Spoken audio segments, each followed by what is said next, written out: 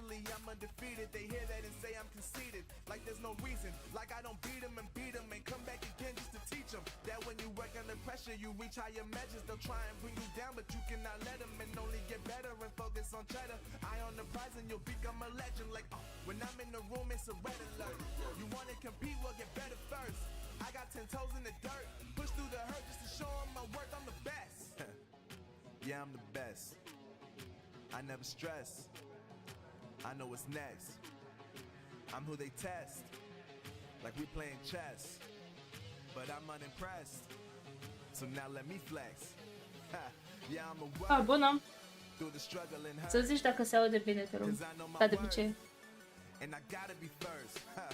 Yeah, I gotta be first. They don't know what's gotten into me. How'd I turn pain into energy? Through all the struggle and hurt, remember my worth, and that's why I gotta be first.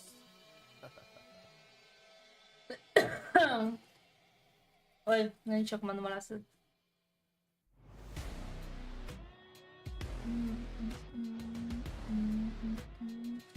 Păi dacă e bine.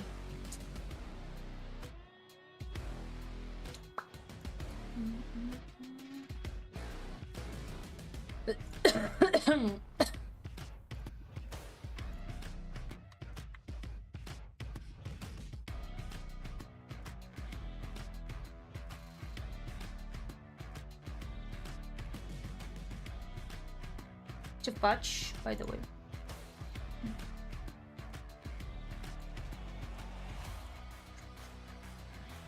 Bun.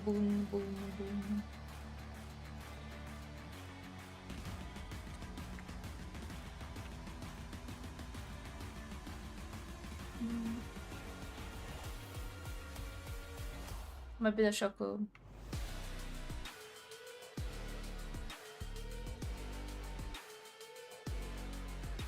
Stai să pun asta aici.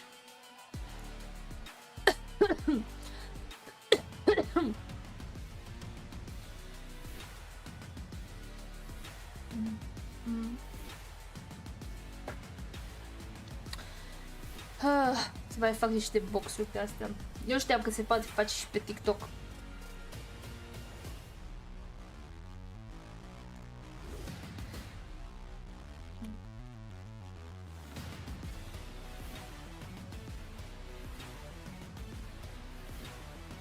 Hi Major, how are you? Ce crezi că pică mâine caracterizare sau particularități?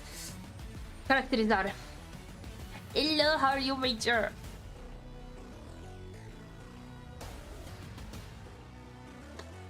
Hi.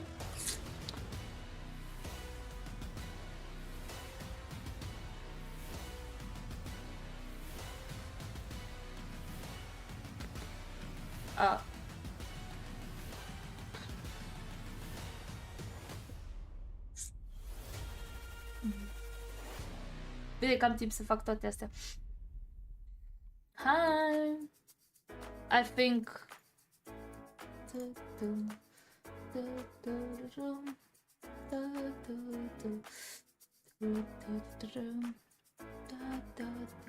Hi Ibrahim, what's up?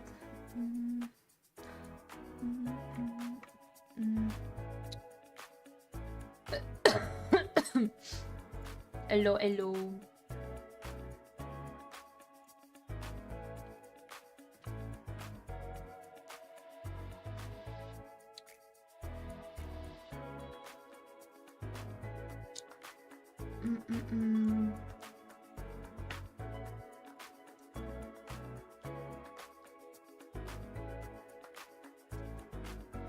Hello.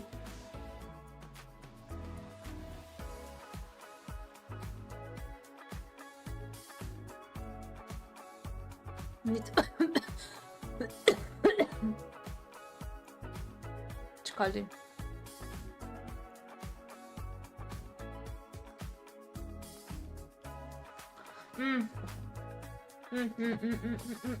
Hello, hi. Okay. How are you guys? I hope you guys are good. Hello. Let me charge my phone.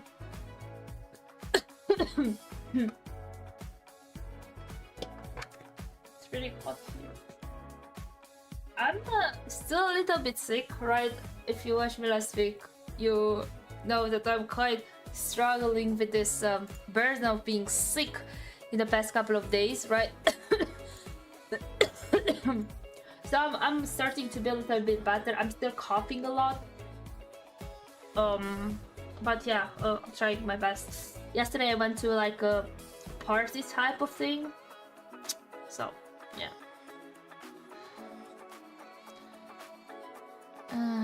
Let me do another one with Stacy.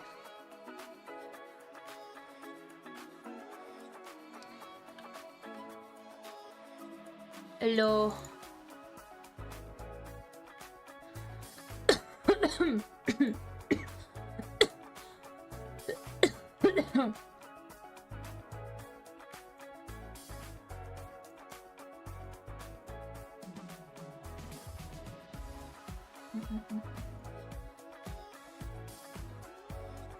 Oh, thank you for the rose. Hi. Guys, by the way, if you have mana, you know guys, mana is free because you are watching me or watching other streamers, maybe your favorite streamers, you can actually help me with that. Oh no. Hi sir. Nice, I'm fine home and tomorrow I have school, tourism professor and yesterday. It's snowing there, that's actually amazing. It snowed here too. It was actually quite funny. Friday I took off from work to go in the town, right? And sadly it was like snowing very badly, so I was like, nah, I'm not gonna go out of town. You know, I'm not gonna go, you know. And then yesterday I went to a party. You can go on my Instagram and actually check my pictures. Well, it's actually just a video, but like, you know, saying.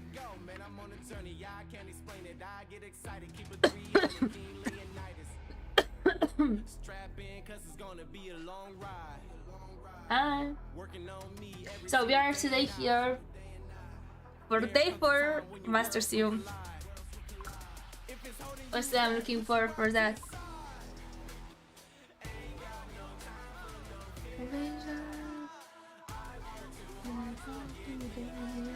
I like this song.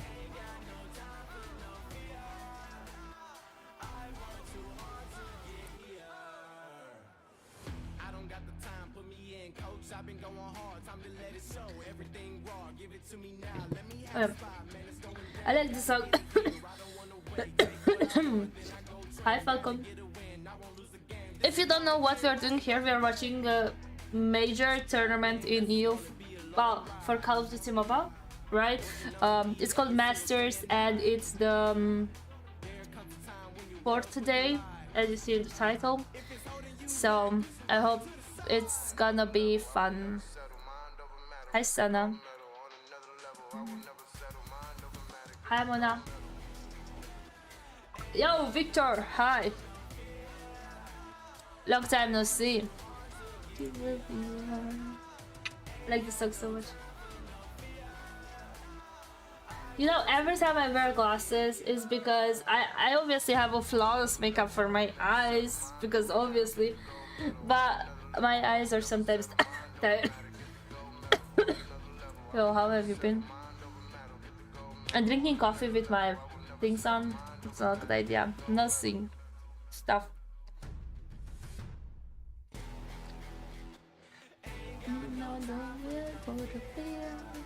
I like this song actually.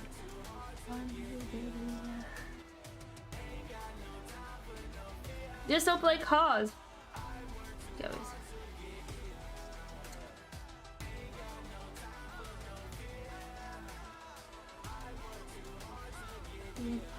Hi, Bibbles.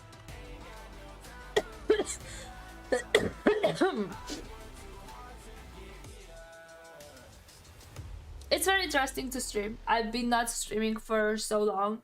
Like, you know, guys, I was kind of absent the past couple of months, but this is the best opportunity to actually come back to actually stream. What are my ears doing?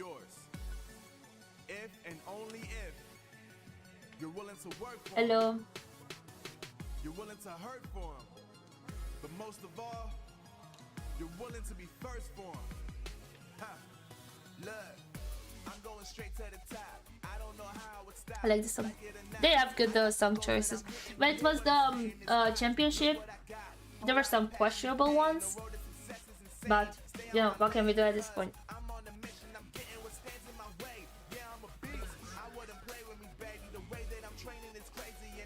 Oh, hi, Perky, hi. I am in it. Hi, Lido.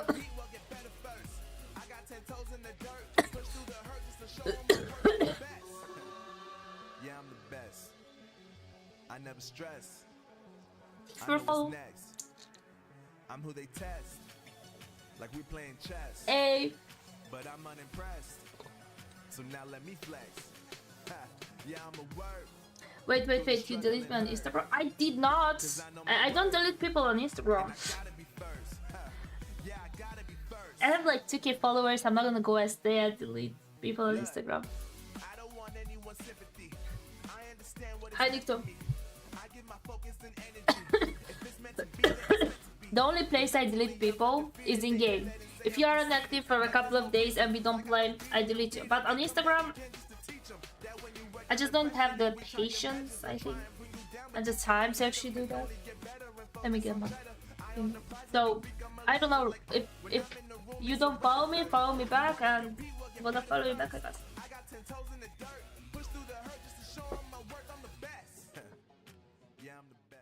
It's day 2 of week 2 here. How pretty she is! Oh, today, yeah, the focus is going to be on the bubble. Only our top but she's very 4 teams prettier, can make their way okay? through She's to very the challenge prettier. finals. And after today, who will be claiming that I love 4th it. spot might become just a little bit clearer. Well, who else is going to perform well? Let's find out. Ladies and gentlemen, this is the Snapdragon Pro Series.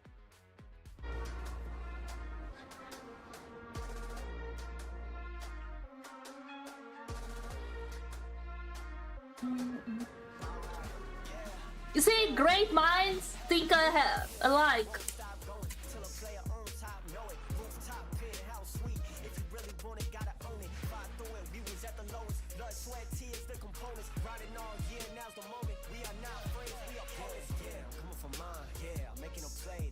Hello.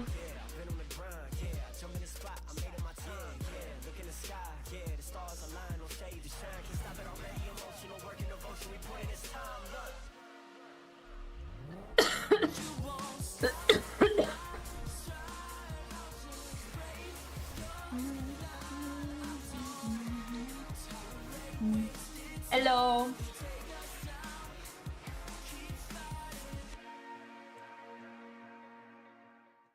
The Snapdragon Pro Series powered by Samsung Galaxy is brought to you by Snapdragon Elite Gaming, Samsung Galaxy S23 Ultra, Monster Energy, and DHL. Hello everyone and welcome to the Snapdragon Pro Series, where we are about to close out week number 2 here in EU for Call of Duty Mobile. Today will be an important day for some of our teams. I'm excited to see what happens with some of these matches. My name is Hello. Explosion, and of course, you know, we've got Infinity, we've got Bobby, and we've got Ton helping us get through the 50% mark for our challenge season. It's going to be a good one today. By the way, the finals are in April in Sao Paulo. I'm so ready to have a lot of competitive Thank you for the rose. and to totally not see any 3-0s. Definitely not going to see any 3-0s. Today is it's the real testing grounds, as it is all of the top 4 teams versus all of the bottom 4 teams. So this is where we're going to see how big the gap between the top and the bottom really is, and also maybe some opportunities to mix things up for that number 4 spot. I know realistically, you know, we know where the teams are at in terms of who's going up against each other today, but it is an opportunity for them. This is gonna be a fast 3-0. There's no way this will go further than 3 games. They're underselling it. They're underselling it. Okay, it's going to be fantastic. And if you missed yesterday, or if you missed any of our previous weeks here so far, all you have to do is go follow us on social media. We've got X, Exactly. Insta, and Facebook. And as long as you follow along on there, you'll be getting all updates for our entire challenge season for all things Snapdragon Pro Series related. Or you can join our Discord, discord.gg/Snapdragon Pro Series. You can join the community there, hang out with us, chat all things Call of Duty Mobile, and of course, continue getting all of the updates as And they also come. follow me on Instagram if we are talking about that. Especially now the fact that we will be at the 50% Okay. win mark after it's done. This is kind of, you know, it's the last opportunity some of those teams at the bottom can really have to at least try and get into that top 4. And if they don't do it, then they're fighting for placement money at that point. So it's going to be important no matter what way you cut it. So we talked about it abstractly. Let's take a look at the standings so you know what we're mentioning when we're talking about that bubble, the 4th place importance. You can see where that red cutoff line is. After yesterday, Exclusive and Kings remain the only 2 teams who are undefeated, 3-0 at the top. They haven't faced each other yet. That's going to be next week. Next week's actually going to be absolute insanity. But right now, they've been dominant, Brody. Yeah, absolutely. And I don't think that's a surprise to any of us, right? I mean, these is what the Season 3 finalists up there. Currently undefeated, as you said, haven't faced each other just yet, but they've had a good time with the rest of the competition. Right below them, though, Mont and Omniscient at 2-1.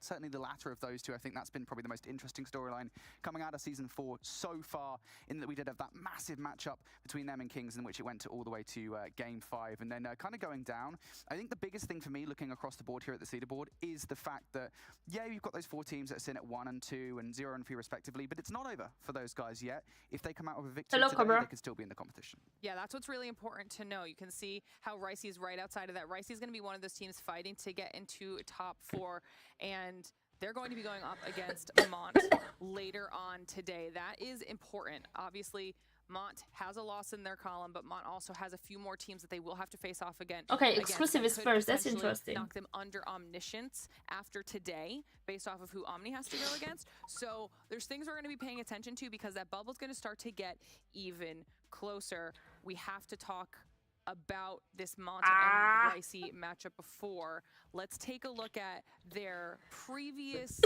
matchups, where things shook out, Bobby, because so far, Ricey's seen some tough squads. Yeah, they absolutely have. They've got Omniscient and Exclusive, who are undebatably looking like top 4 teams right now. So obviously, you don't necessarily see everything from the graphic that we're looking at right here. Hi, Gabri, finally! They had 2 matchups that I don't think realistically should have been close at all, looking at Nexus and Big. And then going up against Kings, they got absolutely steamrolled yesterday. It was not a pretty matchup. And even with Ricey, I was at the party yesterday. I sneaked peek a little bit, but a really solid effort, both in the I'm hardpoint and the still search and destroy. sick. They're a How very about you? scrappy COD mobile team, and I think they have the potential to pull off the upset. So happy to see you on my stream. Yeah, look, it's going to be a very close game, and we already talked the strength of schedule, but it's hard to say where both these 2 teams are really lying in the grand scheme of things at this moment in time, but this game will help us decide that a little bit better. You know, we were talking So guys, about today we have Omniscient versus Xantium as his first game today. So we're gonna see Omni. We have Ricey versus Mont. Okay, we have Nexus versus Kings, and we're gonna have Big versus Exclusive. I am expecting anything else, okay? It's so cute. That a 3-0, especially. Now, I'm saying it's gonna be 3-0, and I hope it's gonna be 3-0. From the side of Omniscient, it's Xantium. With all due respect, Xantium is a good team, but they kind of struggled in Masters, right? It's gonna be a 3-0. Ricey versus Mont. I'm not sure about this. I think we're gonna have a 4th game, but I think Mont has the upper hand, right? Hi! Just because of the way and the players that they are in Mont. We have Nexus versus Kings. Kings, please, they're gonna be 3-0. Probably they're gonna troll a little bit. And Big versus Exclusive. Exclusive needs to take. They are the first one. And Big, they are good, but I don't know. How about you? Between all of the squads, even if this is a really important matchup. Yeah, I worry about some of the others more than others. I would say Big are definitely in and amongst it, I want to say, but for teams like Nexus and some of the teams they've lost to, they still have hard games as well. They are the teams that I'm kind of concerned about, really. But yeah, I think Big, Mont, and of course Ricey are kind of in and amongst it now. Curious to see if Big can improve, but yeah, this is still a very, very big game. And that's why I'm glad that you had brought up just the schedule in general, because we saw which teams both Mont and Ricey had already faced off against. Ricey's already gone up against the Exclusive and the Omni. Mont's only gone against Kings. Obviously, that means Ricey will still have to see Kings, but that means Mont still has to see Exclusive and Omni, and that means Ricey. Thank you for the same. These puzzle pieces around on your game board. There is the potential for Ricey to be picking Nexus up needs to wins step up if on days where Mon still has to love play to see some an of its upset. hardest competitors, Yeah.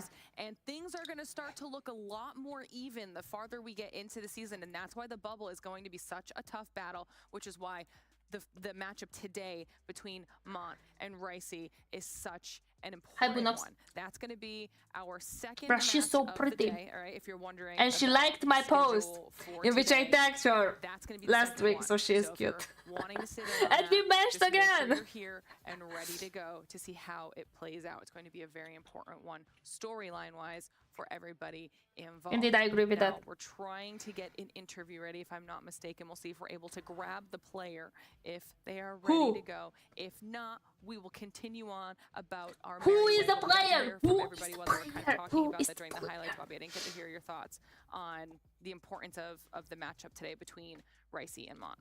I mean, it's definitely crucial because especially if it comes Bro, down we to are a all tiebreaker, matching at this that means point. head-to-head Guys, is going to be the first tiebreaker that comes into play, and it seems like realistically these are the two teams that have the best chance of moving in that fourth spot and potentially being tied. Even there, Kings on gonna how be they play 3-0. the rest of their It's matchups. Kings. Obviously, Big is still in contention for that, but having losses to, I would say, far less difficult teams, I would say probably gives them a lot less of an edge than it might for teams like Ricey, who have lost to mainly top-tier teams, and to Mott, who have definitely looked very strong in the competition they've played so far. I'm excited. my stream is good, not laggy, right? Okay, so it actually looks like we aren't able to grab the player for the interview. That's fine. They do need to lock in before they go into all of the gameplay today. No! So instead, we're going to get all of the basic business out of the way. If you're new here and you don't know how this works and you have no idea what we're talking about, don't worry. We're going to break it down really quick. Typically, I give it to Bobby. I gave it to Brody last time, which means Tun's the only one that hasn't done the format. Explain to people how it works. Trial by fire here. Well, of course, we have an open competition, which led to our open finals, where 128 teams battled in a bracket to determine the top 8, which is now what you are seeing here in the Snapdragon Pro Series Challenge stage. All these teams will go up against each other in a round-robin format, and then into playoffs. The top 4 teams into those playoffs then have the opportunity to go to Sao Paulo in Brazil for the Mobile Masters. Which is, I mean, you crushed that. There was no trial by fire. Only Omnior exclusive could actually pull an upset on Kings in UK. Yeah, me too.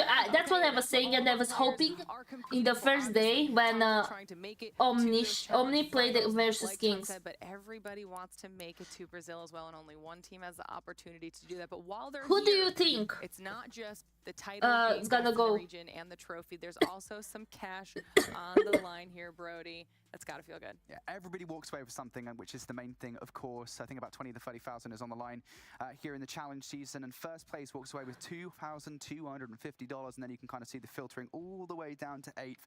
If you go last, you get $500. That's a nice little bit of cash in the back pocket for you to walk away from the competition from. For a lot of teams who maybe didn't necessarily expect to qualify, hey, that's a nice little bonus. Yeah, and like we mentioned earlier, even if these teams aren't able to make it into top 4, they still want to be pushing to a higher spot. Yeah, he does. Some more money as well. I was pretty upset for the championship last year, you know, like obviously Kings and Exclusive deserved it, but I think Omni deserves too.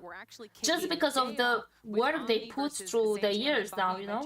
This is one of those days where we get the top 4 teams against the bottom 4 teams, and it could be a little rough. There's always not, especially for Xantium in Nexus. This is basically do or die.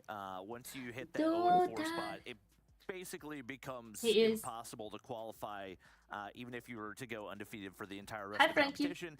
And they really haven't gone up against the toughest of the tough right here, so they need to come out on top. I would say if but also Kings look strong, it's probably so gonna be Xantium, just because at this point I don't know, just that one spot, it's very So as much as I would love to see Nexus put up a good fight, that's going to be a really, really tough one for them. They have had some good showings, but just haven't been able to close out maps.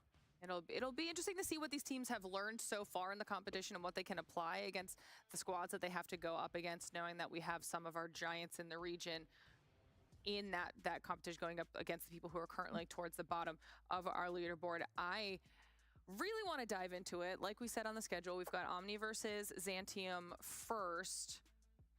Talk me through your thoughts on this one, Tom. I mean, look, Omni have came into this as, I don't want to say an entirely surprise package, but with the way that they played against Kings, we've been kind of talking about it since then, haven't we? Look, they really did push them. It took overtime for the so-called best team in the region to take down this relatively new dog in the map number 5. So realistically, they are very much at the top, and I kind of want to say they have continued to prove that. We have seen plenty of games from them where there has been a couple what of do you games mean? which I don't want to say have been hit or miss, but they've been maybe a little bit closer than they would have liked, albeit still relatively comfortable. This is an opportunity for them to put down another marker for themselves to get some potential. And I don't want to give any disrespect over towards Xantium, but this is a good one of those series where expanding your map pool is not a terrible idea. Getting some practice, some competitive practice on some. Am I against like someone in Team Arena? Hate that plan. So let's see how they do in this one, but it's very much a game Omniscient should be going into feeling very, very confident. I mean, obviously, we know the Omniscient roster really well, but we'll take a look at it and also talk about them a little bit here, Bobby. You mentioned even yesterday when we were talking about them, we Nurse said first they are lucky to kind of close out things like their hard points, etc., because that's something that they seem to have struggled with in that first week. Yeah, it has been interesting to see the different looks that we've had from them. Thank you for the blushy. Starting for pretty much Hi, crazy matchup so far. So one where we didn't have Rasmo, then Rasmo was added. We didn't have Balance, then Balance was added. We didn't have Narcs, I believe, yesterday. But across the board, all really Thank you for the talented 10 blushies. I don't think there's any one right or wrong roster. It's really going to be about figuring out the way that all these players work together and seeing where the chemistry lies within that. So I am curious if they'll continue to experiment with that. Hi, Obviously, Chums. they're going up against a Xantium squad that is not nearly as experienced, so they'll have a little bit more leeway. Yeah, and the Xantium squad, they're also, I would say, still a pretty good team. Obviously, kind of pales in comparison to Look at the Riri! What we've seen so far, I think they even experimented with their roster yesterday. I think Daikin came in for their matchup. He's still a pretty good player, but for me, I think the players I'm looking for an aspect. I think they're the guys that have kind of proven themselves to be pretty good on this roster. So if they maybe come to play in this People matchup, with who I've been friends for like months. I think the first time I see them. Down to what they're able to do, like Tom was mentioning with their map pool, what we get when those picks and bans come up. Do some of them favor Xantium, or is it going to go Omni's way? So as soon as those pop up, it'll give us a little bit more insight and information for this matchup. As I say that, apparently they're ready to go. I wasn't prepared for that. That's great. We're starting on Summit. Yes, lucky. Well, that 1v3 that he pulled up like last week, it was amazing. Like, I was amazing. So when we get those maps in, that's going to be the interesting one. No Tunisia. Would you look at that? And to be fair, it wasn't even banned. They just banned, so I don't know. You did a good job, guys, even if you didn't intend to. The control. They did not do a good job. They didn't ban it.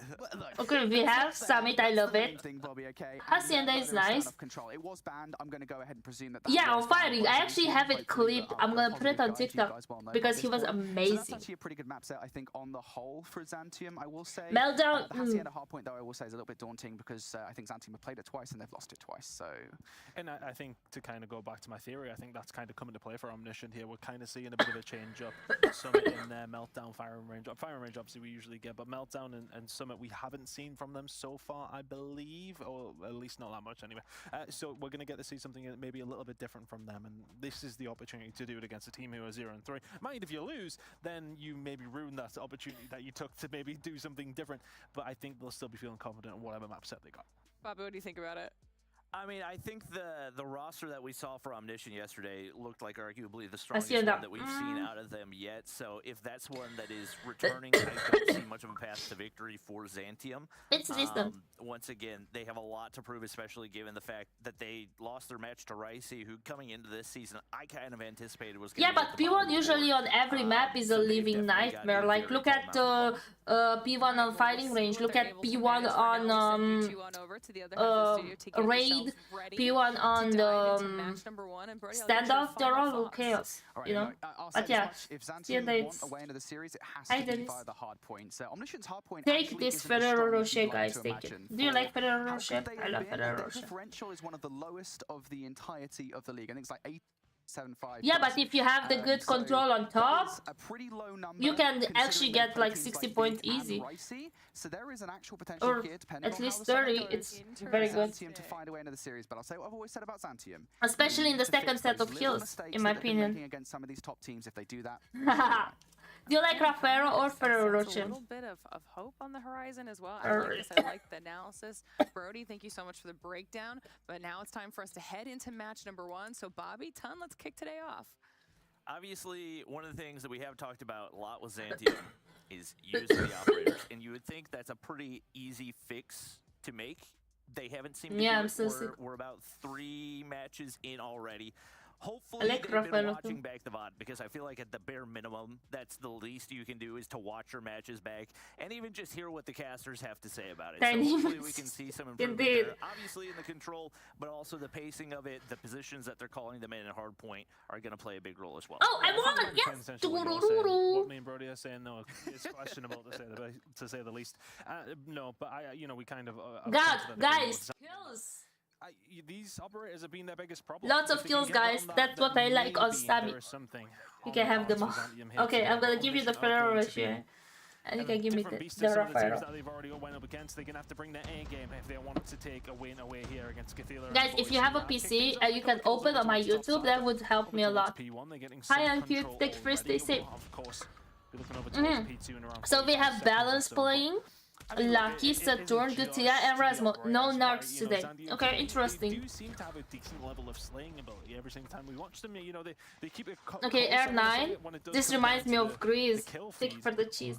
But Omniscient are a team who are very good at doing that as well. Satins has been somebody who's impressed me just so much so far this season. How you won? Kill with the Hi. 25 seconds remaining here on P1. Omniscient have been allowed to get far too much time here. Yeah, Saturn's obviously... Like, even this P1, it's a nightmare. It's kind of the same setup as in Hacienda in a way. But 40 seconds on the opening hard point. Like I'm gonna eat my Ferrero. Great sign for Zantium. Looking like it's probably going to be closer to 50 right here as Saturn's is there to lock it down. He's only got 2 kills, but he also hasn't died yet. It's mainly because his teammates are picking up all the kills. And now Balance looking to spawn trap right here. Now the shot's going to land, but somehow staying alive. Big gunfight for Daijin. He's going to be able to win that one. So that should maintain the spawns for the time being for Zantium. But they got to get somebody on the point. They do just that. Aspect trying to see what he can do, but the Pred drops directly onto his head.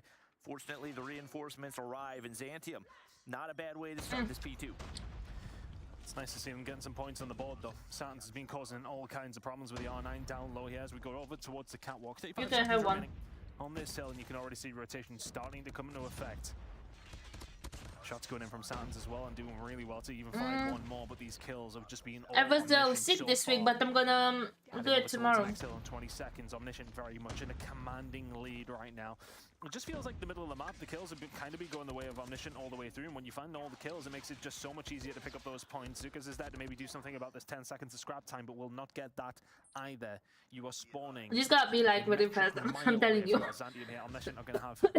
Zantium will not get to the 100 mark. Daijin's gonna wait on reinforcements, but unfortunately don't go to war. There's a balanced Pred missile waiting on the opposite side. Oh, this was annoying. Drop and once again sent spawning way across the map.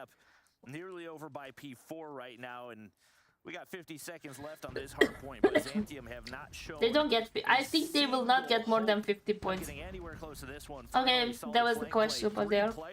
Looking to hit the wrap right here. Hi, Ankit. Is going to read it. He's going to pop the equalizer, but gets shut down right there. Still opportunity for Daijin. He's going to be able to win the gunfight, but one player still spawning in the back is going to be able to trade for Omniscient. They'll be able to lock things down, and it looks like they should be able to get the rest of this. But wait, they don't anchor right there. Probably a calculated play, as not only are they going to pick up this point, but they continue to leave those Zantium players spawning in the worst position possible. Yeah, absolutely. Heads up play there coming through. You want Zantium towards the back. As soon as it's around 20 seconds, I think that's when Omniscient are going to start. You can clearly see the skill gap between a team that is like very high Terminator, very like how I say experimented, right? My English just out of the window. Experimented, right? Because we're champs, stage 4 multiple times, you know, Mobile Mayhem multiple times, and a team that is not as, you know, used to actually maybe playing this kind of like big tournaments. Hello. Like they are good, you know, they're good players, Zantium. But you see that the experience, I feel like it's not there. But is it too little too late as that lead is still 100? Lucky just absolutely Hi, Nokia. snapping on players. Omniscient doing How are everything you? they can to make sure this ends as quickly as That's why I possible. pinned it now, Rasmus obviously. on the outside going to be able to find yet another. The hard point has been cleared and Omniscient back in control. So with that happening, Xantium going to look to set It's up sad inside when P1. it's like One such player a looking like towards ski lift, the rest on the I'm doing inside. good, thank We'll you. see Happy if to they see you can here. find these rotational gunfights Such a to give big them gap some between breathing them. room. Omniscient looking to push up Because through the there's top not a side. lot of kills Gonna then. find the So opening right here. Xantium have played it well, but Saturn thank you. looks to sneak through, and with the R9 in hand, he's going to be able I to couldn't do get the that damage, Yorich. You but couldn't? it is going to be the No. War I Machine actually have it. shutdown. That could be the opening I for use it. Xantium to start closing this gap. Yorich, Step OP. around over towards P1 when we kicked off the game. Omniscient picked up about 40 uncontested points here over towards P1. It was mostly down to Satins just locking it down on his team.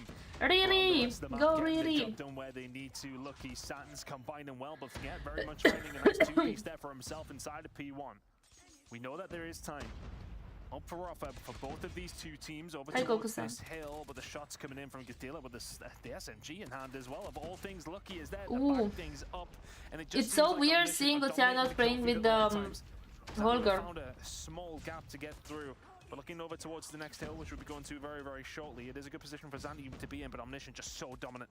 I don't think I've seen anybody win a P1 gunfight up against Saturns. He has been hitting every single Oh, thank you for R9 the shot, kids and there's balance and up. Lucky Thank locking you, down both the Buju. top and bottom sides. Omniscient, Trebuia să aștept și tu până intram într-un arena fight. potentially win it here on P2, Zic which și eu, is dar kind of mulțumesc. I wild hope to you think about. Lucky's gonna pull up the For Sparrow, bombing. does not hear Zakors on the hop down right here. And Xantium ensure that they will see P3, but it is going to be Omniscient with stronger spawns toward that green side. Saturns looks to push on No! in solid value off the War Machine for Forget right there. He's going to be able to zone off for the time being, and a couple Okay, more good kills one, do Forget. come Good one, through. good one. So they'll pick up some scrap time here, but man, 140 seconds, that is a long time to try to close a gap. They're going to have to play this perfectly the rest of the way out, and just like that, Omniscient breaks back in. It's Gathilla with an Annihilator. When you think that things are just maybe looking a little bit better, all of a sudden they go back to how they have been looking, which is pretty great. That's why I'm like a little bit. But I said that they will not cross 100 though first. It's going to be So about this fight over towards the forklift side. They're going to try and want to push this out if they can here, Xantium. Gathilla found 4 before he did eventually go down, but the gunfight's inside the point here oh, quite my nose important. is so itchy. You do want to keep a hold of these spawns towards the backside. These kills have been pretty much traded away, and that is going to be a Xantium win when it comes down to rotation. Now, that's the first job done. Can you continue? Oh, the claw, the claw, the claw. Why do you use the claw like that? Like nobody's coming. Well, finally someone came, but like it was at the end of your claw. One kill going to come on through. Dejan will then start to fall, and you can see Omniscient starting to push. 45 seconds remaining. They're about to find the push. If they break through this one, it's over. Give up the spawns for free as they pushed away from the spawn side, but it doesn't really matter balance. for Omniscient. They'll gladly break through the balance with the equalizer and do some damage. Good one, Rio, there. A bit Good of one. damage coming through the front that weakens them up for the shotgun in the hands of Saturn, and Gathilla does the rest.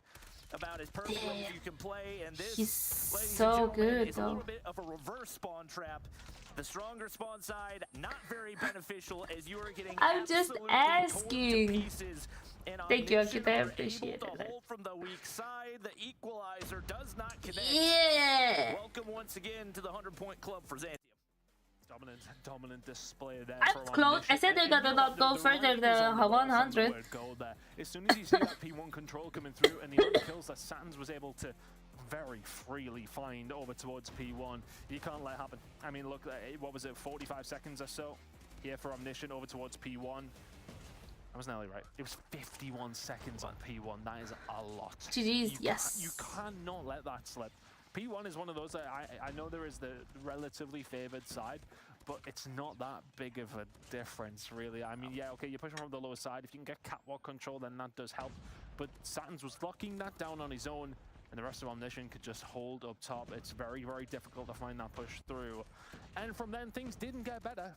They got worse. Xantium just nowhere to be found in this game at all, apart from in the kill feed. Omniscient, Damn, look at this. absolutely dominant at map number 1.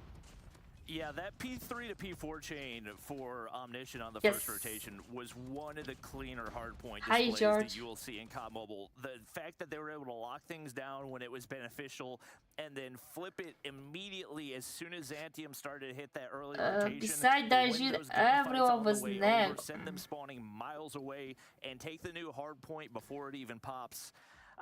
That's how you handle business, and you look at the kill feed, it wasn't really as one-sided as you would expect for a 250 to 80 scoreline, and that's because of the way that Omniscient did control the spawns, the way they dictated the pace of the game. That's what I'm saying.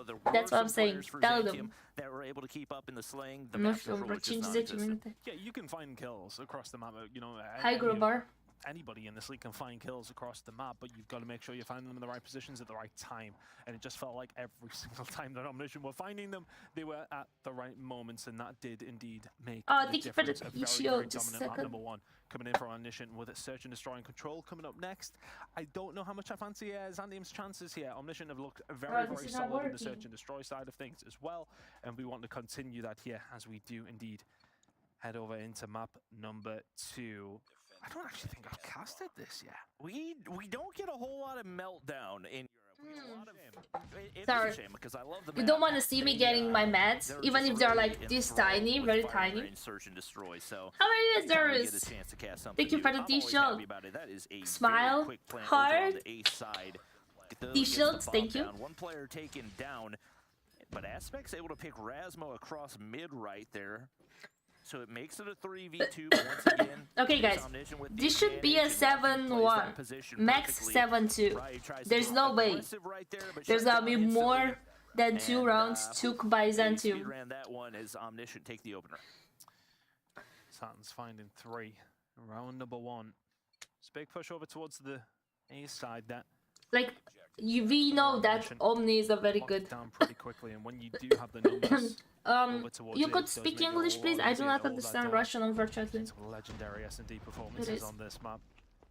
I'll make myself sound really old, but Sans right now. Just continue enough. How is your day, Zaru? My glasses. Very, very quickly. Not yet. Their way with Xantium in every which way they could possibly want to right now. Ryu's the only one who can answer back. It is now a 2 versus 4. Daijin trying to hit a little wrap right here. May be able to... No, perfect read out of Gafilla, but doesn't hit the last shot. They've got a tad overzealous right there looking for the second kill. Regardless, he's going to be forced back to regen right here. And with only 20 seconds remaining, not a whole English, lot of room for error as you're trying to take down 4 remaining players for Omniscient. They've got these are sound stressing. Oh, why? Deal the damage quickly, and they take back-to-back rounds to open things up right here. Once again, Xantium not doing a great job of giving themselves hope to start this one off, as that is also back-to-back rounds with 3 kills for Saturns. He's already sitting on 6. It's a worrying trend for Xantium to have to worry about here. Omniscient coming out the gates very, very hot. They're being able to put these bombs down nearly every single time. Eventually, a first blood will come through here for Xantium. That's cancelled out, and then yeah, I know that. Coming through from Githilla. I would say something, but you know this hi Stania. I cannot have my usual jokes because it's like, you know, I do stream for ESL now, so I can't say my usual joke, but remind me tomorrow. Get the bomb down, 40 seconds to defend. Looks like the timing's gonna be perfect. 2 players coming up the stairs right here, but oh. Not even facing that direction, finds 2 anyway. And he's got a hunter killer right here that he's just gonna go ahead and choke out. I don't know if Aspect realizes, but it doesn't matter. Hello, Sanya, how are you? He's going to be the ace, as he has completely not today, but we have balance. He is I guess a sub for today. Like Balance is playing. Guys, I saw the players from like Xantium. It's the first time I see them. Like, I've been playing with Ryu for a couple of months now, and I never saw him. I forget too for 1 year, and I never saw a picture of him, and I finally saw him. Face reveal to be crazy. Oh. 2 versus 2 all of a sudden. They've brought it out with the fire. Aspect is there as well, and Rasmo's left all alone. He's got a sniper in hand as well, so we'll see what he makes of this, but obviously the bomb down and nobody around it. Oh, forget. Have the real estate to at least be able to retrieve it. Doesn't have the timing there, but it doesn't matter. Aspect. Opportunity to 1v1 1v2. I thought he saw him across mid, and he did indeed. 1v2 on Erasmo right there as the quick scopes connect and they set up 4-0. Oh, it's a sniping clinic across the board. Really good play from the side of the A site. I'm still a little bit sick, but happy to see you here, Sanya. Like always. Kills, the 1 versus 2. The second looked absurd. Omniscient are running through Zandium right now, and they want to continue to do so here in round number 5. Gathilla down low, trying to put a little bit more aggression in. Does have the bomb though, so doesn't want to fall. Kills traded as Forget will find one before dropping. 4 versus 4. Saturn's in a good position to cover his teammate, but this bomb, look where it's heading. Gathilla has managed to get all the way through the middle of the map, and now he's inside the reactor. Maybe needs a little bit of help. His teammates absolutely nowhere near him yet. 3v3, okay, 3v3. Enemy lines here, Bobby. This is a potential opportunity. I mean, he's back in his spawn, basically. How is he using so good the switchblade? Slides away quickly, so the information. He got the info, so. He's done a lap of the map. He's just running in circles right now. Bro, Rasmo insane. Pick another onto Zakurs. Now it looks like they're gonna head to wrap back to that B side. I think Rasmo and Lucky are so good with the sniper. Should be able to go down fairly quickly, and with still a minute remaining. And B is free. Put the pressure onto Zantium. Dă-i 10 minute timeout. Maybe at some point gonna get an inkling right here as you do hear one of those nades come down. And they're gonna go ahead, clear all these angles, don't want to take any unnecessary risks, and the trophy goes down. The plant should go through, and now the pressure onto Zantium to try to retake right here. Numbers against you. Not the easiest of retakes. It is going to take a less than favorable gunfight win if you want to break this setup. Omniscient watching each and every single way that they need to. You can only pair up if you are Zantium. Dejin and Ray. 1 kill between them. Can they find 3? Jump straight in. These teammates just a little bit late on the info. Hi, KJ. Pressure down, but they're going to have to be a lot quicker than this. 15 seconds to go.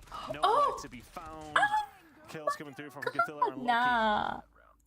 I don't want to say that this map is necessarily attacking sided, but it's been made to feel that way. Omniscient dominant here so far, 5-0. I definitely feel like this is one of the more attacking Big first on fire because you can dictate the pace of the game depending on the range and the approach that you want to take. Especially in stage 5, it felt like we saw very, very much it being B-sided, but Omniscient have been very comfortable working that working the A side. We do get an explosion for balance. Ooh, okay, that was a good one. Forget. Zantium fired back though, able to find a couple picks, and this may be the first man advantage we've seen for them in this map specifically. They get more aggressive there toward the back of the B side, but obviously have not cleared out Sniper's Nest. They're going to wait for Rasmo to arrive. Lucky hasn't had an angle to work with, and right here is going to be the opening engagement as it looks like it's Rasmo. Rasmo is like, you know what, Aspect? Shoot your shots! The ace in the hole there for Zandium. The second that he drops means you're in trouble. Rasmo now coming across. You need to probably get rid of Forget, but he is going to go for the plant, or is it just a fake? The timing. Trying to High explosive. Rasmo there for the cover, but Lucky will get this bomb down. It's going to have to be a kill from mid. It feels like Forget there with the sniper sliding on through. Saturn's picks one up of his own, goes for the jump shot, swaps back to the DRH. The info! Forget! So Saturn's really good repositioning. And now 3 versus 2 farming to try and hold out. Thank you so much. Just perfectly right there. The hit marker. Rasmo a little bit low on the shot. It's going to hit to the knee, but obviously he's got to sit back to reach it. No! And shots yes! Connect out of the Renee, so an opportunity, but Saturns could not have read that any more perfectly. Now 6-0 for Omniscient as they have been so I told you, they're not going to do more than 2 rounds. And 1 round away from being up 2-0 in the series. As expected, they have been fairly untouchable on both of the first 2 maps. Saturns and Rasmo for the clutch, actually. Yesterday, we may well get another here. Rasmo, he's holding the angle. Ryu is all like come flying on through. It's maybe not the best stun I've ever seen in my life, but will of course get the kill and get out. And that's the important thing on the defensive side. Sometimes you just got to give it up. Lucky with another on the Aspect. This is just screaming 7-0. Gadilla's now reaping every single medal of Zantium. Dejin is left all alone, but not for very long. That search and destroy is done. 7-0, as convincing as you could possibly like if you're an Omniscient fan. That was a bloodbath. That was a clinical pitch play right there in the last round. They had no idea what was coming, and at the exact same time, players make entry from both sides. They handle business once again. And there were a number of different rounds that 100% could have gone the way of Xantium. But so many clutch plays out of that Omniscient squad. We saw the 1v2 out of Rasmo. We saw an ace for Gothilla. Everybody on the squad was making plays. Wait, Gothilla did an ace? It's not his best map, but he could afford to take a map off with the way that his teammates were playing there. Oh, wow, I didn't realize he dropped the breadstick for 7-0, by the way. That's impressive, to say the least. But, I mean, it doesn't really matter when the rest of your team are getting that much done. There was only so many kills on the map, and when Gothilla that was unexpected. Like that, there's not many kills to be picked up from, especially if Balance is maybe playing a slower game, maybe playing the island. I'm not too sure if he was playing the objective side of things in terms of plants, etc., but nonetheless, that is a 7-0 win for Omniscient, with control heading the way, with the dominant hard point just behind us as well.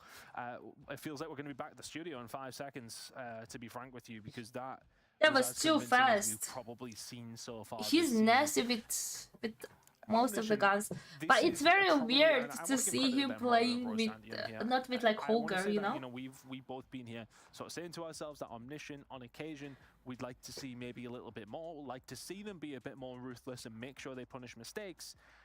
They have very much been that here in this game against them. Yeah, it seems like they listened to that feedback, because that was like the one thing that I think held them back when they were playing up against Kings. They struggled to close out games. But again, even up against some of the Xantium, you can clearly see the big gap, you know. To close out games as well by giving up some significant margins, but they have not given an inch. 100-point, or rather 150-point win in the hard point, 7-0 in the search and destroy, and I'm anticipating it continues here. It's raid. As that has seemed to be the mode where we see the biggest gaps between the top and the bottom. Yeah, I expect Omniscient to maybe be disappointed if they don't 3-0 this control.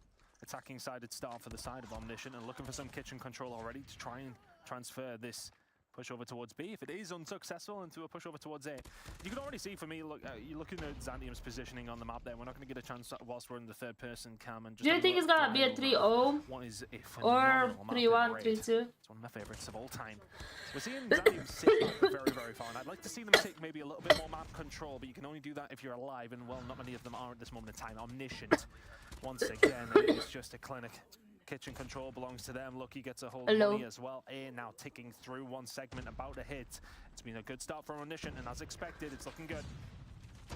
To be honest, it's not super dominant in the kill feed, but it's mainly because Omniscient are so hyper-focused on the objective that they're comfortable throwing a couple lives away if it means they can end the round even faster. Players already stacking right here. Forget doesn't want to get too aggressive over on this side, and Saturns makes his way through. Oh, look at kill feed right now, but that's okay because the rest of the squad cleans things up. They'll gladly use a Pred missile when they're up 20-9 because we just want to go home and eat some dinner. I like this approach when you come here and do business, you know, not stay and, you know, like, whatever. You come here, show dominance, take the win, go home. Easy 30 minutes.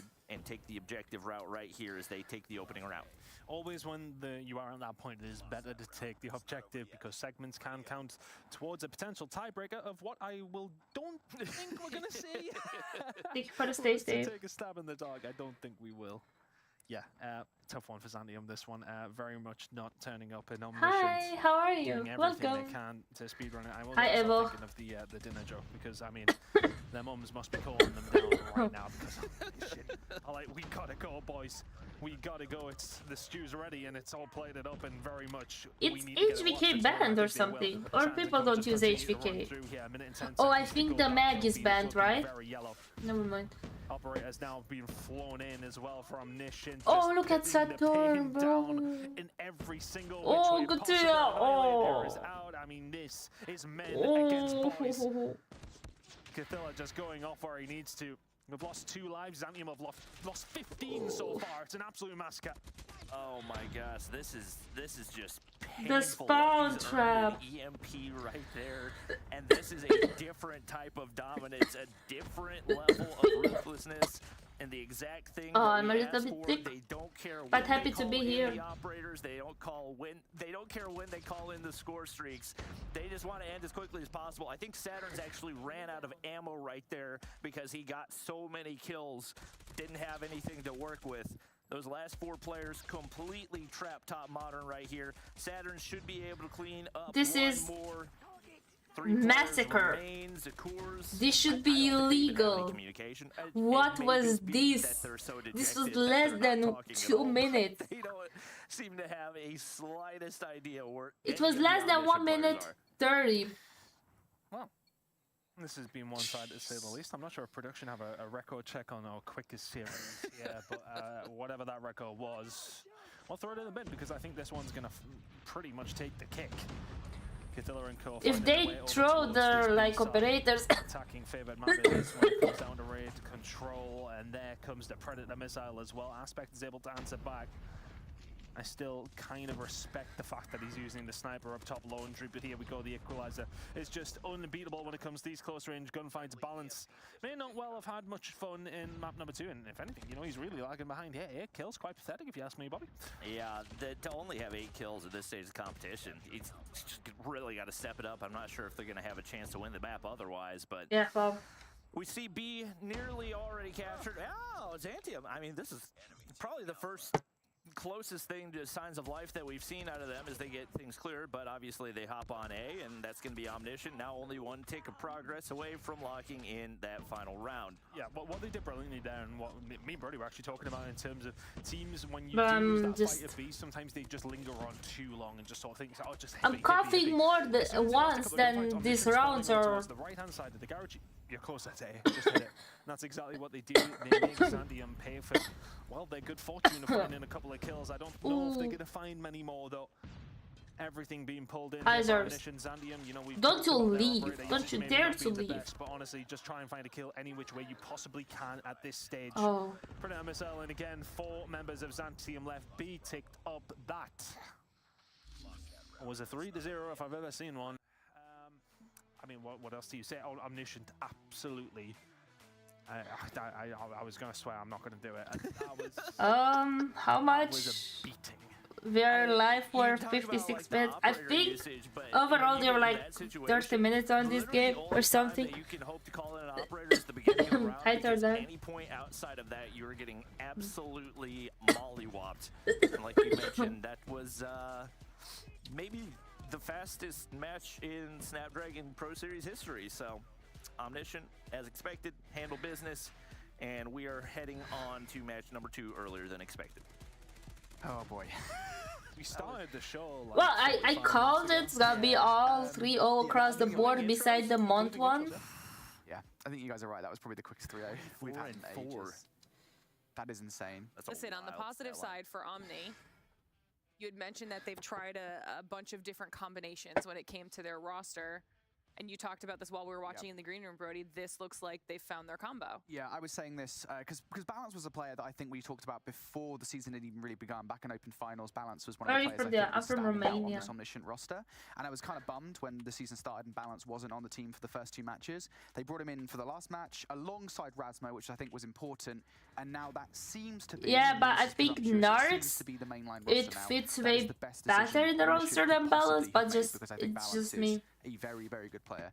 Obviously, it's hard to gauge against Xantium. Very different beast to your Kings, your exclusives and such. But still, I like that change. It's a proactive one. I think it really benefits this roster. All right, well, I mean, Omni get it done. And this is what we're talking about when it comes to what we saw on that leaderboard being changed after today, because Omni will now continue to move above Mont, who was technically above them. They were both like in that 2-1 spot. And Mont is going to be playing next in match number 2 on the day, and they will be facing off against Ricey, who is that team that was nice to meet you too. The top 4 Happy to see you this here. Is a big match for both Ricey and Mont. Should we do a little overview of it before we do the break, Bobby? I think it's why not? We got plenty of time. Yeah, I was going to say it's probably better than talking about that previous game. There's not much else to say there, I suppose. Yeah. I think Ricey, like I said earlier, definitely have a chance in this one. I think a lot of it is going to be hinging on so the performances that we see out of Kahlo and Sushi. I'm assuming that we're going to see Sushi play. Sushi OP. We did see him out on the last 2 maps that they played yesterday. Sushi OP. He had hand surgery, so if that's something, just ridiculous that he's even playing in general. But if that's something that is going to interfere with his ability to play, I think their odds of winning drop very, very drastically. I do hope that we get to see him, though, and I think this has potential to be a good matchup.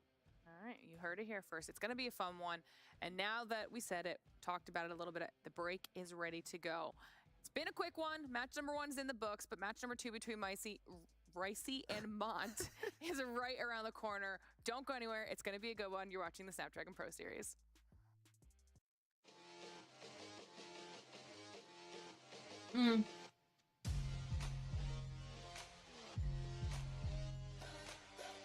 You are leaving me as ours. You are, how is it, a traitor.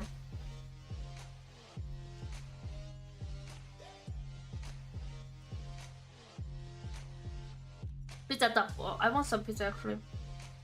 I want a very good pizza.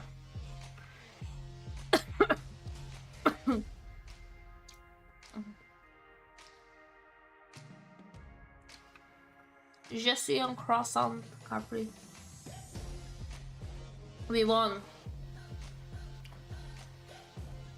Yeah, I want like I didn't had calzone in so long.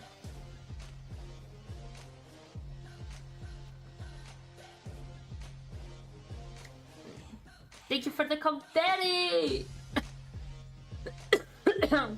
Poisson. Or should I say chocolatine?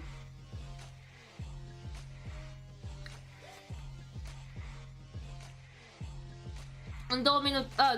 nu știu sincer. Watch Cap retrace my location and come. If I'm not streaming next week, you know why. Pau chocolat. Hi Anna.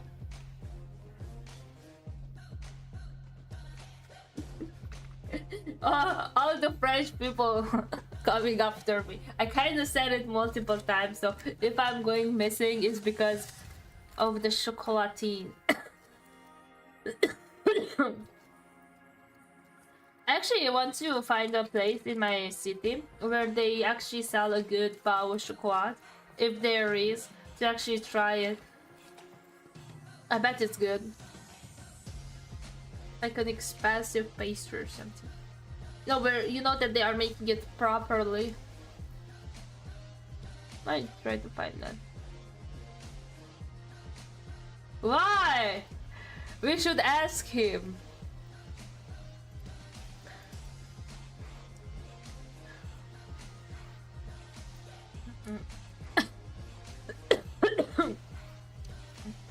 Hi, Salvador.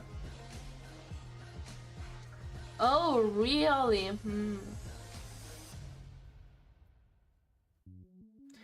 Welcome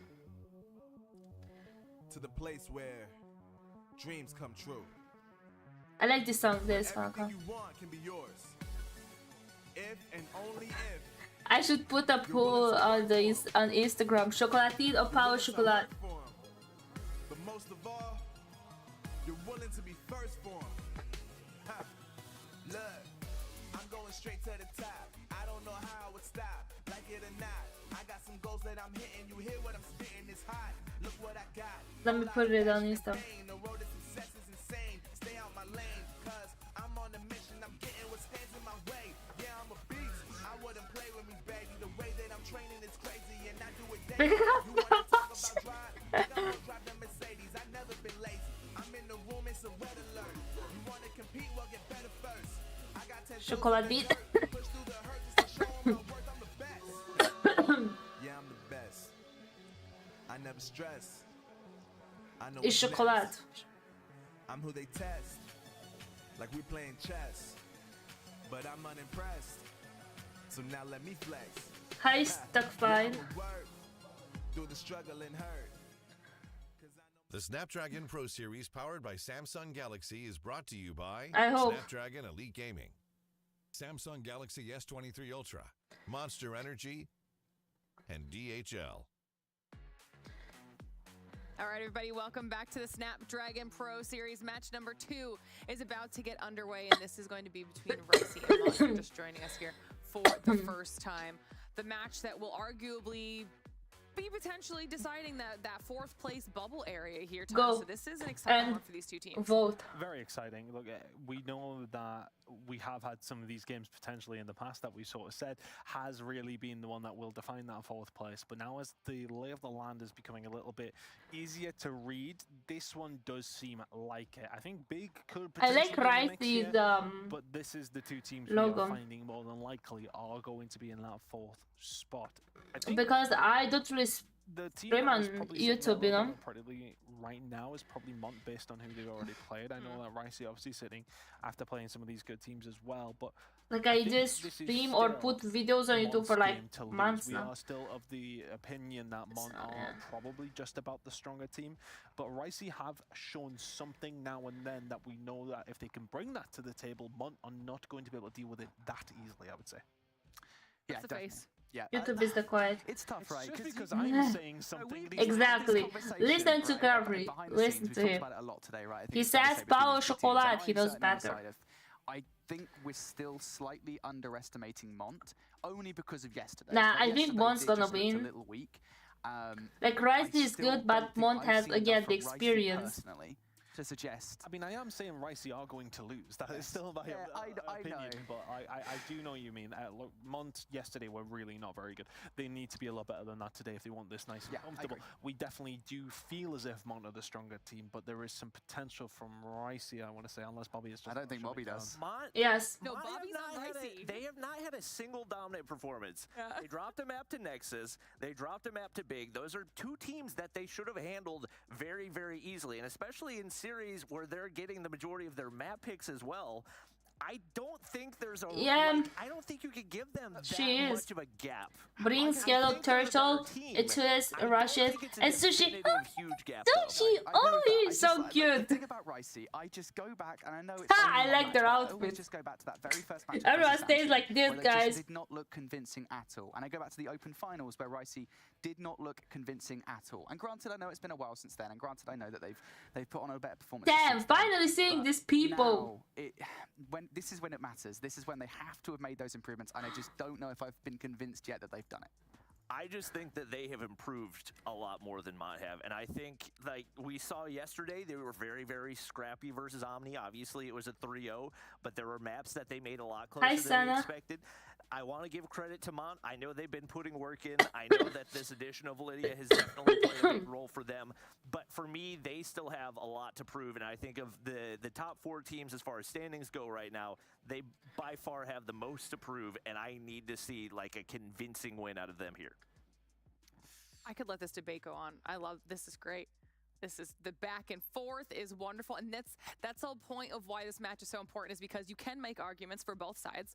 You can make arguments for the pros and the cons, the strengths and the weaknesses for both of these teams, which is why it's going to be a good one. The final piece of the puzzle, obviously, now that we've talked about the teams individually, the teams together, and their past history in the competitive portion of this so far, is that picks and bans process, those vetoes coming through. Because if either team is able to do a good job and get it going in their favor, then it might swing your opinion here.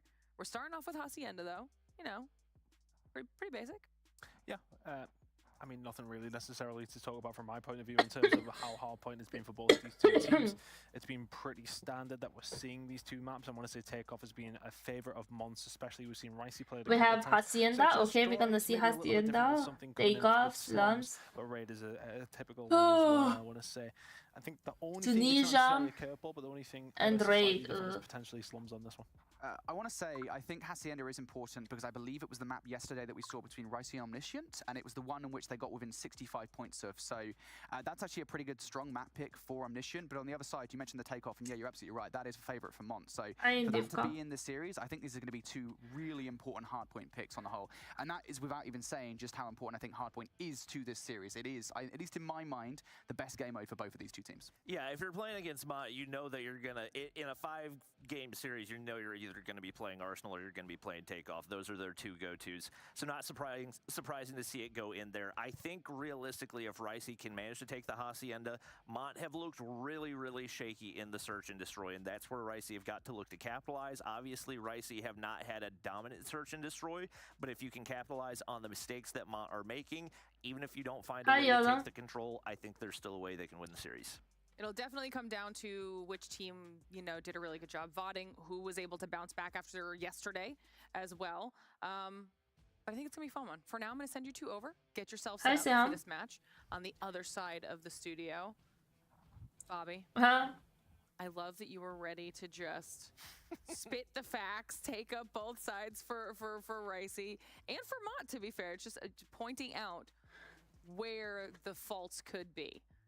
I think especially as somebody who, like, going into, not even going into the challenge season, but going into open finals, I didn't think that Ricey were a good team. I didn't think they were going to have any chance of this competition. And the fact that they've been able to take one series, the fact that they've been able to improve to the point where they can go toe-to-toe with Omniscient, they're a team that I think are going to quickly become the people's favorite of Europe. I know that Sushi is a very loved player in the European community and the COD Mobile community in general, and I hope to see a good fight out of them in this one. Yeah, let's put on a show for everybody in chat. Also, after we've had such a long day, let us know your thoughts as well. Do you think it's going to be Mont that takes this game home, or will it be Ricey? Who are you supporting? Let us know your thoughts. So I'm hoping it's going to be a good one. There is a big chance Mont's going to take, but I want to see like a little bit of like, as you said at the beginning, upset. Thank you for the t-shirt, Mortal. I want to see like Ricey doing good. Does it make sense? Mountains to be moved in terms of where these teams are going. Thank you for the glory of that. We're not expecting top 3 placements. We're not expecting them to pull any trees up. We are very much expecting this to be the fight for fourth. There is still a lot of games to go, but this one against each other can really have its implications later on in the season. We're talking tie breaks, we're talking just general position. It's a big one for both these two teams. Yeah, absolutely it is. And we go to Hacienda. Come on, Sushi, time to shine. Most played hardpoint I'd say so, yeah. We have here in the Call of Duty Mobile rotation. Again, we mentioned it already. It was a map that we saw Ricey play versus Omniscient, and they almost took it away from them. It was a 65-point difference between the two teams. So hopefully, the same kind of performance here, because if they do that versus Mont, well, Mont, obviously, we know how they play against a roster like Omniscient. For start, it's going to be Mont starting things. No, 117 was the Spanish connection, right? Was Lucky, Saturn, Derox, Caesar. I don't think, no. They have from Zitium? Was it not Etsy and Fahim in Zitium? Win for either one of these two teams. I could them in a good spot, but if we have a close game, there's still plenty to play for. Over towards P1 though, Mont really have been leading the race. Like the Zitium one, was it not Etsy and Fahim there? Right now as well, especially when you do have over towards that top side. Because Data wasn't in panic. Towards the top side. Rotation started to come in over towards the garage hill now with about 5 seconds or so. Over towards P1, Mont with the advantage as we head there. Yeah, it should be said, by the way, that we were questioning whether Sushi would be playing in this matchup. He is here, so that's a pretty good player on side, alongside Carlo. Those are the players who we'll be looking out for Ricey to really have a good game. For the moment, though, as we move over towards the McLaren hardpoint, Mont are over here. They're chilling. They've got a player anchoring as well. So Jayce is going to be pretty integral to this entire play. And so far, so good from Mont on the whole. Ricey hitting this hill one by one, and they are falling one by one. They need this speed too. It's starting to be formed around the back line of the kill feed for the last 30 seconds or so has been pretty much all Mont. You see, Rice is trying to play for the spawn spot. I think you're right in saying one by one. The communication needs to be there for Ricey, because right now it ain't. A push coming in from the water side and then through the side door. Yeah, okay, it's great if everybody. But even with that spawn, you can see that even with this spawn, if you have this hold like Fahim hold it so good, it's a clean sweep. Thank you for the triple stay safe. The respawn queue, and now it's about the rotation heading over towards P3. It's going to be Mont with about a 70-point lead by the time we get over the fences. Yeah, and this is generally speaking, I think is a very back and forth affair. But if they are going to have a money kill, it's generally speaking going to be on that P2. That was a big hard point regardless, though, from Mont. Great start. Now you've got a low utility to utilize over by the next hill as well. Hunter Killer Drone, I think, from Lydia has already gone into the sky as they want to get early control of P2. And due to the spawn out coming through from Carlo and Turtle, in my opinion, there should not be such a big skill gap between Ricey and Mont. Now, obviously, I don't know, it's still such a big skill gap. And Mont here a good chance to break. Can they find it? What was the team they played before? Turtle, Callow? It is. And Rushes, what was the team? Bonsoir? Yes, yes, that's 6 p.m. CT, yeah. You missed the... I wanted to say French connection. You missed Omni playing. Yeah, but this was a great example that even if you have the spawn at the rocks, where it's like usually the ideal, if a team holds very good like the driveway, as Fahim holded, like the Lambo, it was amazing. Even if Rice was struggling to push from rocks, with the advantage of like having there the spawns, they still didn't get it. But thank you for coming, Shocker. So good from Mont. They're starting to get the kills on the rotation. Only one player over here is going to be Rushes. Can they do anything on the jump up in from behind? Because now you've got utility starting to come out here from Fahim. He will take Rushes down. This is a dire situation for Ricey. There's a Purify coming out to play, but it does nothing. But who is it to this? Who is it? I don't know who is it to this. There is still a lot of Call of Duty to be played, but so far it doesn't feel like they're anywhere near this. No. It was the 7 where I am, because 6 p.m. CT, it's 7 my time. But I was mistaken because I didn't know that we started at 7 my time. So yeah, it was my bad. It started 1 hour later, so we started 1 hour ago. Takeaways for me have got to be that Mont are absolutely dominating the SMG. I'm sorry, it's very confusing. I was confused too. Combining so well together. They've got 32 kills between them. Looking over towards Ricey, yet to really get going. Yeah, and I want to say as well that I think Mont, just on the team play as well, they've just been such a good squad. You know, the hits have How was your day? How was your week, Joker? They've made sure the positioning is as well for all of the rotations, and Ricey just haven't been able to match them in those areas. That's just sick. Maybe things can change as the fortunes might as well in towards the second set here. Mont 10 points to the good.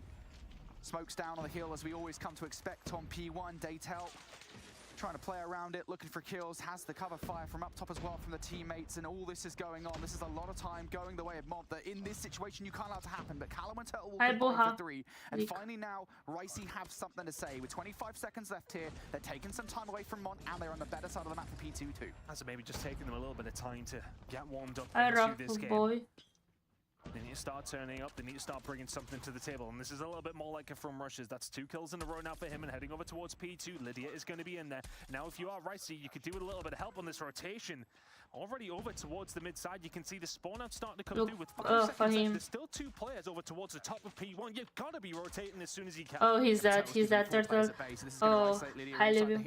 She's decided it's time to bring out the Purify. She knows how deadly the situation is and how important her positioning is too. Lydia finds the first, traded off, so not the greatest Purify. And now, okay, it's another good example how if you don't have, like, even if you have the rock side, you still can win. Look at Mont, they're holding it too good.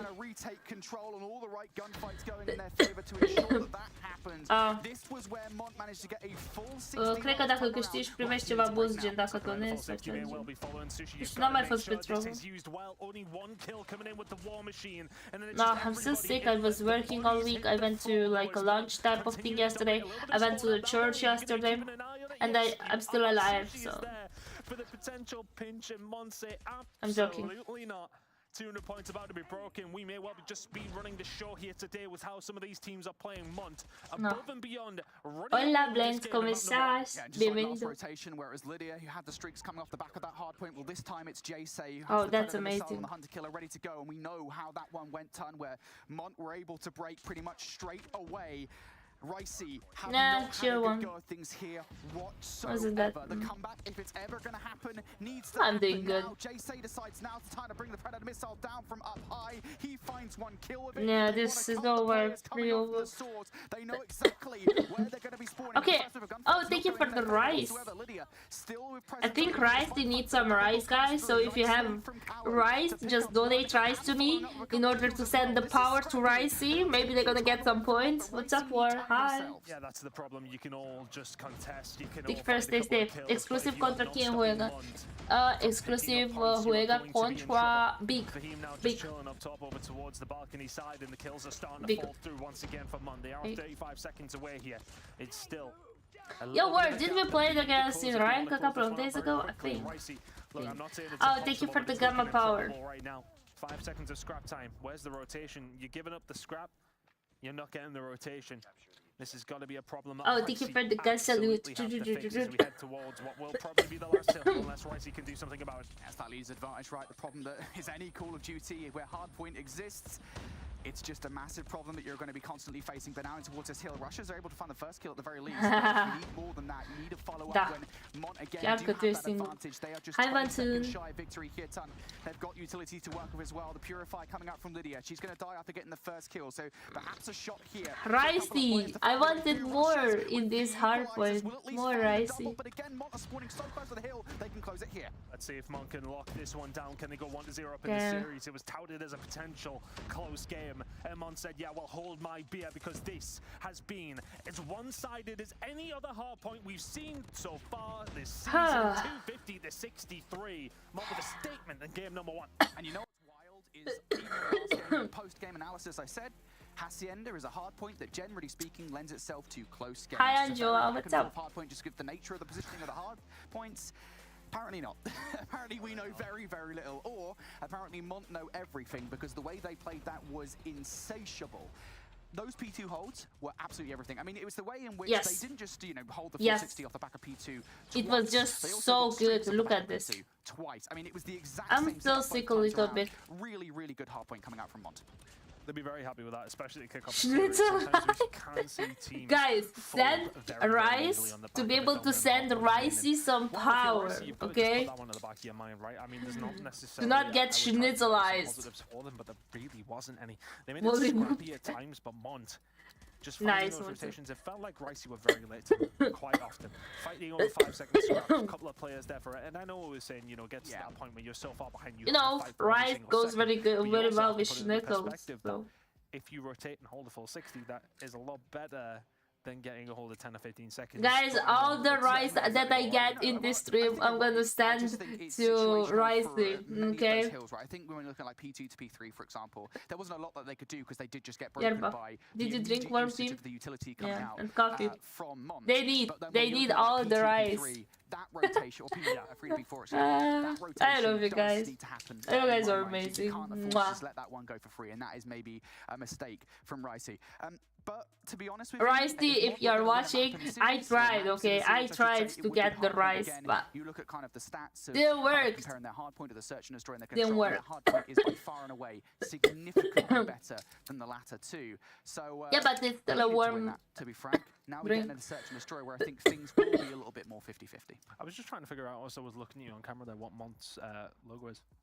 It's like a plant, isn't it? Is it a plant plot? Yeah, and I don't know if it's like an energy symbol or something in like the middle of the, like, I don't really know. Because the thing is, they used to be called Icemont. And I'm not really sure, like, I don't remember what the logo looked like when they were Icemont. Someone can tell me, some, like, in chat, be like, you idiots, this is actually a Mont. Whatever that means. Let us know in chat or on Twitter, of course, what that actually is. I mean, rice is very... It's just rice, isn't it? Figure out. It's a bowl of rice, mate. So there you go. That dude is cute. That dude is cute there. I was just thinking of the bowl, to be honest with you. What? Wildly off topic, kind of, anyway.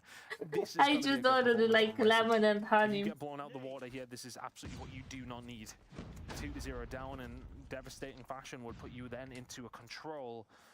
Which, to be honest, neither two teams have made a face. Look on as of recent anyway. So let's see which way it goes. But really, for writing, you need a performance here. Yeah, for sure. This is a big search and destroy coming out from Ricey. They showed promise yesterday versus Omniscient. They managed to take, I think it was 4 rounds in total away. I get so mad, but last night I went to sleep at 4 AM because I couldn't sleep because of my cough. But if I feel very, very sick Tuesday, I'm gonna go to the doc. Are on the defense here, so this is not what you want to see whatsoever here on Slums. Fahim going to offer some resistance, but not a lot at all. And yeah, the nature of Slums search and destroy, it means that it's very defensively sided. That is a great start to the S&D from Ricey to crack it. And that is sometimes, you know, irrelevant of these attacking and defensive side and priority. Just getting that first round after a dominating hard point is very much a good thing to do for the mindset. It's now out of here. I put a pool already positioning over towards the fountain side. It's a big stack through the middle of the map once more. On my Instagram and now for Ricey, they kind of regarding chocolatine or pas au chocolat. I felt like they maybe offered those picks up just a little bit. Until then, people voted chocolatine. Okay. Relatively passively. The player pushed furthest up is Jason. I Chocolatine. think the way that Turtle's playing, he's seen him. Normally, Okay, maybe Ricey could take this. Sitting in corners, because then of course it forces you to challenge at disadvantage if you are on the offense. That's not happening. But Mont finding the first bloods regardless. Fahim's able to convert for 2 here. Sushi, yeah, finds a response and looking for the jump shot will be a Toots. Would be nice if you could find it, because it would make the situation manageable, but now you are... I was going to say, you are fighting an uphill battle, and this is the reason that, generally speaking, you force players to push out of the offense into mid, as opposed to just looking through the gaps and playing further back, because now you're in a situation where you don't have the numbers. Oh, Sushi, big gunfight win. Takes down Fahim, and now Daytel is left in a 1 versus 2. A technical 1v3, if he can manage to pull this one off, but that's his first kill. PDW in hand as Joker, well. do you stay chocolatine or power chocolate? Over towards this B site. Then maybe it'll work. He has positioned himself over towards A. Passes the halfway line and has now put himself into a position where he can maybe do something here. This is being watched by rushes though. If he manages to make that push through from Graveyard, gets a good bit of timing. This bomb will go down towards B. This is doable now though for the side of Daytel. It's who's going to run straight into him. Oh, you need a clean shot there. It doesn't happen. Sees rushes from afar. Chocolatine, what is wrong with shots, but the PDW is not the best weapon for this situation. And all Rice you need to do, watch the entry points. Rushes, yeah, definitely has the better weapon for that scenario. Double sniper play. Not much that you can do in that scenario, and he almost had it. Bit more Call of Duty timing on the side. That would have been nice, wouldn't it? I think it's one of those that if he does find that first kill, I think he probably does it. If he can find himself over towards the bomb site player on that, you've got the SMG. De asta nu se pas păcănele. Păcănele sunt rele. 2 attacking rounds now on the slums. Was a worrisome trend actually. If we've seen map number 1 in the previous series, we were thinking that it could potentially run that same way, but thankfully Ricey have brought us something here in the search and destroy. JC very aggressive now. It does feel as if there is maybe some, I want to say, tighter angles now going to be worked from Mont to try and slow down this Ricey show. Because Joker says chocolatine is now good. Very good from them, and that's what's allowed them to. But wait, I have a question. What do you put in the pot au chocolat? Do you put like Nutella, or there's like a chocolate cream specially made for this? That's what I want to know. Thank you very much. First blood again here from Mont. Oh, post first blood, was it look like Etsy giving him a look? And again, I wouldn't do that if I'm Etsy. I just sit in the corner, do not chow. Even with the sniper rifle, there's no reason to look for more kills.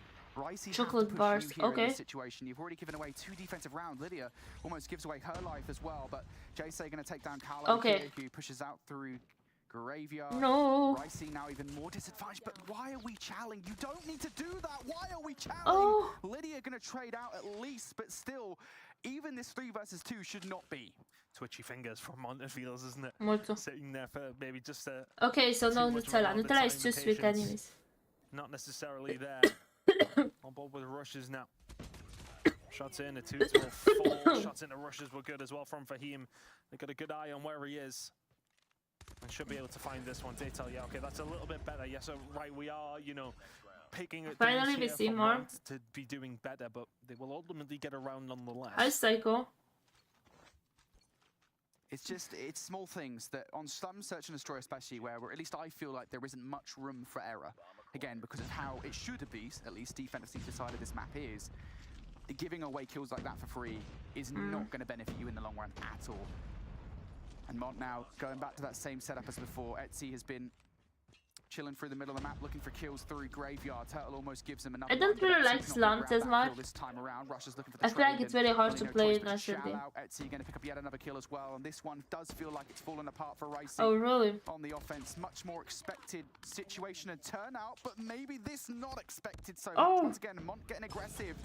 They are really hunting for these kills. Where is the call out? Maybe trying to force them just a little bit too much, but they will find their second defensive round. I think for Ricey as well, even getting those 2 attacking rounds underneath their belt is never a bad start, especially when you do flip over towards the defensive side in a couple of rounds. Never going to be too far away, even if you lose these last 2. Heading over to defense with a 4-2 deficit, not the end of the world. But if you are Mont, you really do not want to leak anymore. That is the other side of the coin. Big stack over towards the B side. Passive again from both 2 teams who aren't really just playing for that pick. Why is Daytel in the middle of nowhere? Well, he's got him, so it doesn't really matter. Turtle Gets sent to the Shadow Realm by Daytel there. Just didn't look yeah, it is a tournament. Speaking of them, there's another one. Sushi will find one to Fahim and answers back. 4 versus 4. Yeah, Come on, Sushi. Go, Sushi. So things still difficult for Ricey. There is one lane, though, that Ricey, if they so choose to push it, might be able to get away completely scot-free. Atude's been pushed all the way back towards Garage, so something to consider here. I love this. Getting Good one. aggressive, Jay straight in. Just Good one. and this is exactly what we mean. You're running straight into players who are waiting for you to do this. They know that you're going to do this. And now the numbers in favor of Ricey. Daytel going to push the better weapon of the situation. It doesn't matter. Atude has been pivotal this round for Ricey. And now Etsy left up in the 1v2. This round, well, I mean, for Ricey, the world is their oyster. Etsy gonna die. Look. Into this. Time and then finds Atudes. All of a sudden, he has Rushes behind him. It's nearly the snap as well, but Etsy's still holding. Rushes is going to push out. Etsy is going to be there. It's a 1 versus 1. Nobody's hitting anything. Which way does this one go? It's a huge message to Etsy. Shaky shots across the board, but it doesn't matter if you're a Mon fan. It's a huge round for them to get to the jaws of defeat. Etsy with a big moment here in the search and destroy. As you said, Mont chose to get aggressive, and I think the reasoning for that was they knew the bomb was there, right? So they're thinking about trying to cut it off, making sure they have control, but they then just give up a little bit too much. I mean, this is a little bit more aggressive. This is a bit more like what we thought we would see, and all of a sudden already, are you ready for it if you're Ricey? Sushi finds 2. So all of a sudden it's my first loss. This is actually okay from Mont here. You know, yes, the aggressive play is egregious in certain cases, but it's a fact now they've kind of got the bomb cornered into the back of the Garage. Big 1v1 though. And ideally, Lydia needs to win that because this really does leave Daytel in a bit of an awkward spot. He has no information as to where Rushes is coming from. Will spot out Sushi, but again, does not know where Rushes is positioned, so he should be dead to rights here, unless Daytel does something insane. Finds the first, but doesn't quite see Rushes there for the second. And yeah, honestly, I actually kind of like the play call from Mont. It's a bit of a different look, but it's kind of what happens afterwards. As soon as Lydia loses that 1v1, Daytel is kind of stuck between a rock and a hard place, and there's no other option than getting crushed. Well, you would like to think that now Ricey are in a really good spot here. After 6 rounds, they are 3-3 after being on the attacking side. Now their turn to be on the defensive side. Damn. Well, okay, maybe attack is just the stronger side when it comes down to these two. Yo, do this. What are you doing? Find the kills, and Lydia's ran through the middle of the map, and that is 2 kills, just nice and easy for her. It is Callow left now in a 1 versus 2. Would be a 1 versus 3 if he can pull it off. I don't know if Callow can. Etsy's planting the bomb. Going to go down now by way of Etsy. And this post-plant, I think, does need to be strong. Callow, again, one of the players that we always mention is the best on Ricey. Has a sniper ready to go as well. So, probably the best weapon, to be honest, you could ask for in this situation, especially if you can find another one on the ground. I most wanted. But needs to peek at the right times. Etsy just waiting behind bricks. Daytel is very far away. Looking for anything. No, he's quite close now. Nothing being offered up. Callow still with an opportunity here, but with 14 seconds, it's just not going to be possible. It's a good start to the attacking side for Mont. And, you know, they kind of flip sides to a certain degree. You know, I don't think they really had a read on where he was there, but I think in those situations, it gets to around 20 seconds. Hello, how are start you? Forcing it maybe a little bit more. He was holding an angle for maybe just a smidge much. Yeah, he's fine. Yeah, you know. It happens. A little bit too long. That's kind of what I'm alluding to here. Grenades now set out. Ricey really backed up and just completely giving up B-side control. And that just leaves you in a really tough spot. As that bomb will go down, and now you're going to break through these small choke points. This is Mont's round to lose now, especially with the numbers in there. You missed Omni playing. It's a really peculiar strategy coming out from Ricey. If it works, I mean, fine, great, but it's so difficult to retake the site. The middle of the map is just, there's so many small choke points, as you said, mate, where it's difficult. I tell you what, it does help when Jay-Say just runs straight into the opposition. But Ricey's still holding back here, still don't want to give anything away for free. I think this is just kind of the gamble that Mont will get over aggressive as they have been for basically the entirety of this. Tudes has something with his internet. On the clock here, though, and there goes another kill. Tudes disconnected for a small amount of time, and then that is now also a round that he'll come back to and go, oh, they've planted the bomb. Oh, for him. Yeah, it's not looking great. He's now the last man alive in a 1 versus 4. It was a fast game. 9 seconds on the clock. I don't fancy his chances. We'll find a kill on there. Hi, Avian. Stopping any sprees going on from that side of things, but the bomb is down. The bomb will explode. 5-3 now to Mont. It's going to be 2 attacking rounds in a row. And I gotta say, yeah, it was a good start for Ricey, but regardless if it's regular Call of Duty Mobile, but here on Slums, a strategy like that, it won't work 90%. Yeah, it was so fast. It so much. It was not. It was 250 to 100. You are just giving up the entire map. 7-0 in Ascendish and the 3-0 in Control, and it was, I think, less than 5 minutes the Control. And now Ricey in the traditional position of having full control over the middle of the map. Big gunfight going No, I down forgot as about well. it. Okay. And Callow's going to take that one. So I found good them. effort from Mont to try and penetrate it, but it doesn't happen. You would expect a Callow to get taken down there. Daytel will be the next one to fall as well, and this round is done. Okay, this is a good one. Especially with the opening pick coming in from Yeah. there, it was looking like they had a lot of control over towards They the got side, LG'd. The other team got coming LG'd. through the mid-map. It seems like a really important fight's kind of happening around what you're seeing on your map right now, over towards the grave side.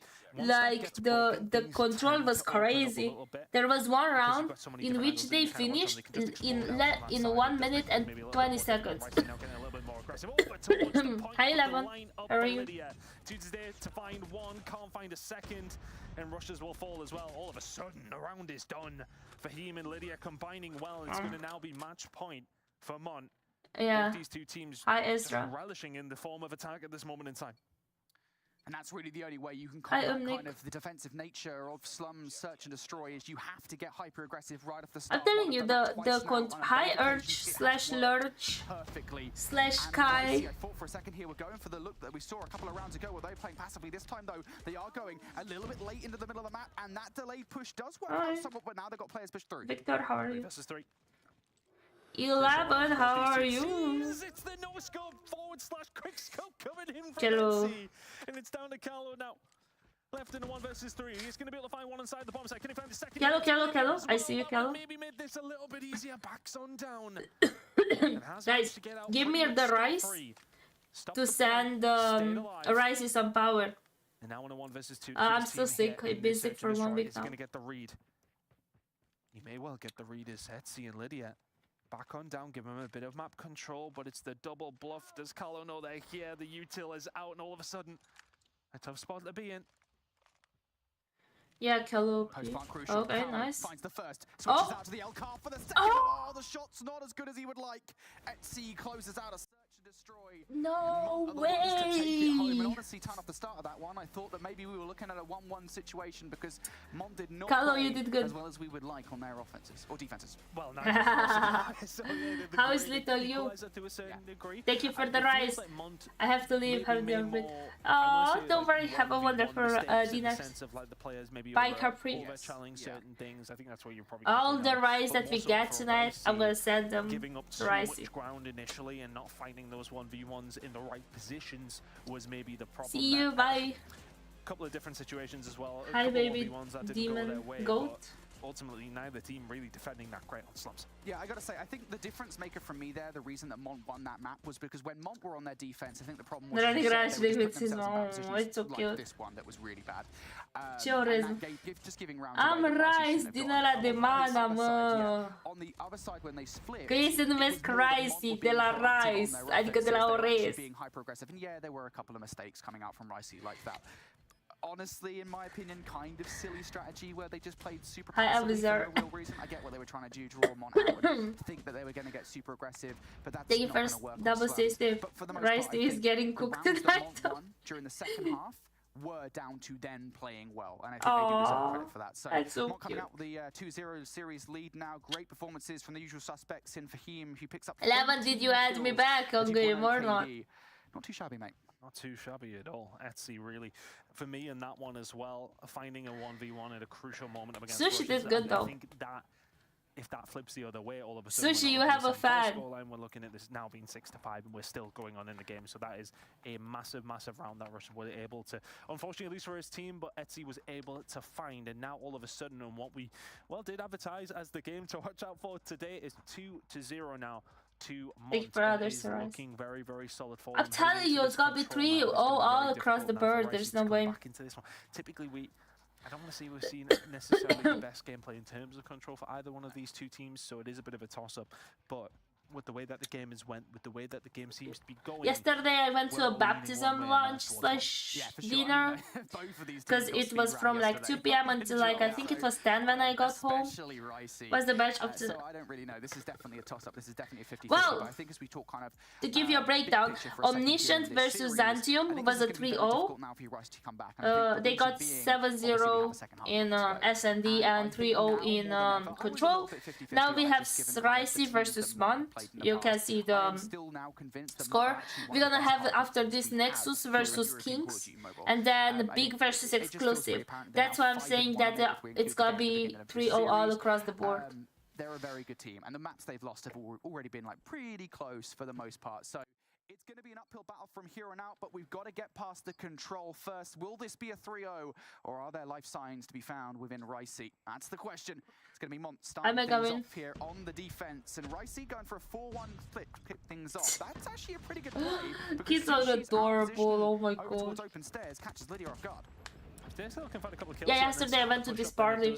And I was like staying with my friends, and we went to the church, and my friend, you know, she has a 4-year-old, a 2-year-old, and now the daughter who is like 2 months old, you know, and like it was very icy, okay, and the 2-year-old kid was keep falling, and I was like, no, no, no, get up please, and he was keep falling, and then we're just like going on the ice, and I'm like, dude, you're gonna be all wet because it's cold. There will probably be looking like it is going to go over towards Ricey. Quick capture over towards the by the way, it's the first time I saw Xantium players as like face reveal, as it's the first time I see the players from Ricey. Yeah, they are. Like, he's like such a bully at kindergarten, and his brother is always taking out, like, he's like trying to protect him, but he ends up beating the kids, like the 2-year-old, getting in a fight with like the 6-year-olds, you know? It's adorable. He's so cute. Hi, Deviant. But I think realistically, if you are Monty, you he's have like, a couple of gunfights over towards the middle of the map. So cute. Oh my god, they were like dressed identical, yet they were like, I love them so much. It's a very, very nice spot to be in, and that's exactly where JC is now starting aim for kill. Second, not gonna follow, you would have thought. But when he told me, Andrea, you are so pretty, like, yes, Rumasa, I was like, I need babies. I need a husband. And babies. That was so cute. But his cheeks is... Oh. Anyways, coming back to Ricey, because they're getting cooked. Good play from Mont, I want to say. To be honest with you, some nice kills coming through. You find those in the middle of the map and you make it work for you. More real estate, the better you can do on Control. Yeah, these flanks are not going to be helpful towards Ricey whatsoever, and it's going to kind of create a sense of unnervousness, right? You know, just where do you go when you've got constantly players coming in from behind you? Ricey don't have to deal with much longer. It's quite close to Control, but it's the first round, so. Been bullied back towards the point, and the kills are now starting to come through. Jay with the melee, going to pick up a kill in the middle of the map, but for the most part, these kills are going in favor of Ricey, and as we go down to the very little lives that are left here in this game, a 7 versus 5 will favor Ricey. Mont just need to try and hold off, wait for Ricey to approach you. Lydia's getting hyper aggressive here towards the bottom bedroom side, and now we find ourselves in a 5 versus 3. Lives going in favor of Mont, and as you say, time. But the older one, the 4-year-old, he's like very shy. That has not happened. So she's going to find the first kill, not going to look in for the corner for the second though, and simultaneously rushes will go down. So it looked promising for a moment there with Ricey having the life advantage, but a flurry of kills from Mont in the closing moment, well, that means it won't happen. Honestly, I really you didn't see Xantium. At least Ricey is putting up a fight. Xantium against Omni was a little bit like it was very different. Hi, Loner. And then just continued to move, got herself in a really good position to shut down the push that. Well, they qualified, so hi, I am Angel that. Shuts it down, and Mont get the round. And maybe we'll get control over towards the B side. I'm telling you, like, this kid goes to kindergarten, control now for Mont. It's looking a little bit better for them. And they have a neighbor who is like 5, and his brother is like 6 or 7, and he's challenging him. The 7-year-old was scared to go to the school because of him. Hi. What's with the t-shirt? Well, good start coming through from Mont. You got 4 lives to the good over Ricey, but not a lot of map Like control. the teacher is calling his mom every day because his mom is my friend, you know. Thank you for the spot. Gunfights. That's Sushi on top bedroom, but over by Laundry, Jayce is doing some serious damage. He finds a crucial double. It will open up some space. I'm telling you, it's gonna be 3-0. It's all the good teams playing against, you know, the ones that are like bottom. Now it's time to see some investment of the operators coming out from Mon. It's the claw from Fahim who only finds one. It is important to note though, even if Mon chooses to use theirs, Ricey also have quite a lot on side. Big players coming in from Ricey. Had to find that. Had to find that control over towards the kitchen side, or things maybe could have got a little bit out of hand. Lydia now pushing forward, has Etsy behind it. Overwatch. The Toots now in the water has actually put the smoke down at his own feet, and he's going to get away with this one as well. It's actually the Purifier inside the pool. Yeah. But it's going to be Toots eventually gets taken out pretty quickly. Daytail now with the equalizer, not necessarily the angle we want to be playing, but Sushi with the war machine over towards Money's side gets taken down. Etsy just a little bit wayward with his shots, but Daytail inside the point.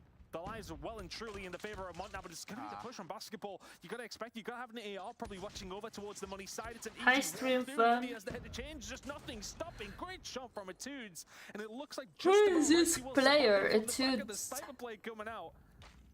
I was supposed to hand it over to you about 20 seconds ago, Brody, but it just keeps on going. Thank you for the rise. All the rise in favor of Ricey. One or 2 kills, more than that from it. Regardless, Mont here, 9 versus 3 scenario. Ricey not looking to win this round at all. They're pushed very far back, and inside Money is Lydia. Sushi does actually expect it and finds that kill, but even with that, it doesn't look like a realistic situation for Callow. It's Callow, it's always Callow. It would be miraculous. It's not going to happen. And yeah, I mean, that was a really weird round. And the fact that we saw, like, I think it was, I want to say 7, that's just a guess, operator usages coming out from these 2 teams, and pretty much all of them got no more than 2 kills apiece. That is hilarious. You don't need to tell me it was a guess. If you'd said 7, I actually would have believed you. I mean, I don't want you to take it, you know, personally. You know, it's just... Don't get cocky. Anyway, back into the next round. What can Ricey do to maybe give us something in this game? We really did think that it was, well, going to be a oh, look, that's a nice skill field there. Ricey maybe getting something going here. There's, of course, an attacking okay, side Etsy nice. when you're talking about for them, and it is more favored when it comes down to raid control. But, I mean, yeah, wow, I agree with that. Just starting a line players. Mats is a good team. In my opinion, top 4 in EU. Movement. Some good advantage being gained by Ricey over towards this B side. That's 2 ticks. I'm not sure who is 1, 2, 3. Okay, yet. I need to see more of the season. Right, but obviously it's exclusive Kings and Omni and Mont. This is, in my opinion, top 4.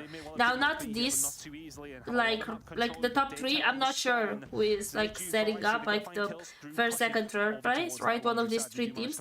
But 4th, I think, is Mont. It's quite stronger, you know. With Daytail and Jayce, they are trying desperately to do it. They do need one more wave of gunfights to actually get the players into this spawn trap to get them to spawn here. But they've got the setup, and here we go. The players now starting to spawn here. Losing the 1v1 is Daytail, unfortunately, though. So the spawn trap doesn't last that long. But honestly, not all is lost at this point. As if you did not see the Omni control, you should go back. It was on this map, and they got like spawn trapped. Oh my god. They killed everyone in 1 minute 20. I actually really like how Ricey played that. They took their time and knew that they had to find the pickets. Irons up, try find something. You've still got 2 minutes to get something going over towards this A side.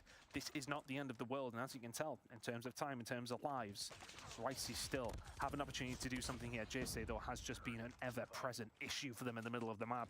They are playing quite simply as clean as you could possibly like. Daytail now playing aggressive, just playing in corners, playing behind you consistently. Okay, from nice. Daytail. He had some help from Jayce for the first, but the second was all him.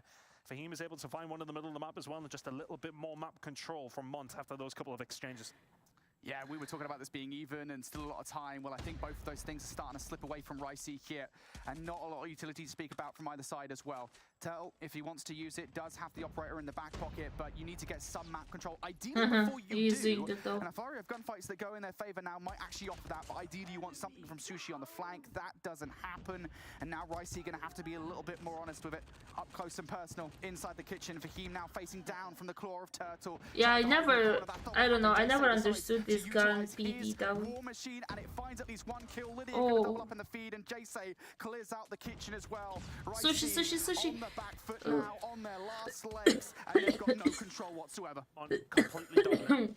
Almost. Number 1 was so convincing. Map number 2, A little bit closer, but map number 3 really has not went the way of Ricey. Maybe one more stab at it here, but for him and Lydia all putting it down.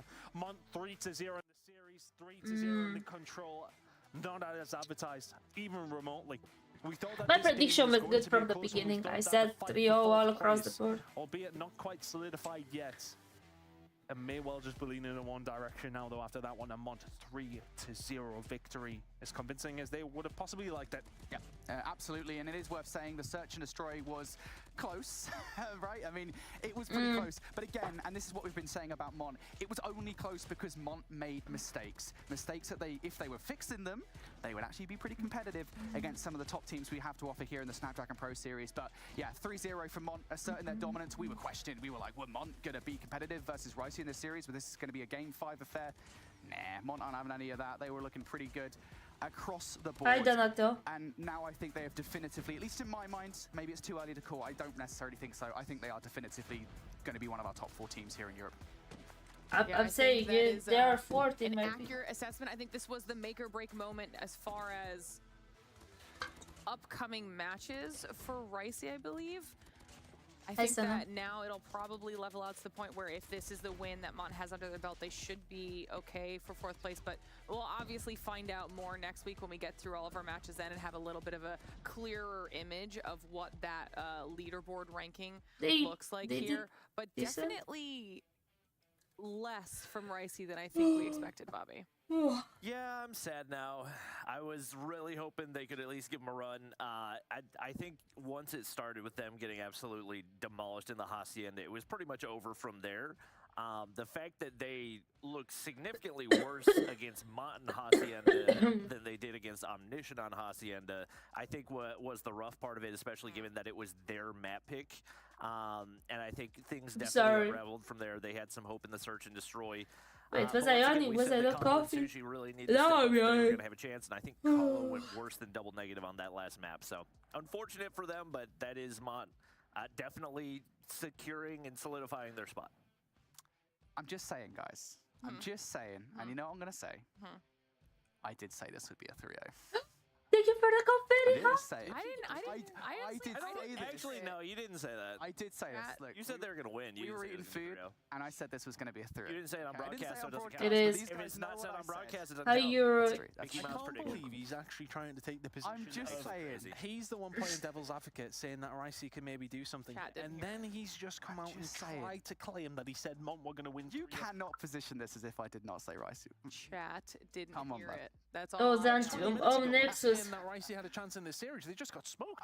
I think the one thing I will say is definitively now, and I said it during the broadcast there, I think definitively this now feels like Mont are one of the best hardpoint teams here in Europe. I think, I don't know, maybe that's wild, but the way I'm seeing them play, even against top teams, it feels like they're constantly having these competitive games. I mean, they just destroyed Ricey in hardpoint. Like, they are looking so good in that game, but I think that might well carry them through the rest of this tournament. Well, you can see now 3-1 for Mont, sitting right next to Omni with the same record, keeping themselves in that top 4. So now that we've got it's gonna be exclusive and Kings, we're gonna be Mont and Omni, some of those squads like in this leaderboard, because there's no way, right, Kings gonna lose. Kings versus Nexus, and I feel like everyone is afraid when they go up against Kingston. And this should be the way that they have been playing. A little bit of a shaky start against Omniscient, but I think that's probably more credit to how good Omniscient are rather than how Kings didn't play it necessarily to their best. But Kings, yes, very much looking like one of the best outfits here in Europe at this moment in time, and I think they will continue to do so. This is a game that should be nice and steady. Look, 5 people said chocolatine. A little bit on this one. Try to get some practice underneath their belt. Same with what we said about Omniscient in series number 1 of the day. But still, you've got to be careful. Every one of these teams here has some talent behind them. You cannot underestimate anybody, but Kings will be feeling very confident. Yeah, absolutely. It will be fun to even see these teams get up on the screen today, watch everybody compete. But before we dive into match number 3 on the day, it's time for another short break. So we're going to send ourselves over to that. When we return, Kings versus Nexus. So don't go anywhere.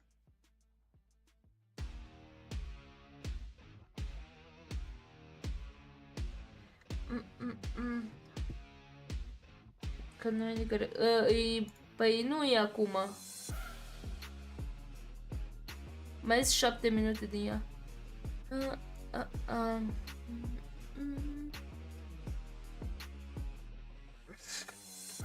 But they don't X layer. I don't like this one. I like the other one. So I broke my phone's case, and my phone feels so small, and I'm scared I'm gonna fall. It's gonna fall. Oh, look at my wallpaper. It's Medusa. Ooh. And my other one, it's this one. I actually like it. It's so stuck.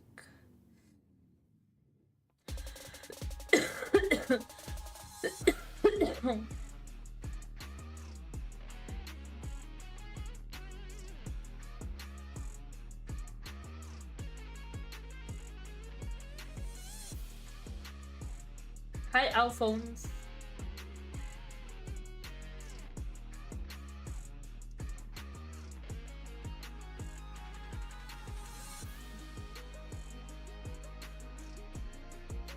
Thank you for the follow.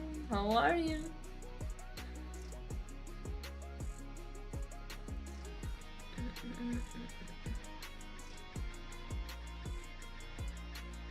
I should find a team on Trovo because I don't have anyone anymore. Don't have a team anymore.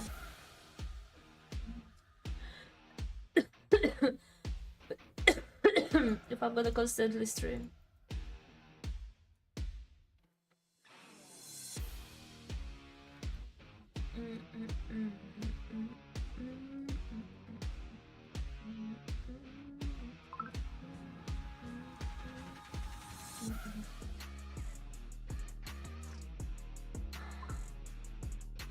Thank you for the Land of Glory!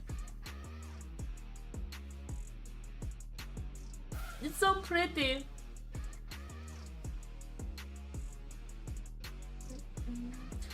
Guys, don't forget to go and follow me on Instagram. There's my social. It's just a click away.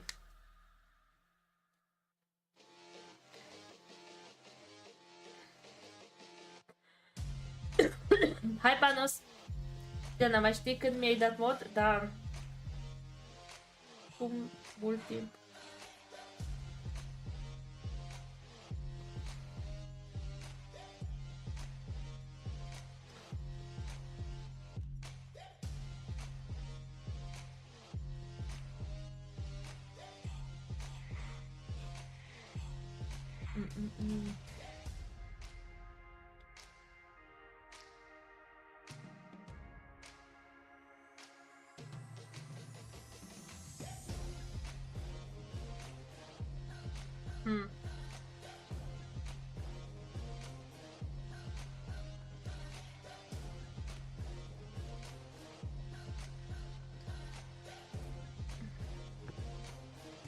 Let me see. Spelul ăla cu terminator spa. Da.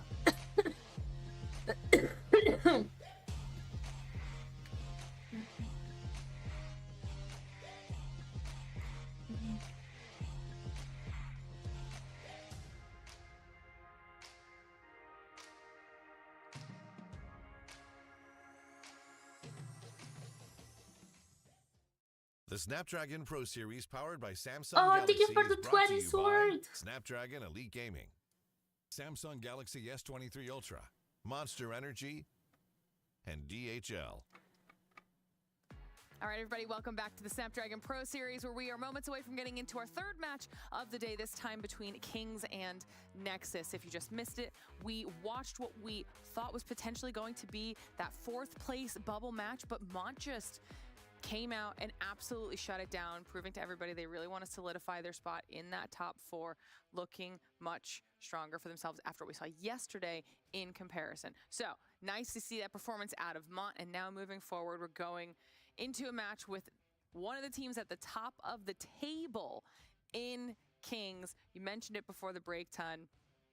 Kings are just the dominating force. Yeah, and you know, we kind of, and not just completely switch sides on what we're talking about Kings there, but Nexus were a team we kind of half looked at as well, thinking they would be on the bubble towards this season, but now Kings going up against a team who are sitting at 0-3, I've got to be feeling super confident about this one. You'd like to think it's just going to kind of be, you know, another day at the races for these guys. It's nice and easy, but I mean, look, things can change very, very quickly in COD Mobile. Let's see what happens. We love a good surprise. I mean, we'll talk about Nexus a little bit first here, Brody. But if they're able to even take a map off of Kings, that alone would just be something like a huge learning experience going up against someone that a lot of people expect to be the best in the region. Yeah, it's very difficult though. The only maps that Kings nu puteam să dau super mod că am prea mulți gen și nu mai pot, dar să dau editor.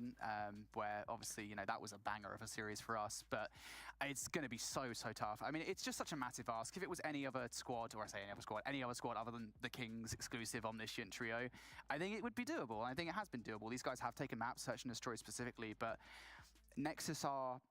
They are fighting an uphill battle. I'm going to be frank about it. This is going to be a real tough one for them. If they're going to do it anywhere in the series, it's going to be the S&D, but I don't know. I'm going to be the realist here. We're clutching at straws, really, aren't we? Like, realistically, for Nexus, yeah. I mean, on the flip side of that, Bobby, then let's talk about Kings. And we know that they're good, so I want to get your opinion on what small things then could they potentially be working on to get even better if they're looking forward to like challenge final situation. Part of it's going to be solidifying the roster. Is once again they're another one of the European rosters that have had different looks. It was interesting to see Raid out of the rotation for a little bit, but they looked really good with him in there, especially up against Mont. Given the performance that we just saw Mont put on against Ricey, the fact that Kings smoked them the way that they did, I think says that much more about what he's bringing to the table, and I think Grizz looked especially strong. So really a lot of it is going to come down to the way that the ARs are playing, as obviously those two guys, fairly dominant SMG/shotguns, trying to get those things locked down and also making sure that you get off to a hot start in the hard point rather than giving up an early lead and forcing a comeback. I think those are going to be the highlight points. See, I like that. I like that because as we're talking about these teams that are going to be in the top as well. Okay, let me see. There's no such thing as Cree, HBC. Okay, first time I see HBC, first time I see Paint, April as well, Denisio as well. Oh, I know already Legacy because he's my friend. Yeah, especially if you're Kings exclusive and Omniscient, they are really, I mean, look, the Saints will be on playoffs already at this stage, and it is, again, what we were talking about at the top of the show.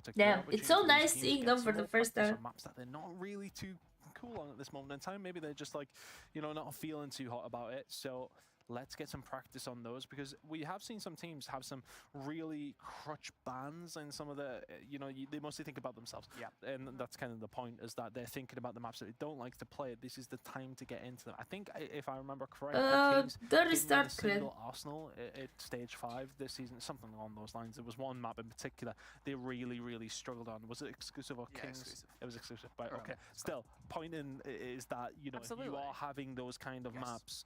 This is the time to give them a go and maybe just iron out any creases that are obviously still there. Well, we'll start getting those picks and bans up here whenever they're ready. But Brody, you had mentioned that if there's any opportunity for Nexus to do it, you think it might be on the S&D. Yeah, S&D is probably where Nexus are strongest. I think their retakes are especially good. It's just kind of getting to that point where they've actually got to get into the situation where they can actually do that. And against some of the top teams, they have struggled. But when you look at their matches against Mont and Big, they're able to take the Express Search and Destroy off Mont. That was a pretty big victory for them. And then, you know, again, Slum Search and Destroy versus Big. So, you know, in S&D, it's the only thing I think they've won on în partea dreapta, fix unde pui ăla cu full screen. Here, we look over towards those S&D maps then, I think, in particular, and we do have the slums for a map number 5. The problem in my mind is getting there. And I know that sounds harsh. Look, guys, I love you. Nexus, you're a great squad. But getting to that map number 5 is going to be a real uphill battle versus Kings. I love how you don't have any issue being harsh against Nexus, but up against Rising, like, oh, they don't stand a chance in the series. It's gonna be a 3-0. I'm like, okay, all right, I see how it is. Okay, I agree with you. I don't think they have a chance in the series, but realistically, I hope that they can put up a good fight. It has been interesting that Afer's out of the starting lineup, if I remember correctly, for the past couple of games, as obviously he was a player that we had highlighted before and could once again point to potential issues just with teammates and being a good teammate. There's obviously players out there that, yes, they can slay out, but are they able to do the rest of the job communicating with the teammates, what's happening, where it's happening, and making sure that team morale is where it needs to be. So I'm curious if we maybe see him back into the rotation. I would say talent-wise, he's probably the best player on this roster, but if it doesn't work chemistry-wise, then obviously it's not worth the risk. Sure. Thank you for picks and bans through, which means the lobby's probably about ready to go. So that means next step is you guys off to Hi, the Ray, other what's half up? of the studio. And while you get yourselves over there, final thoughts on this matchup here, Ton? I mean, we've kind of hammered it home already, haven't we? In the sense of that GG. Kings are really the favorites in this one. Look, for Nexus, I think you're sitting at 0-3. You're likely to be 0-4 after this.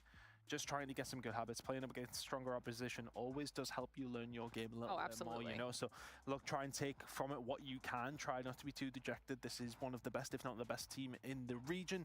Very much go in this as, well, if you're not going to win it, as a learning lesson at least. So, try and take some pointers if you can. Yeah, it'll be interesting to see what our teams can muster up here for match number 3. Nexus versus Kings is right around the corner. So, Brody, Bobby, let's get into it. All right. Well, Nexus looking I wish I understood prove something Romanian. right here. Oh. Once again, they got a chance of this one. It's just not a very He was good asking one. me where is the button Haizio, the button for the arena, because he is donating to win the arena, you know. I think that is very clear, and that's going to be difficult to do. It's probably their best chance. And then it is worth saying that Kings, historically speaking, control has been their weakest game, right? So Yo, we describe it as a Neslo in regular Call of Duty per se. That's named after a Call of Duty player, and that you win the maps 2, 5, and 3. Oh, take off. Okay, guys, we have Kings. It's going to be an uphill battle for sure. That being said, we are starting 3-0. on Takeoff. With all the love, with all the respect, Nexus, I like you. I know some of your players. Okay, Legacy is my friend, right? He's amazing. But there's no way Kings will not 3-0 this time. They have more reps with this roster, with Says being on their stage 5 roster and Inferno only absent due to some travel issues. So no question, this is going to be the one that they're most comfortable with. May look to work Drari in later, but off to a hot start right here is Grizz. Gonna lock in some objective time. Raid trying to make the read, clear out the outskirts, and he's able to do exactly that. One more player left to deal with. He is dealt. Just like that, we got a wide open hard point. Big gunny win for Denicio, but not gonna be enough to inhabit the hard point. Oh, Grease and his R9, the doof gun. Quite a bit of talent on side. We'll go back to the open finals. Nexus did look pretty impressive with the likes of Kree and Legacy being the players to watch out for. So they do have a fair bit of slaying power, but again, it kind of does pale in comparison to the roster that is Kings. Just everybody on the squad can always be firing on all cylinders at all times. And it's I don't know. Grease got Grease. I don't know. Nexus, but now it is going to be Kings in control of P2, and we've seen teams Doof, yeah, the doof gun. Boof, boof. All the points of entry are being covered. Raid trying to keep an eye on construction, almost gets taken out from the side by HBC, but ends up getting the turn on kill. First few gunfights, Bobby, looking pretty good here for Kings. Yep, and with Grizz locking this down, nobody's finding easy entry. Obviously, looking over at the Nexus roster, Afer still not in play. We saw FaZe yesterday, very up and down against Big on the larger map that we had to open things up. I believe Hacienda. My birthday is in like 2 weeks, guys. Summit was dominating, but obviously this is not a super SMG-oriented map, and he is struggling once again with only 2 kills on the board. Kings have been fairly uncontested so far in this one, but Legacy is going to be able to find the break on through to at least find some contest time. There's the R9 does get traded the small chance they're gonna get a lot of points in hardpoint. I feel like they have a chance in the SND talking about Nexus. I appreciate Nexus rotating away. You see, doof doof. Very important P3 hard point, but they have to be careful that they don't straight away. And Grizz with this R9 is disgusting. Probably alongside Raf, one of the players that if I'm going up against them when they're using the R9, I ain't touching that whatsoever. Here comes the push from Kings, looking at trying to break this back line, break the spawns pretty much right off the rip here. Raid with a crucial gunfight. You saw Grizz there jumping up towards the balcony. He's already found one, and now decides the time is full. The equalizers is only going to find 1 kill. But this is a big investment coming through from Kings. They want to break the spirit from Nexus right from the rip of this game. 2 operators there we see being utilized, and they do not feel like it's enough here to break the hill. Nexus do a great job of trading in the midst of all. Okay, this is the closest game we saw tonight. Able to get close to tying this up. If they can lock in some more time, Marble's going to make his way on in. The OBJAR slaying out right there. I'm going to look to push up to the top side as Grizz is going to have this area all for himself. Shuts down yet another as Kings extend the lead out once again. Yeah, it's gonna be my first birthday. They have set this one up perfectly. One player making his way to the top side. That's going to be Says. He has got to be dealt with if Nexus that's nice. have any semblance of control heading into this fourth hard point. Yeah, this is historic. Without my grandma, so set of rotations here in Call of Duty Mobile. Getting P3 to P4 can really put a team just completely out of the game. And when the mid-map coverage is being provided to you for free, what can you do? Kings, not only do they get some time away on P3, but now they're in control of P4. Grizz just waiting for anybody to even have an iota of an idea that they can challenge. Grizz just sitting in the corner. Grizz, how's he seeing him as well? That nade might well go through. It's going to force Grizz out of position, but Grizz more than happy to take the gunfight, and well, Inferno will finish things off. And this hill is just so damn predictable for these spawns. One player does get behind enemy lines. That's Faints who immediately falls. Nexus might well momentarily escape this spawn trap, but every single time that they do, a Kings player is in wait, ready to take them down. This has been a stellar hold for Kings. Majority of the time, you won't see pro players using the OWC tac laser attachment because obviously it gives away information. But Grizz, not really worried about that because it doesn't matter whether or not they know he's there. He's still going to win the gunfight with that R9 in hand. He's going to be able to clear things off. And what looked like it might turn into a close game has been blown wide open as that is a full 60 locked in for Kings right there. And Raid continues to glide across the map, clearing out any Nexus player in Oh, thank you for the detective song. But Grizz, they're good. Sky went for a nice walk today with my dad. Hi, November. Pretty nice. He's so big. Oh my god. Like if I stay like this, he climbs until here. This is how big he is. He's like he has 1 meter 40. That's how long is like dog if stays up. Like if he jumps until here, like he puts his legs like this. Which is Here. insane, but now split spawn starting to come through from Nexus. That might well benefit them if Kings aren't able to read it because it could be a real shock to the system. Unfortunately for Nexus, I might bring him. Oh, thank you for the 8 sword to the stream next week if everything is alright. As we go into P2. Last time around, Kings got basically a full 60 off this hill, but this time Nexus first. Thank you for the 15 right stars. Now, they're going to look to set up the pinch that saves with an AR. He gets shut down. Equalizer is going to come out. I believe on both sides is called in. I adjust profit. That's how short you are. Thank you for 37 stars. Are looking for the start closing this gap. They got to make sure they keep those backside spawns locked down. Right now, the man doing it is going to be Kree.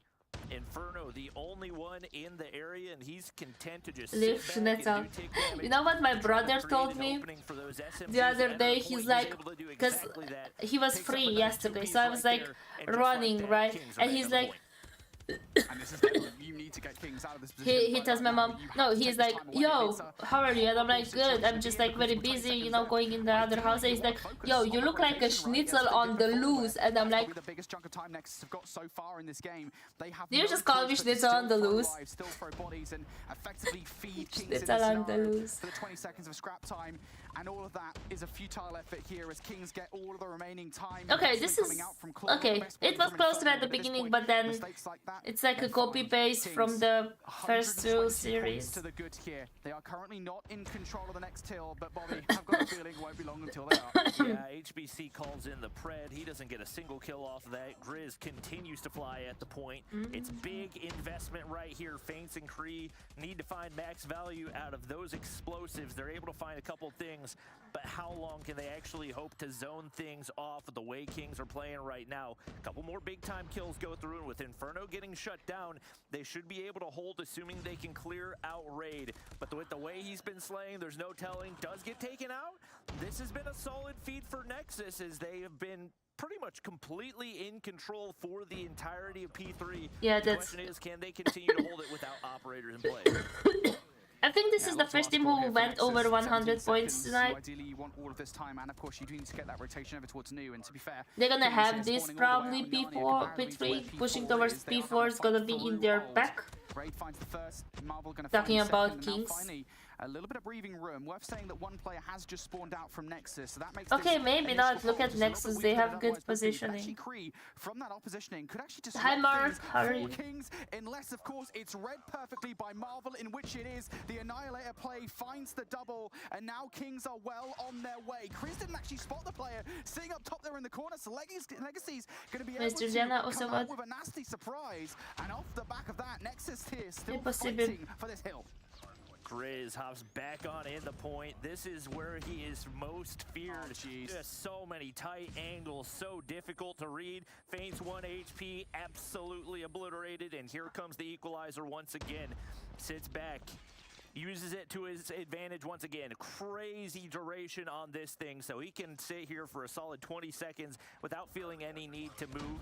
He's not going to be able to find any value out of it. That's Denisio picking up a big frag, but as it happens, 3 straight kills go through for Kings. Nexus doing their best to fight back right here. They've put through some solid pushes. They're going to be able to take down Grizz, but still a 100-point gap to close.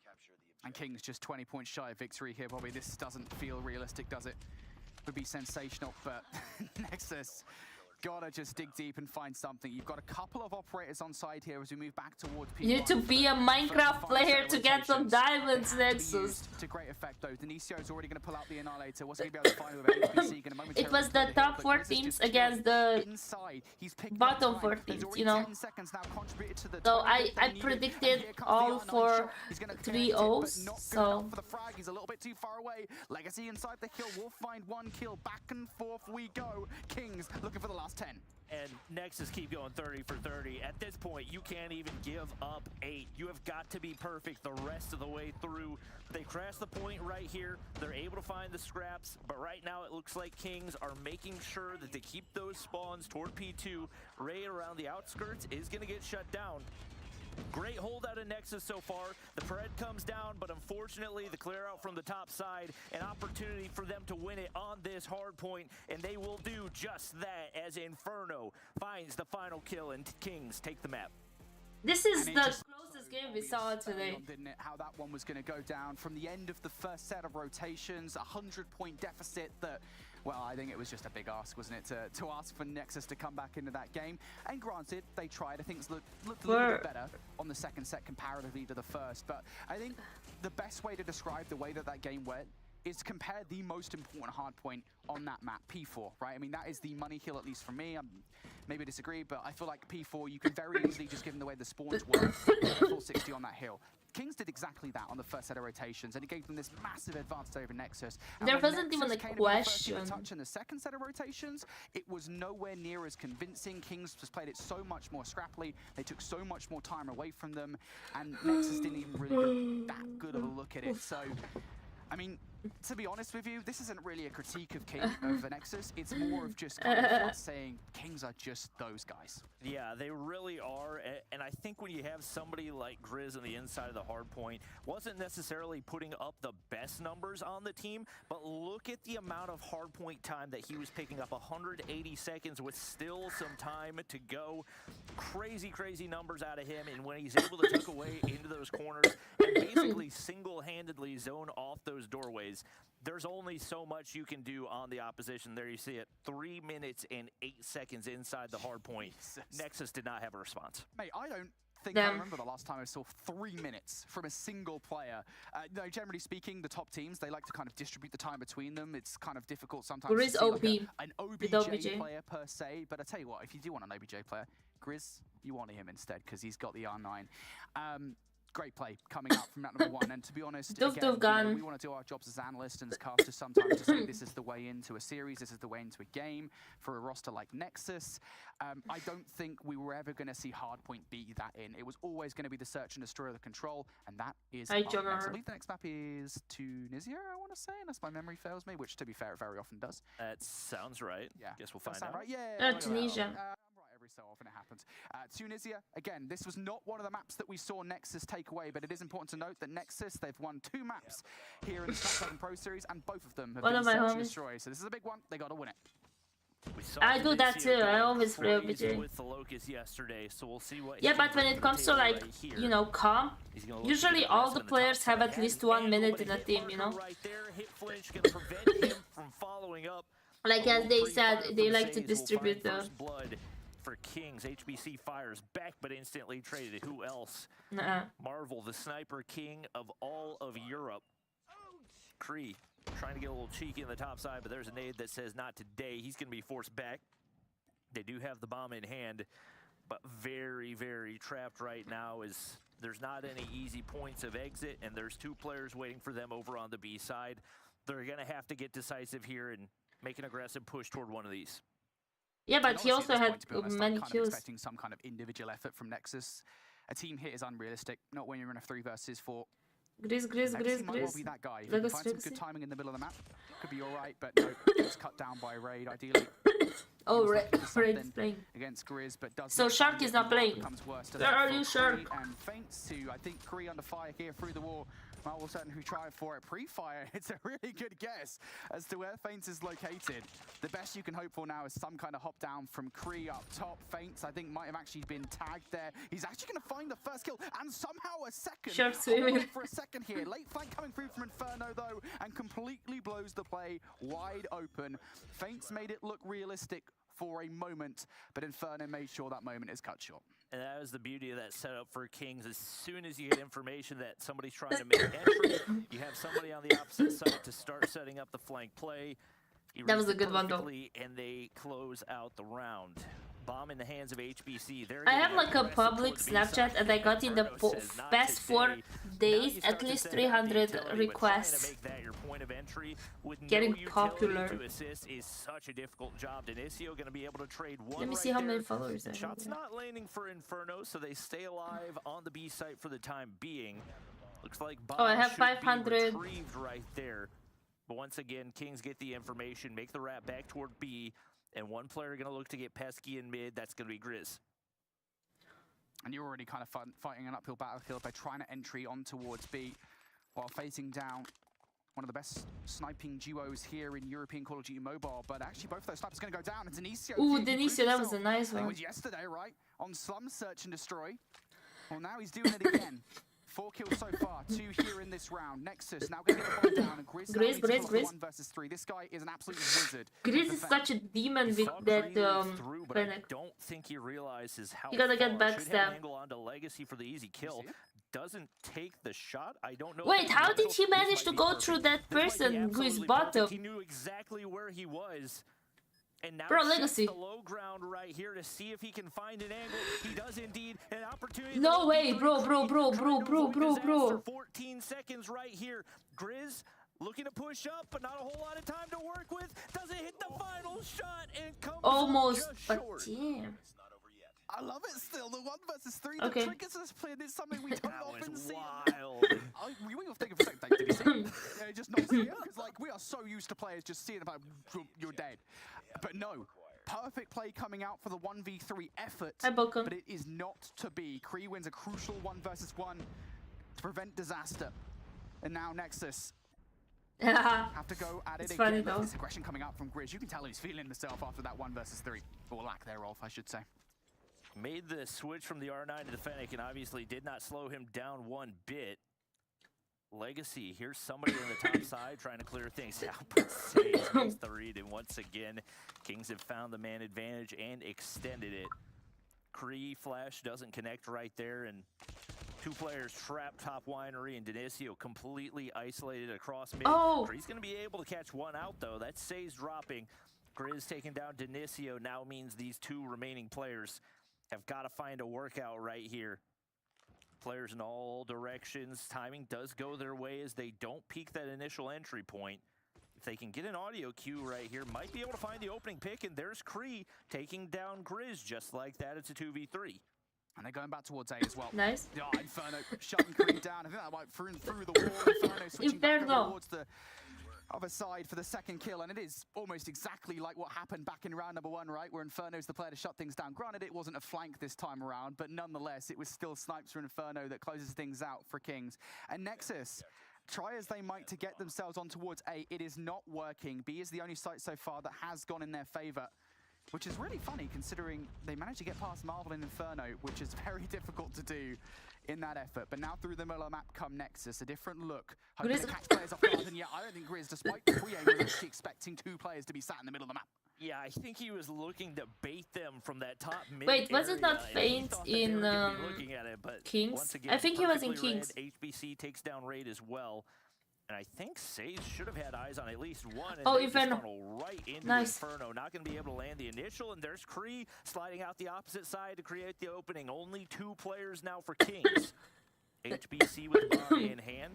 Should be able to get the plant down here, but he doesn't need to. Denisio handles business on the backside. And Nexus have tied things up. And Nexus are astoundingly good at getting themselves onto B, considering how much teams have struggled against Kings on this map before. Yeah, incredibly well done from Nexus to do it twice now. And it is important to say that, I mean, here on Tunisia, these offensive rounds are like gold dust. So they've done a really good job at taking 2 away from Kings. Now Kings here on the defense. It's a 3 versus 4. Grizz and Say's going to combine for 3. HBC, the only one anybody to say on the other side. Ooh. Nexus now forced back away, and we've seen this before, haven't we, Bobby? Nexus now back towards the backside of A. No I feel like I have something on my throat. That's why I'm coughing so much. Bang in the middle of the site. Denisio, the 1 versus 3 for him. He's a stellar sniper player, but these players are going to rush you straight away, and yeah, they should overwhelm him pretty easily. Yep. Perfect collapse right there. You don't want to take any unnecessary risks, and they take back the lead right here, 3-2. Surprisingly slow start for Marvel. Typically, the player that we keep an eye on is the leader for them, especially in the search and destroy, but they hold the lead, and at the end of the day, that's what matters. Denisio catches Grizz off guard, and once again, extremely zealous in that position, not having any utility going your direction. Denisio, very rare miss right there. He does have 7 kills on the board, but 3v5 advantage would have made them feel a lot more comfortable. Raid got to get dealt with on the bottom side. They do not hit him with a single Thank you bullet. for the whore. I think his teammate took a little bit of damage over in the top Thank you side. for the sword. They ward off the push, and for the time being, Kings will feel comfortable as 2 picks found. Just like that, they're back up a man. And this is much more what I was expecting when Nexus first pushed over towards B. HBC, though, going to try things out. Oh, what? HBC has just eviscerated Inferno and Raid, and all of a sudden, what was an advantageous position for Kings is all of a sudden gone down the drain. Say's on the flank, though, might be able to put it back in their favor. He's very weak for this second gunfight. Needs to try and escape if he can. And Feint's hot on the heels. Does take him down. Say's okay, I'm gonna be right back. Yeah, bro. It is not to be. And Nexus. It's my English, okay? As we switch sides, I'm gonna be back. Single time they have hit Going B, to the bathroom. well, I honestly believe, Bobby, perhaps crazily so, if they hit B every single time, they'd be 6-0 up. They hit it one time and it didn't work. It was close. Did they? I'm 99% sure. They got picked apart on the entry because they didn't throw any utility. HBC is going to be there to defend over on A, and he's able to shut down too early. So this one's starting to look a little dicey for Kings. And just like that, Inferno's going to be able to find one. Not enough information gained, but Denisio is there to pick up yet another, and he, once again, is playing a big-time role for this squad, but Says picks up kill number 10, now all down to Inferno in the 1v2. And to be honest, if you do want anybody here, it's probably going to be one of the sniper rifle players for Kings in this 1 versus 2. Inferno. Again, one of the best players here in Kings, arguably the best player on Kings. And he's just sitting patiently at the moment. Waiting for somebody from Nexus to peek out. I don't think they're going to give him that luxury, to be honest. He needs to check every single corner as he comes down and gets tagged. I think that was actually Kree that takes a sniper shot onto him. And Inferno made weak off the back of it. But now Inferno has a technical advantage here in that Nexus do kind of have to challenge. They don't know that he doesn't have the bomb. Nade connects right there, but they don't get aggressive off of it, at least not yet, but should have an idea where he's going to be, and timing does not go his way. They're completely locking down this bomb site now, and he's got to hit a god shot with the Deagle. They continue to just play with their food. Kree picks up the snipe right there, and now Nexus take the lead in the series. 4-3 against the King squad that has looked very strong in search and destroy. And once again, begging the question, what changes need to be made? I think one thing you definitely got to look at, Marvel has got to find a way to get more involved. be honest, I'm not really sure that he does, to be fair, because Inferno's still doing a lot of damage. If Marvel is in the play, though, it will certainly benefit the squad, giving them quite a well-needed boost. I'm curious as to what his positioning looks like here in this round. I think it's relatively passive as King look to try and make their way through the middle of the map. It's slow, it's steady. Legacy going to be the first player to discover what's up here. King's going to win that first gunfight, and now this will make things easier for Kings. They've got a lot more options, but as Inferno gets naded out by Denicio, now that kind of goes away. The nades have been really, really useful for Nexus. A couple really well-timed kills to take back life advantage, to find first blood, whatever it is. Now it's Kings making their way over to B to see what they can do with it. One player to be dealt with, that's going to be Kree up in the top side. And maybe some nice timing for Grizz as Kree's wrapping back to the back side of the site as he slips through. That's going to be okay, Ray I'm opening back. things up. Ooh. And with that, sorry. plant should be initiated right here. So guys, you're asking me why am I sick? Because I'm going in t-shirt, okay, and like this outside when are like -3 degrees. So yeah. Nothing at the moment. GG's. It's certainly got the number, not got the numbers, excuse me. Denicio, though, has been spectacular with his sniper rifle. If anybody's going to whip players' heads off in this 3 versus 4, it's going to be him. Nade going out. That's going to tag down one, and Raid's forced out of position. HBC going to take him in with, well, not so welcoming arms there. Now 3 versus 3. Time not really on their side, though. 20 seconds. Grizz up top is just waiting for them to come through, and Marvel finally going to get involved here. Grizz finds a second as well. Great positioning from Kings there on the hold of the site. And yeah, they just exploit what was only one player from Nexus on that B site. As soon as they get that one player, it's all their property. Yeah. And great play out of Nexus to try to bait somebody out of that corner, but just too many established. Okay, this is the closest game we had tonight. Locked down right there. This time they are full sending it out. Going to be 2 players here to defend for Nexus. Grizz has already gotten through. Dicey positioning, but Kree hits the well-timed snipe. But like yeah, for example, like it was snowing, and like I was in shorts, and even without socks, because it's so hot in my room and overall in the houses, that it's just like I don't have the time to get pants. I have my shorts on, you know. What can Kings do about it? They okay, need come on, Inferno. Right here, you saw him. Can't anyway. Find the initial cross. Not going to be able to find the second either, and HBC takes him down. And they still haven't got the bomb down as well. This is disastrous. Nice. I mean, he's going to be the only one to pick up a kill. You talked about him, right? He needs to get involved here. Only prior to the last round, he had 1 frag to talk of. He was on the breadstick. He's exited the bakery now, though. 3 kills to his name. Now needs the 1v3. It would have been a 1v4. Now down to a 1 versus 2. I think the primary problem in this 1 versus 2, though, for Marvel, is the fact that he has to go back for that bomb unless he wants to do this via elimination. And Feints pushed all the way up. Keeping an eagle eye on where Marvel could possibly be coming from. Marvel has just got so many different angles to peek. He checks it though, and down goes Feints. And all of a sudden, a 1 versus 4 becomes a 1 versus 1. Marvel versus Denicio, and Marvel pulls off the 1 versus 4. A sniper versus sniper battle. And this time, Marvel has the better say. Damn. Remember that one time I said Marvel should get more involved? What a play out of him. 6 kills on the board. He goes big to take back the advantage for Kings in what looked to be an impossible situation. And once again, a very different look right here as they get aggressive toward that mid side. Nobody here to counter for Nexus. Still 2 players over on that B side. In 1, jiggle peeking that top side angle. Timing has got to be perfect. 2 SMGs in the surrounding area, and they're going to be able to at least zone that off to allow Raid to get pushed up right there. Finds the opening shots on the Legacy. And once again, something just a second. They can dictate the pace of the game however they want to from this position. Nicely done from Inferno. That is a big play to take out of the round as well. Denicio provides so much value on the defense for Nexus. And Kings will know that. But Kree, the other sniper in the situation, going to take down an overzealous Raid. So 4v4 we go.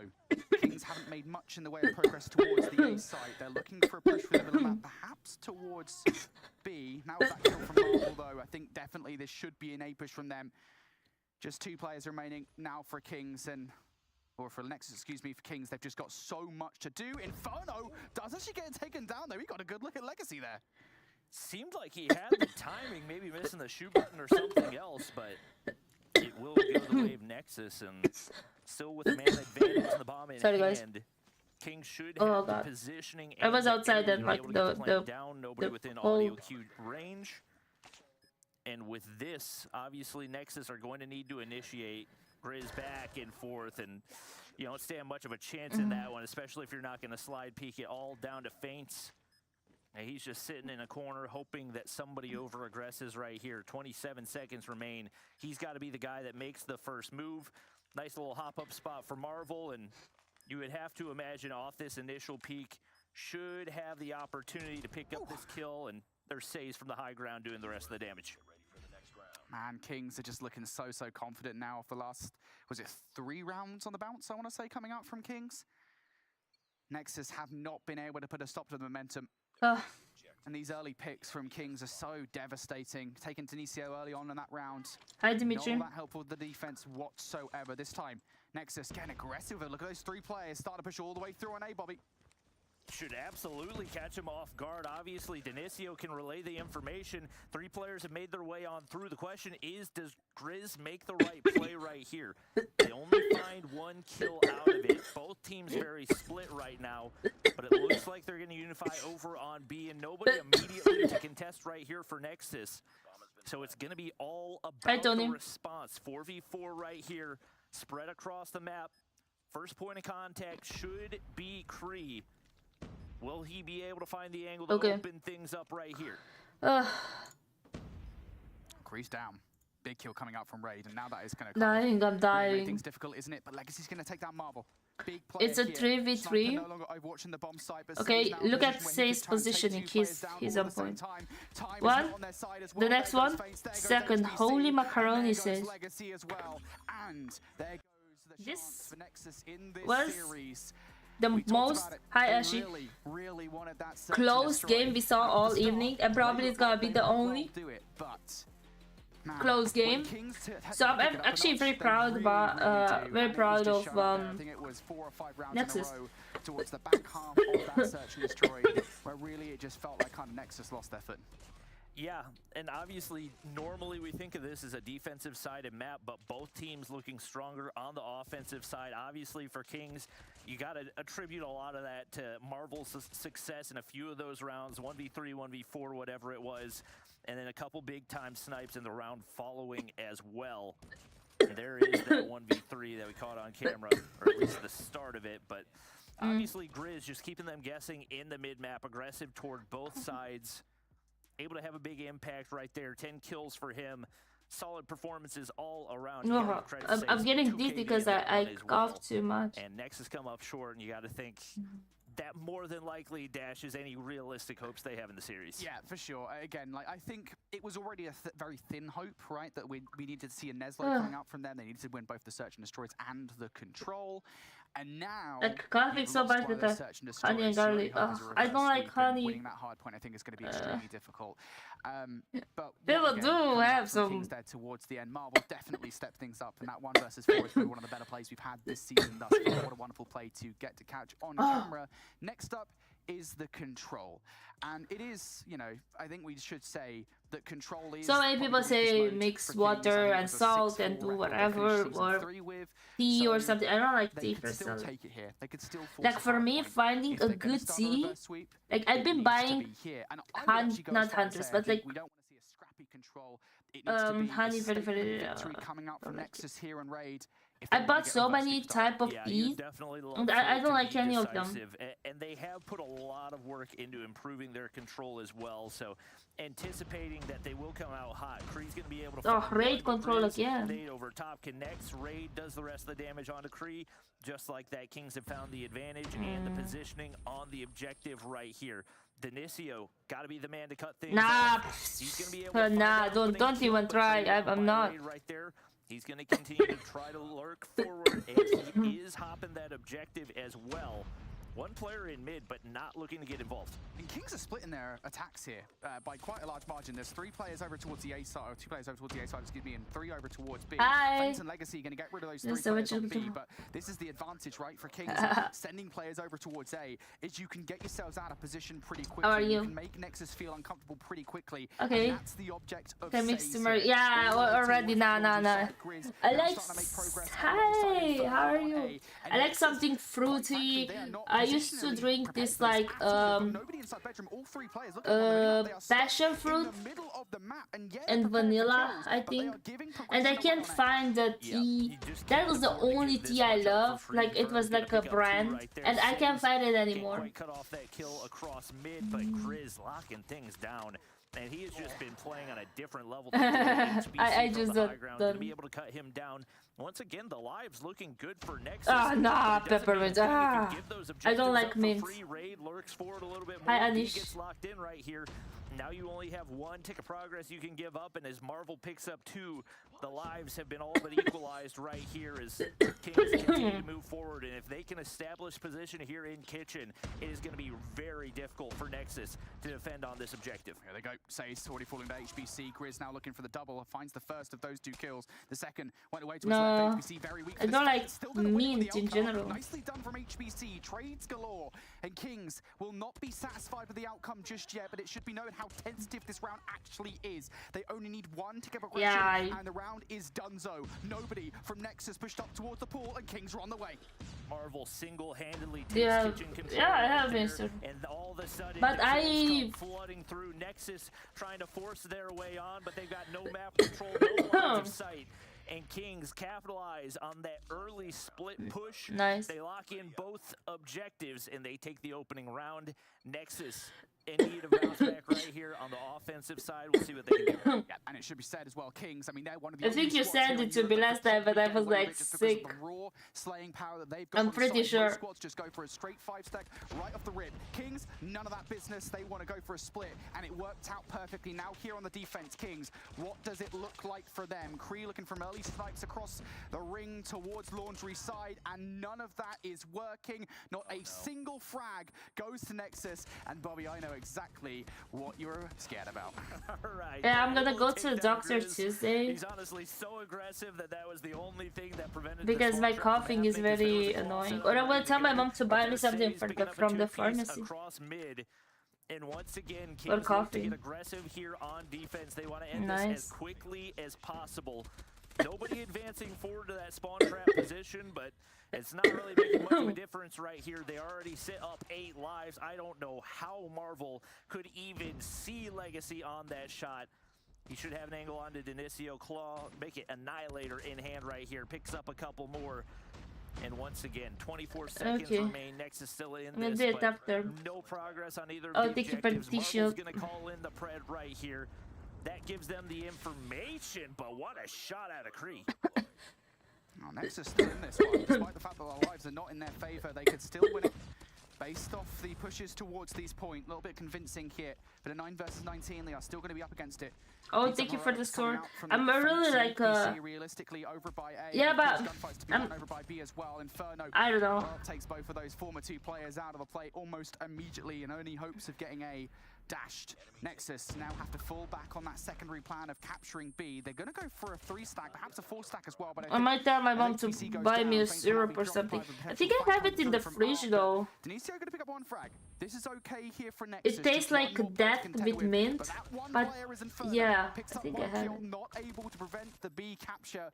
But does it really matter at this point, Bobby? Nexus are now in a 5 versus 15. Make it a 4 versus 15. Make it a 3 versus 15. Players are falling all over the Emma. And they just can't afford to go 1-for-1. You got to get so many sprees, and it's just not doable with the positions that these Kings players have. Look at him. Grizz going to be able to spot out one. That gives them information. He hunts down Feints, now all down to Kree. I will give him credit. He's hit some crazy snipes so far in this one. Nice. Inferno's gonna put him out of his misery. For the glory. I think in this case people have different opinions. Go for Kings. I think it's a similar scenario for them. But given the differential in the way the gunfights have gone so far, this should be an opportunity for Kings to get off to a hot start again. I would like to see some operator utilization right off the rip here from Nexus, and that's exactly what we're going to get. Oh, thank you. Coming out from Kree, sniper efforts in the middle of the map go awry from Marvel, so now we are really seeing Grizz with the equalizers. And goodness me, these things are deadly, but they're even deadlier in the hands of Grizz, who finds 4. Kings are on a tear, and Grizz just switches straight to the Predator missile and decides it is time to pound. round, and Kings are not letting up the pressure. Bobby, they've lost 2 lives off the start of this round. Nexus already down to 18. Nice. Exactly what we expected, that aggressive operator usage, and it has been completely the opposite for Nexus, as they have allowed themselves to get into a spawn trap with their lack of investment. And once again, we're seeing that position where, you can call in your operators, but if you're going to lose it instantaneously, it's not going to do you a whole lot of good. Only A needs to be captured now for Kings, and they are doing it quickly. 2 ticks of progress through already. Legacy finally able to take down 1, but Nexus have to throw everything they can, and all the operators are shut down one by one. Damn, 23 to Marvel Annihilator out. Damn. Man, did they speedrun that final round. Bro, Dream's speedrun in Minecraft are nothing in compare with these speedruns tonight. In most countries, that should be illegal. That's not nice. Wow. Just wow. I think like the way we expected that series to go is almost exactly how it went. We've got to give Nexus some credit for being competitive in the hard point. It was a closer affair than the hard point and S&D was actually nice from Nexus. As we got into it, as we got further into the series, King started to run away with things when we got to the search and destroy, and then that control. Man, I was saying that Kings on control, at least last season, it was something that teams could take away from them. This season, after what has been 2 days straight of Kings just running through teams on control, I think it seems they've worked on it. Yeah, no question about it. I think it very quickly became one of their best modes following the group stages of last challenge season, because they recognized what a big issue it was. And those changes have obviously paid off. So especially on Raid, that was actually one of the maps that they lost most last season. And those issues have most certainly been rectified. That was, it was a little fast. But, you know, Kings, we knew were going to be just an indomitable force that was going to have to be dealt with by Nexus. Like you said, though, they put up a decent fight in the hard point. I mean, they even were round for a while in the beginning of that S&D. So they've definitely learned something from their previous matches throughout the season so far. I think had Marvel not 1v4'd, we've got a very competitive search and destroy. Well, we did it anyway, right? But realistically, Marvel 1v4ing kind of just turned that search and destroy straight on its head. As soon as that happened, the game was kind of done for Nexus, I feel. You know, had they not been 1v4'd, then all of a sudden you've got a very different outlook to the rest of the search and destroy. But as it goes, they did. Incredible from Marvel, all the same. But yeah, that's a big turning point, that search and destroy out of the series. Yeah, which also, you know, will keep Kings as one of our 2 teams that sit at the top of the leaderboard, currently undefeated. That other team that is at the top and undefeated is Exclusive, who's 3-0 because they haven't played their match today yet. Yeah, it's Exclusive. The next match right around the corner. They'll be facing off against Big Brody. Yeah, the thing is about Exclusive is right now they're the only flawless team here in season 4. So not only are they 3-0, but they're actually 9-0 in maps. Please, I don't remember. Across the game. The asterisk on that is that they haven't played one of our top 3 teams, right? They haven't played even, I think, any of our top teams whatsoever. So they've had a pretty easy run of things so far, and that should continue versus Big. I will say, though, the big thing for Big here, they made that roster change yesterday. They brought Rondo onto the starting lineup, and if that continues, I think they will start to look a little bit better here, and we'll have actually a chance. Please tell me again, because all right, I like it. We'll have to see I forget. Exclusive, like you said, is able to not only remain undefeated on the leaderboard, but remain flawless when it comes to their performance in general, because that's a pretty nice stat to have when you're at the 50% mark for the season thank you for the rose so far, as well as the fact that you mentioned it, they haven't gone up against the other big teams at the top with them. That's coming next week. If you guys are just joining us here and you don't know, next week is going to be a banger. Some of our top teams will face off, and you don't want to miss those matches, because even if we know they're going to be in one of those top 4 spots, making their way I'm gonna go to finals, gym the seeding next matters, month. Okay. the money matters. So there's still When my cousin gonna come home from Germany. These teams outside of just qualifying through to the next stage because of the competition. I don't have time. Making that and she can take me because she wants to go as well. So I'm gonna start going next month at the end. A lot will go down next week as well. But for now, before we even get to that point, we have to finish out today, finish out the last match on the day between Exclusive and Big.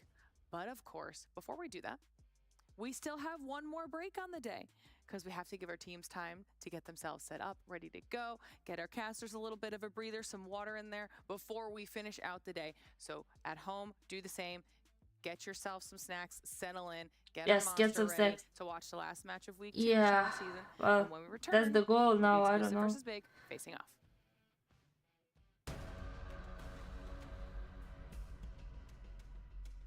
Hi Angela, how are you? Oh, thank you.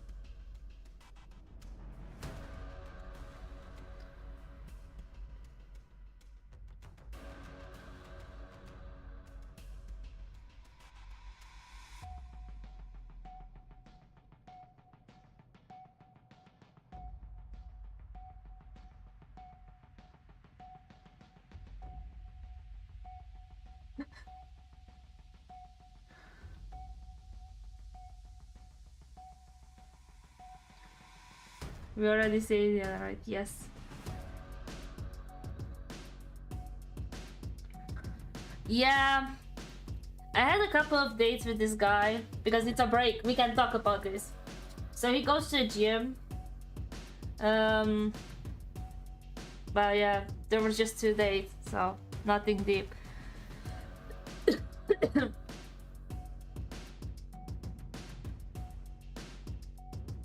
The thing is, I would have go to the gym. However, because I live far away from the city, I don't have the possibility of going every day, you know? And to pay the membership just to go 4 times a month, I think is too much, you know, or like even like 8 times a month, I think will not help me with all. I think it should go like at least, I don't know, I think it should go at least 4 times a month or 4 times a week, not 4 times a month. It would be like, you know, so it's very like hard to do that, you know. So when my cousin gonna come home, you know, she has the car so she can drive me. You can work out yeah, but I'm lazy. I get bored. It takes 2 or 3, I think it takes 21 days to get used to a routine, you know. So I'm dead after like the first 10 days. I used to do that at home too, you know, but I feel like it's very motivating when you go with someone, you know, first of all. And when you know that you paid this money, you need to do it. If you don't do it, it's gonna waste, you know. So it would be helpful. Now this is me. You're willing to work for him. You're willing to hurt for him. You know. But most of all, you're willing to be first for him. Joker, tell her to come with you. I'm going straight to the top. I like this song. Whoever did it, GG's. Look what I got. Whole lot of passion and pain. The road to success is insane. Stay out my lane, cause I'm on a mission. I'm getting what stands in my way. Yeah, I'm a beast. I wouldn't play with me, baby. The way that I'm training is crazy, and I do it daily. You wanna talk about drive? I got more drive than Mercedes. I've never been lazy. I'm in the room, it's a red alert. You wanna compete? Well, get better first. I got 10 toes in the dirt. Push through the hurt just to show them my worth. I'm the best. Yeah, I'm the best. I never stress. I know what's next. I'm who they test. Like we playing chess. But I'm unimpressed. So now let me flex. Oh damn. Yeah, I'ma work through the struggle and hurt. Cause I know my worth. And also I would be anxious to go by myself to the gym. I don't know. Yeah, I gotta be first. Look, I don't want anyone's sympathy. I understand what That's cute. All right, everybody, welcome back to the Snapdragon Pro Series. It's time for us to close out day number 2 of week 2 here in the challenge season for Call of Duty Mobile. What is the hardest day? The last matchup of the day is going to be between exclusive and big. We've seen some dominant performances across the board here so far. We're going to close out with another one. Yeah. So, by the way, guys, have him. Terminator is the only person who lives in the same city as, well, lives in the city where I went to uni. And I went to school. That's my call. It's so funny. An impressive stat to hold on. And he was, he's at the same school as my brother was. And lots of people I know. On the flip side of that, maybe we're not giving enough love to exclusive. Like you said, the fact they haven't dropped a single map the entire time so far, that bodes really well for them, Ton. I think you have to look at the opposition they have went up against, though. Look, it's all very well not dropping maps, but I am reserving judgment on all three top teams until we get to see them all play each other. So I want to see Omniscient against exclusive. I want to see exclusive against Kings, and I want to, this is kind of where we're at. So once we get those games out of the way, we'll kind of have a better lay of the land. But realistically, though, it's still impressive what exclusive are doing. Very, very impressive. To not drop anything whatsoever so far is incredible. They have had what we in the business call a Mickey Mouse schedule. So this is the end of that Mickey Mouse schedule, and after that is where the real test is going to come. I think that Big can give them a test on control if they get standoff. Nah, I will say it will not even be as close as the other one. Their go-to map is, because they played every map so far, but of the two controls that Big have won, both of those were on standoff, and one of them was on Mont, who looked very, very solid earlier today. So if they can somehow sneak that in, I want to eat. I have ciorba rodoviana. I tell my mom. For me to imagine a scenario where they take anything outside of it. To make ciorba rodoviana. We'll continue talking. I'm gonna eat after. Here. Focus in on their roster as well. What are some other potential? Okay, let me see. That okay. First time I see that. Zaka. First time I see Mirage Door. First time. Sturridge. First time. Rondo. First time. And Slayer. I think I saw Slayer. At the same time, because that's what they did. I think it was yesterday versus Nexus, I want to say, right? And that was, at least in my opinion, a big thing that gave them a massive win yesterday. I think just again a huge boost to the slaying power. Again, I never saw these but I think when they switched them out for Rondo, I think it was like 2 matches ago, I want to say, it didn't really change much, but having them both on the same team, I think, is a massive boon of success, and I think it's what made them so successful yesterday versus Big, so versus Nexus, excuse me. So if they do that again here, that's probably the start that I want to see. Okay, all right, I like it, and Bobby made a really good point on, and you mentioned it a couple times throughout the entire day so far. The fact that exclusive has such a wide range of possibilities at their disposal. Okay, I know exclusive. Obviously, we saw them already. A squad when it comes to like that map selection. Yeah, of course. I mean, the map pool is deep as it is for Kings. I want to say as well. It's always helpful to have some pocket picks, of course, but to be at least proficient on some of the maps that you're not too keen on. It's kind of where you want to be at here. I'm curious on the picks and bans, which I presume are coming in a second. I'm just. You know the thing that I told you yesterday? It popped out like 4 times. The pin. And we possibly get there. It was very annoying. It was definitely annoying. However, still, I would like to see some different maps come out from. I was keep trying to fix it. It was. But realistically, I still don't. Every time I would breathe, it would just pop out. I do believe it does continue as well. But exclusive will want to continue that as well. They won't want to drop a map here. It'll definitely bode well for them, though, as we keep talking about next week. It'll bode well for them going into matches with some of our other squads where, if people don't know what to ban out against them, Bobby, that could be a benefit for exclusive being able to flex everywhere. But we are starting to get some of these choices through Summit kicking off our hardpoint. Yeah, obviously Big did take the Summit hardpoint. It was against Nexus yesterday, so maybe not the toughest opponent. It's also a map that I would say exclusive are fairly comfortable on as well. So it's not a bad map pick, I would say, but definitely not a great one either. And then Takeoff is definitely another exclusive specialty, so that doesn't really set them up very well. Firing range in slums, I don't hate firing range for Big. I think they can potentially do some damage right there, but the one that I'm going to have my eyes out for, obviously, is going to be control, and they get standoff through, so maybe the potential for them to take him out. Yeah, definitely. These are relatively good map pips. The only thing I would say that's kind of gone through that I would have wanted to see get rid of would be Takeoff. I'm not too sure who banned Apocalypse, but if it was Big, that probably wasn't the right choice, considering Takeoff is probably the strongest hardpoint map that exclusive have. So we have Summit that's nice. Oh, I know, it's killing me. Statistically by far. Raid control being gone, that's a good thing. I think you're absolutely right, Bobby. Standoff being the map pick, I think is huge. It's probably the most successful thing in this pick ban system for Big whatsoever. It is worth saying though, it's very difficult to ban against exclusive because not only do they have a very deep map pool, every single map they have played this season so far has been different. They have not played a single map more than once. So what information is there to work with? I mean, that's the ideal situation when it comes to exclusive. We'll have to see what they're able to do now with all of the picks and bans, and we know how it's all unfolding. I'll send the two of you off for the final time today to the other side of the studio to get yourselves set up for match number 4. Brody, I won't ask for a prediction because I think I know where you sit. I actually want something a little bit more specific. I want a guesstimate on the score line for the S&D. Oh man. Okay, fine. You could do Hardpoint. Well, Hardpoint is easier because like exclusive are probably the best Hardpoint team we have here in Europe at the moment. Their differential is insane. It's like 150 points. That's 100 points. How are you, Jace? Any other team in the competition at the moment. And granted, a little bit of that is to do with the teams that they faced, but still, they're very good at Hardpoint. So I'll say like I think this will probably be a competitive game, like 250 to like 130 or so. Okay.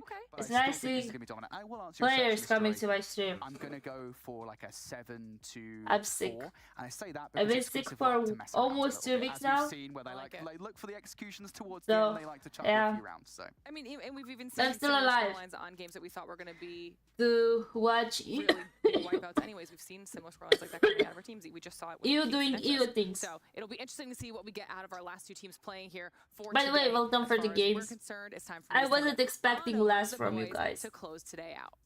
I was expecting more from the other team, but not less from you. Yeah, well, I think the next step is dying. I'm joking. But it's quite annoying because I have this like coughing. It's terrible. You're welcome. It was so nice seeing some of the players for the first time. Imagine people with who I played or I know them and I never see them. And then this event is like face reveals for everyone that I didn't know. A whole lot from Big here, are we? Or are we? That's the question. It's going to be a difficult one for them, really, to get anything going here. But we are starting to see this team that we, come to expect. Thank you for this word. Could they cause an upset from a day that is being void of them completely? I would say as far as raw talent goes, there's probably more talent. So as I said, I like than there is in any of the other bottom 4 teams. This will not be as close. They definitely have potential to make this somewhat close. They do get a solid feed off the start right there. Instantly traded. So exclusive have managed to clear the point. They hop on right here, right off the bat.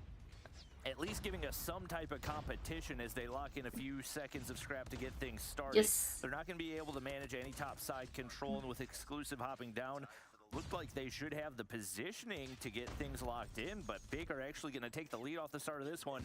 And once again, going back to the strength of the SMGs, and obviously Slayer, not on an SMG, but a very aggressive AR. He's off to a hot start, and he has to continue that for them. Yeah, and I think for exclusive there specifically, they were kind of watching the entrance over towards the top side and completely get that up. That's pretty much, I mean, they had the right where they were spawning there, Big. And choosing to give that up, and all of a sudden you've lost complete control over this side of the map. And exclusive are being pinned back just a little bit. They've been in a good position for P3, but we've still got 55 seconds or so of P2 to go. It's so hard. 2 here, and the SMG up front, up close and personal. I'm putting my glasses on. Important. Spawning out now for exclusive. They can change these spawns around. This is a really good start from Big. It's 30-point lead. Exclusive aren't going to gain some sort of control of P2, but spawns are very much there for Big. Yeah, that's about all you can ask for. Okay, Big starting good. Not only that, hopping into the hard point. And a surprisingly slow. It would be interesting to see Big getting the hard point. We've seen just about everybody on this Big roster have good performances at certain points or another. It's just been a question of getting everybody going at the same time, and this looks like it could be the recipe for success that they've been looking for, as Slayer is already on 12. Yes, they're giving up some scrap time right here, but they maintain spawn control. This push towards P3 needs to be flawless. Oh, look at quite sure. Having some connection issues, as we're not going to see him moving right here. And if they're going to maintain this lead, he's going to have to get going sometime soon. But for right now, it seems like he's going to be kind of a natural anchor for the rest of the never mind, guys. And for the time being, they're going to be able to capitalize. I can see him moving on the map there now, so I'm not too sure if he was just really preempting something. But either way, working out for the team. Yeah. With the first 10 seconds here. And you can see Exclusive not really rushing this set. A big gunfight win here from Rondo. Zaka combining there as well. Slayer, though, getting things up. Nice! That Slayer is slaying right now. And they have this P3, okay, exclusive? Are we sleeping? 30 seconds or so. That's sometimes difficult. It's about 120. This has been impressive from Big so far. Good rotation and kills over towards P2. Towards the end. Been a decent hold as Vat will find 3 there with the Purifier as well. And that's pretty much. Oh, my brain! Like every time I cough, I feel like my brain hits my. That they put in beforehand. Yeah, bones, whatever. Over towards P3. Exclusive gonna have to walk away licking their wounds, and Big may just touch 100 points. Okay, that's nice. Trying to see if they can spawn some of these exclusive players out, and with that kill, they will succeed in doing so for exactly one of those players.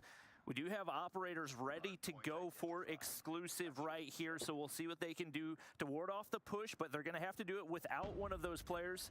Actually, looks like he succeeded in losing a gunfight, and they win all of the opening gunfights. Okay. So this is the start that exclusive are looking for, as they're trying to get a full 60 to lock back the lead. Creed not going to find anybody off the start right there, but a very slow push out of Big.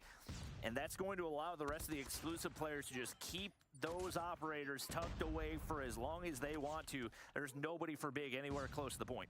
And I suppose you look at it in terms of the investment, Big put a lot into that previous hill, whereas exclusive, what they've sent one out in terms of what Creed had.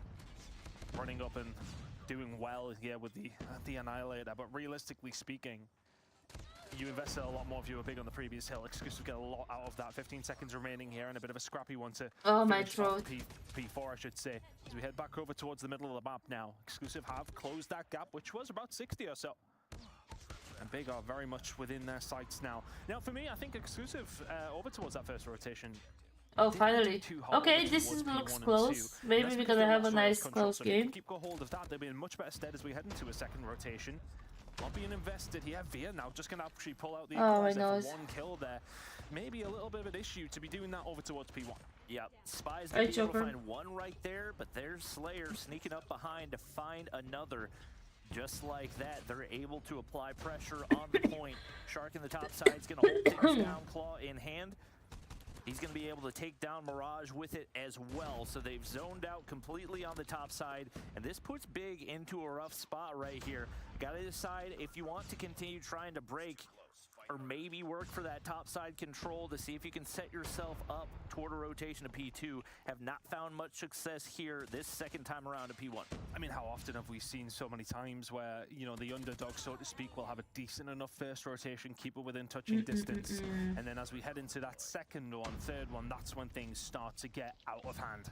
Exclusive now taking the lead for damn, they are taking the lead. One hill that we did see, that's a wipe. It is going to be the spawns there for P3 for the side of Big, and they will want to try and I'm actually hungry. I didn't have dinner. P2 coming up though, it's going to be hotly contested as it does pop. It's a 20-point lead for Exclusive.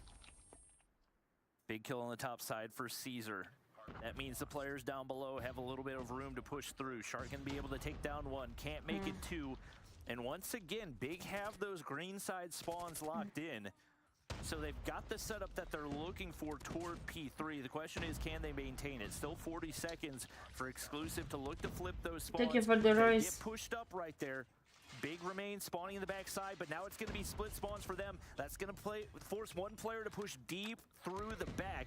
That's going to be Slayer, who has been so big for them so far. 27 kills on the board. He gets taken down. Exclusive only have one more player to deal with if they want to flip the spawns. They do exactly that. They do it while taking the objective, and this very well may be the turning point. Spy just does such a crucial job for the team to lock down those points as well. For all that, the main objective for Exclusive in that final 10 to 15 seconds of that hill was to flip these spawns. Spy locks it down on his own. Exclusive starting to build a little bit of a lead now, and is that maybe the straw? I want the kebab actually. I want the kebab so badly. Holy macaroni. Managed to pop the Annihilator here to try and get themselves inside the point. Slayer could do with going down if he Caesar does find that kill. Starting to fall away a Big though. Potential break on the cut. Creed sprays Oh, across I the want top side, I want able to keep pick up off so one, bad now. but it's going to be big I wanted to go in the pushing town on through a the Friday. to see what kind of time they can get here. You know, maybe pressure toward the backside. That's going to force some of the operators out. Zaka is going to be able to find at least one right there, but it's a response from Spy.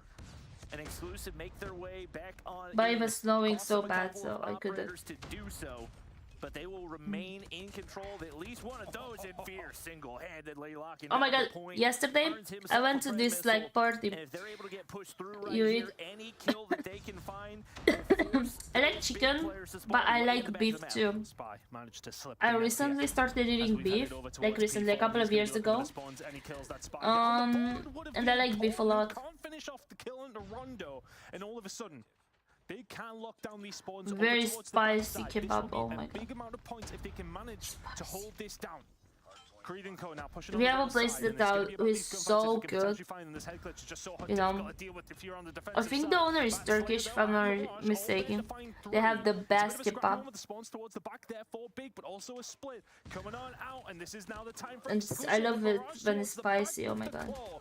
Big plays coming through from the Big side. It's very easy to fall into that trap, but still, look at the difference in scoreline. It's about a 50 or 40 point game. Okay. Big are still in control. They really need a solid hold. This is right the here to get closest back into this hard one. point They we had closed the gap actually. Slightly. Spy has got to get dealt with on that bottom side, but Rondo locks in a few right here. He doesn't have an angle to work with, and Big hold the line for the time being. Purifier's going to get invested here as well. They want max time, and it looks like they're going to be able to find it as Caesar gets dealt with.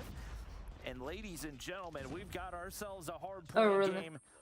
Nice. I like it when I make it at home as well, but it doesn't have the same taste. As we head back to P1, Pred does fall from the sky. Not going to earn them any kills, but that should give them information, and Shark's Oh, Caesar. It's now on to Caesar to try to do the rest. Caesar locking down two as we do head into a third rotation of Hills with merely a 6-point game. Exclusive starting to get some control over towards the P1 side, inside. Damn, so close. Well done, Big. You want to try and get some top control. You want to try and get some rails control, which currently belongs to the side of Big. 9 seconds remaining, contested time. What's It's just missing? up to Shark and the boys to try and pull something out of the fire here. Yes, What do they you mean? will have the lead, but they really have been forced away by Big. Time and time again. This could be a big moment, though, as Creed is going to be able to find one contested point at the moment, but that kill feed looks exactly like how you want to see it if you're an exclusive fan. Slayer and Rondo are able to answer back, but looking towards the control here, Bobby, it's not looking too bad for exclusive, but P3 rotation once again is going to be there for the side of Big. And they've just not been able to find a response over toward Cages. I believe You said it doesn't. locking it down over there, and the kill gap has started to grow. Slayer Hi, doing Emma. everything he can. Oh yeah, it's like the way they make the meat, you know? Like when I do it, obviously, I don't put it to marinate that much. And the way, like for example, it's like on that thing, you know, that it's like circling. I think it gives them a very interesting taste. It is going the way of exclusive over on Hi, that Kaput. green side. You know? 4 yellow kills in the feed. And now eyes on the operator. And the sauce and so on, you know, it's like more a reach. No, doesn't get taken down. Barely alive right here, and just like that. Big apply pressure and get on the objective, but they've got to find a way to flip those spawns. An absolutely crucial That's my moment here in opinion, the you game know. with Shark Vieira are able to combine and find 3, making forward. Cesar joining the party as well. It's a 5-man down now if you're exclusive. Quick spawns coming in here for the side of Big, but the kills are starting to fall through. And which way will this game flip? If Big can manage to find a couple of kills and then find the force through, they've got a chance, but they've got to go quickly. Nice. It's still on the cards here for exclusive. 10 Nice. seconds to go. It's a 3 feed coming in from Vieira. Oh, they need the next one. Once again, and that should be the game. They need the next one. They need P4. P3, P3, sorry. You've got to go over towards P3 right now. Oh, yeah, yeah. Look at that. They don't have time to Ooh. try to flip out the spawns. They got to find a break through the front. They don't have any operators Oh, to do it. Caesar. Caesar mows them down. One player slipped through the back, but there's not enough time to break. You see? Exclusive close out. That was nice. Unexpectedly close map. Very, very good map, to be honest with you. And really, what I want to talk about, and we'll see it in the highlights quite a lot, Big was so good P2 to P3. They were so good at that. So Summit is obviously a map that they're enjoying themselves at this moment in time. But exclusive, I think realistically, you'll look at that and maybe be a little bit disappointed they didn't control it a bit better. I want to say, especially towards the end, we've seen the slaying ability definitely stepping up. We've seen Via, we've seen Cesar going off for the team. I believe it was actually Via towards the end and Cesar who actually did just find multiple amounts of kills at the right time, which is great for Exclusive to have in the back pocket. But if they didn't have that, they could have been staring to being down in this series already. Yeah, no question about it. And I think you look at the example that I believe Omniscient set today in the way that they dictated the pace of the game on Summit. And that was what we expected to see out of Exclusive. And they just couldn't muster it for that entirety of the first rotation. Obviously, you got to give a lot of credit to especially Slayer on Big. He and Vat put in crazy, crazy numbers. And in the end, the experience did shine through for Exclusive, but not a map that we expected to be as close as it was. And they definitely had to lock in. Maybe a little wake-up call for Exclusive to get a little bit more serious. Oh, Rehan, hello. Yeah, that's one of those games that you just cannot let slip. They don't, admittedly, but the comeback was sweet though. It was nice. Hi, Carlos. Oh, thank you for the donations. You know, how are you, Rehan? Comes from a place of understanding how good Exclusive are at this game. It was Cesar I towards the end so who bad. actually started popping off. There you go, 3 Carlos, kills coming on through with. It was nice. Big did good for the complete team wipe to close the game. 44 kills to his name and really was the leader. But looking at it, realistically, it's only it's an outslay from Exclusive, of course, but it's not that heavy for the points that they have, I suppose. But if you look at it, right, okay, well, yeah, maybe it is relatively heavy in terms of, especially towards I forgot the what was the S&D map. I think they look at that as one they like, maybe a little bit more. That's nice. I'm happy to hear that. Yeah, and I think that's going to force them to give big respect going into this next one, because you don't want to put yourself at risk of, number one, losing a match, but they probably don't want to lose that perfect record either. That's something you'd like to be able to maintain all the way through the season. That'd be interesting, the S&D, to be heading honest. into the Search and Destroy, not typically a mode that Exclusive are known for. Yeah, I see, thank you. Destroy team, but we've seen Big cause some issues for teams in Search and Destroy, and they have an opportunity now. Bro, my phone is so slippery. On the control, and you got to think Exclusive probably now really thinking about the control. Yeah, I'm great that you're happy. I'm happy that you're great. I'm happy that you're happy. Brody's left his notes over here, so I'm actually going to steal that that he put in here. So the differential so far for the side of Exclusive was sitting at 196. So they won on average their games of hardpoint of around 200 points. So Brody, good shout on that one. That one significantly closer than that though, Bobby. So that's going to drag that differential right down. But besides the point, look, I think they've been so dominant in hardpoint so far. That will be an ever so slight scare, but a scare that they will get away with. Ultimately, they will be heading into map number 2 in the lead, but it wasn't the cakewalk that we presumed it would be when it came down to Summit. We're going to be heading into map number 2. I can't wait to eat some soup, I Big swear. are definitely here to play. We've seen a decent result out of them yesterday against Nexus. Okay, fair enough. Nexus haven't necessarily been looking fantastic. Like some hot but Big soup. have shown signs of life, even in the series that they have lost. Yeah, no question about it. Oh, with croutons, Search and Destroy, not their best mode. I don't know that we've seen them on firing range ton. I mean, I feel like we've seen pretty much every European team on firing range ton to a certain degree, but we'll see what they can bring to the table. Last time around that I can think of, they were heavily dependent on the MK2 of Mirage, which is not something I thought that I would be saying, but he's going to pull it out once again and see what type of damage he can do.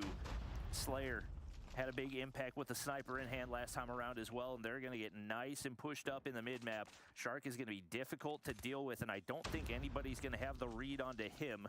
So he makes his way over to sandbags and no, let me get my take the passive route. I'm getting See if their tired snipers and can hungry. find the first blood. It's going to be Creed doing the job for Exclusive to get things started. And that is always the trap that some teams can fall into when it does come down to firing range, especially on this attacking side. If you turtle up just that little bit too much and offer a team like Exclusive that complete map control, you will be punished for it. Very little room to move or breathe. Now all of a sudden they've got to come up with a game plan because Exclusive have not offered anything up here, but Via may well be offered something. Oh, I tell you what, he wasn't far away from the kill out, but we'll have to back on down. Exclusive choose to send more reinforcements over towards the B side. Big do not commit. Rondo will commit maybe just a little bit further than he would have liked to. Cesar will find that kill. 5 versus 3 now. Feels like Big don't really have a plan here. No, it's very, very reactionary, it seems, and that allows Exclusive to just sit back and play the positions that they want. Creed picks up another onto Slayer right there. Shark's gonna jiggle peek, get the information, and back away. And with that, that should be all the information that they need. Nice. That's gonna be able to take down Veer on site, but still a lot more exclusive players waiting in the backside. Zaka, I don't think going to have the audio cue of the player up above, but Caesar actually going to slip on through. That's going to provide an avenue for him to hit the flank right here, and all of a sudden the 2v5 has turned into a 2v3, but it's a 1v3 as Vat falls. Down to Zaka. One shot. 1 HP, the rest of the Creed is there, Creed is there. And get aggressive right here, and no reason for them to push. The bomb is already down. Nice. Shuts him down. And I think the big problem for Big that, okay, look, we're going to slip in. We need a new team name. We do. Big. Call yourself Large instead, and then we may actually Large. do a little bit better. I think for Big Dead, the problem really was is that it just took far too much time. In the end, the execution actually wasn't terrible by any stretch of the imagination, but you can't leave it that long. You can't give yourself no time to find this push. And well, if you're Mirage, I don't know if that's necessarily the best place to be pushing here, but okay, it is. Shark with the SMG gets done over pretty much immediately, and now all of a sudden it is a 4 versus 3 in the favor of Big. This would be a big round for them to get a hold of. Right now, exclusive way pushed back in the mid-map. No control right here. Mirage takes down Creed. And Veer gets thank you eyes for on the the one t-shirt. player pushing on into trailer, but he really needs to find the exit pick right here. Spice can be able to pick up 2 on the opposite side of the thank you map, for the just smile. like that, it's a 2v2. And this becomes very, very manageable for exclusive. Rondo, 1 HP, but the last bullet does not connect. Shots through the wall, won't find anything either, but both players very weak, but exclusive just can't seem to finish them off. Quick scope out of Veer, leaves 1 player, it's going to be Vat. 17 seconds is not a lot to work with, but he's able to take down 1. Veer connects the shot for 2, and exclusive find the round and extend the lead. That's my thing. SND. Oh, I like SND. It's more like, I don't know, you have time to talk with people in SND.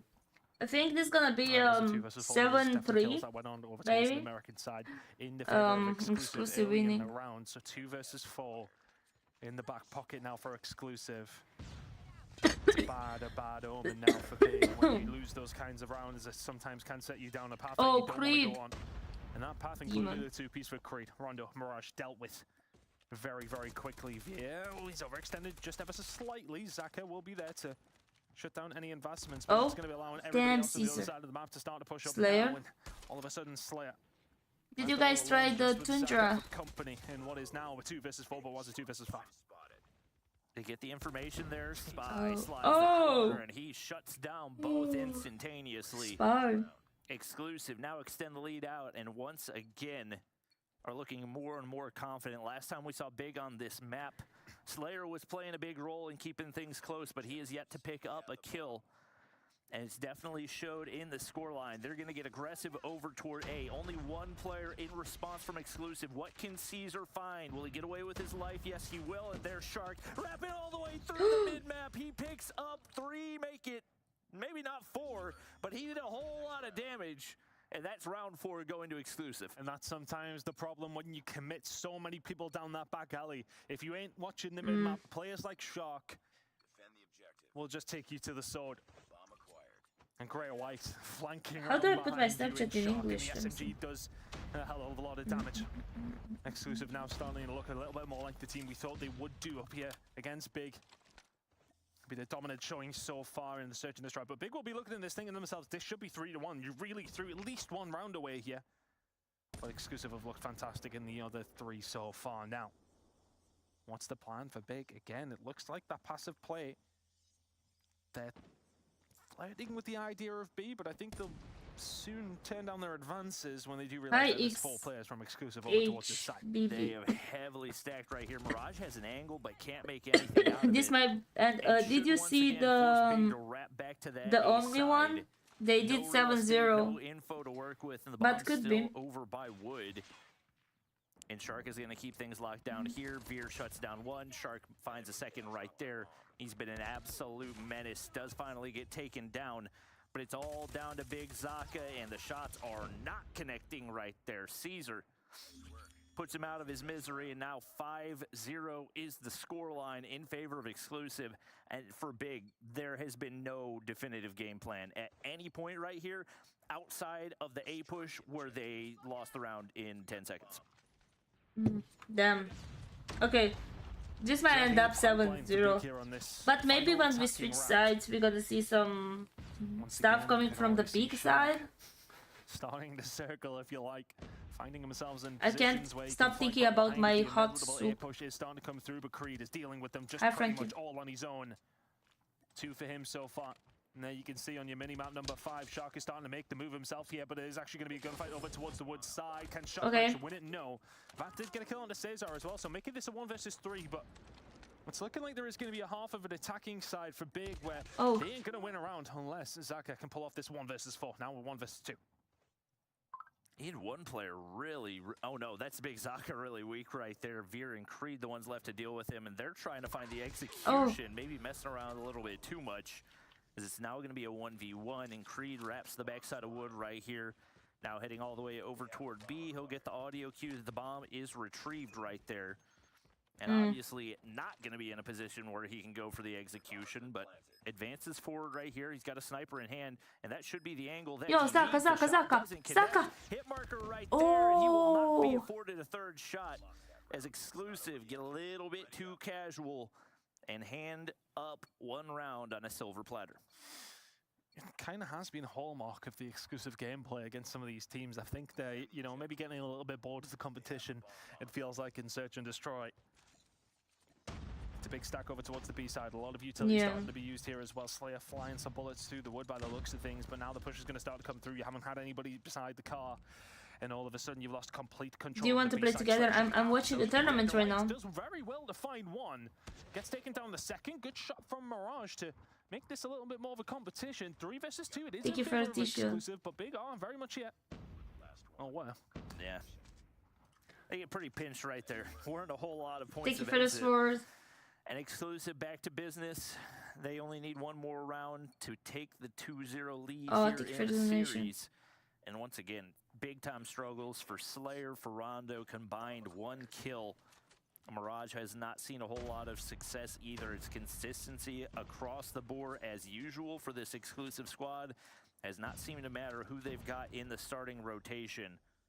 These guys come ready to play, and Caesar's going to get that opening information on the push out of Mirage. But I think he was actually able to slide past the doorway without getting spotted right there. Does get dealt with by Shark anyway into a 4v4. That was a nice one. Feels like Exclusive maybe playing the same game to a certain degree. Oh, great. But they can find picks like that. And that opens doors that you can then start to walk through, and well, do Big have the numbers? Opens doors towards Narnia. Because that's where Big is going after this. Push in. Oh, it's disgraceful from Creed. That is there to, well, looking like he was going to find the kill. Now Slayer. With all due respect, Big. 1 versus 3, the bomb is down. All hope is He's getting killed. Is Big looking to close this one out. Creed and Co are going for the execution just to seal the deal in the most disrespectful way possible. But Exclusive really have been above and beyond the better team here. Big really haven't had much of an answer for any of their advances.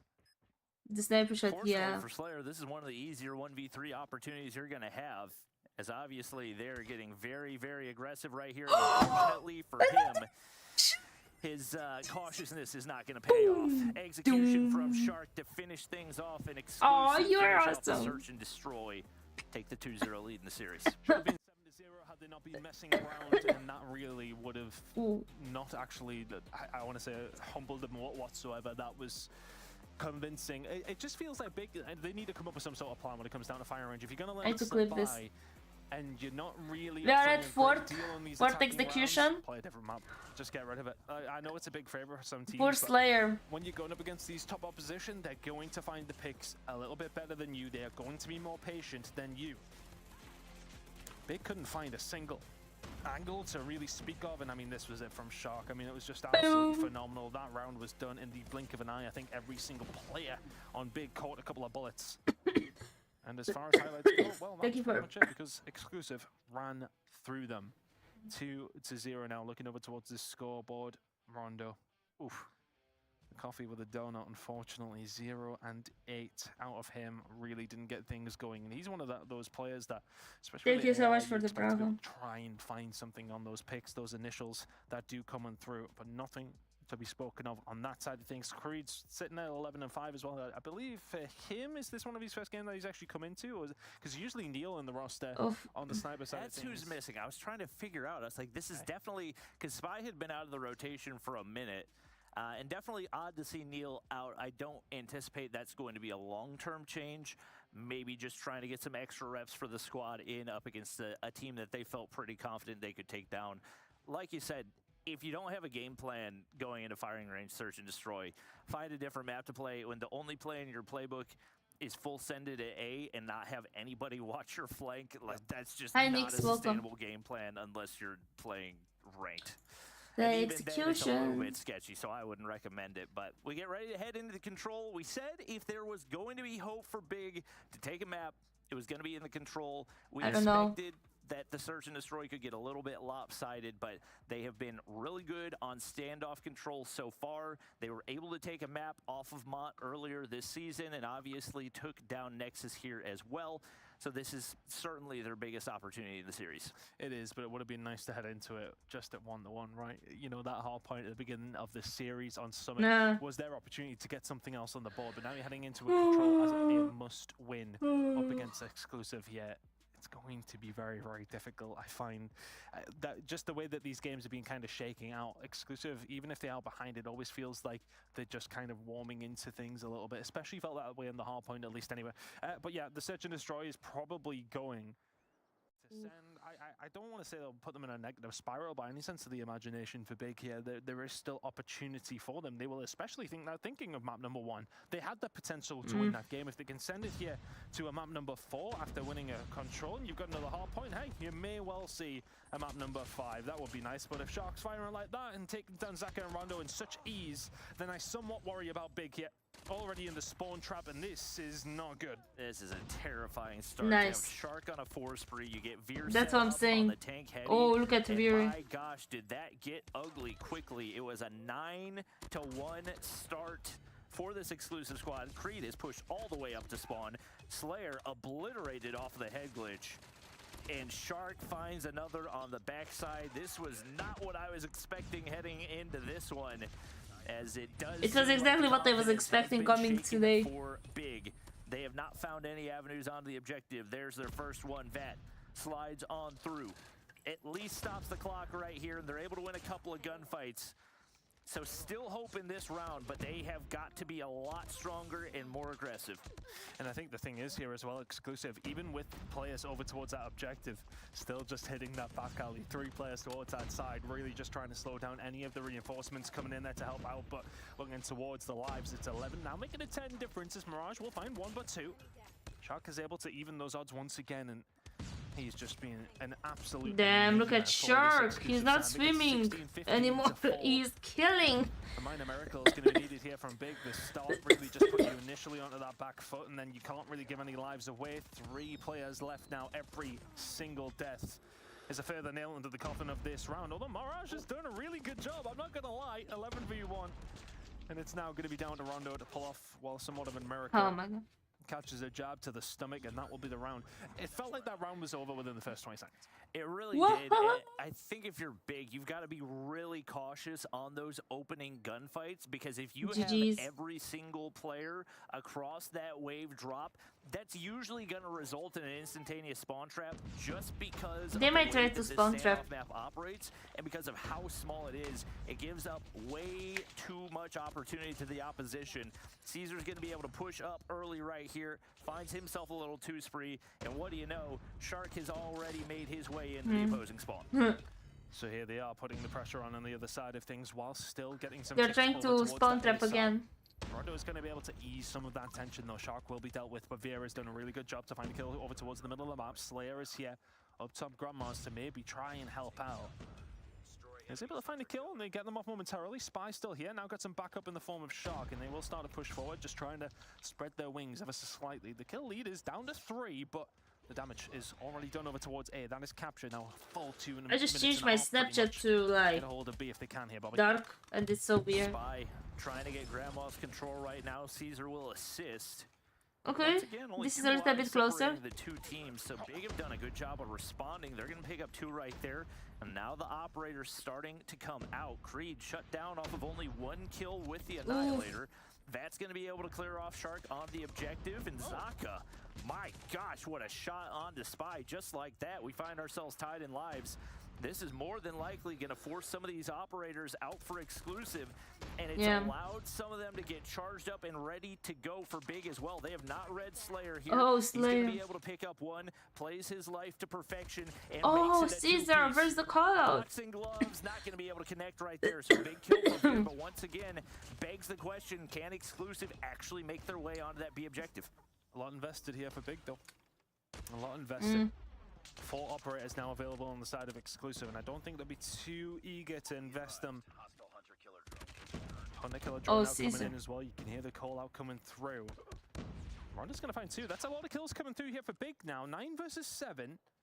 I don't It's think you're close. panicking if you're exclusive yet, but you have a full minute, so the game does slow itself down. If they can find Rondo towards the back here, it may well break things open, but looking towards Okay, it, nice. it's going to be Slayer who's round Mirage behind them, down. still holding these spawns. They could probably do with getting rid of him.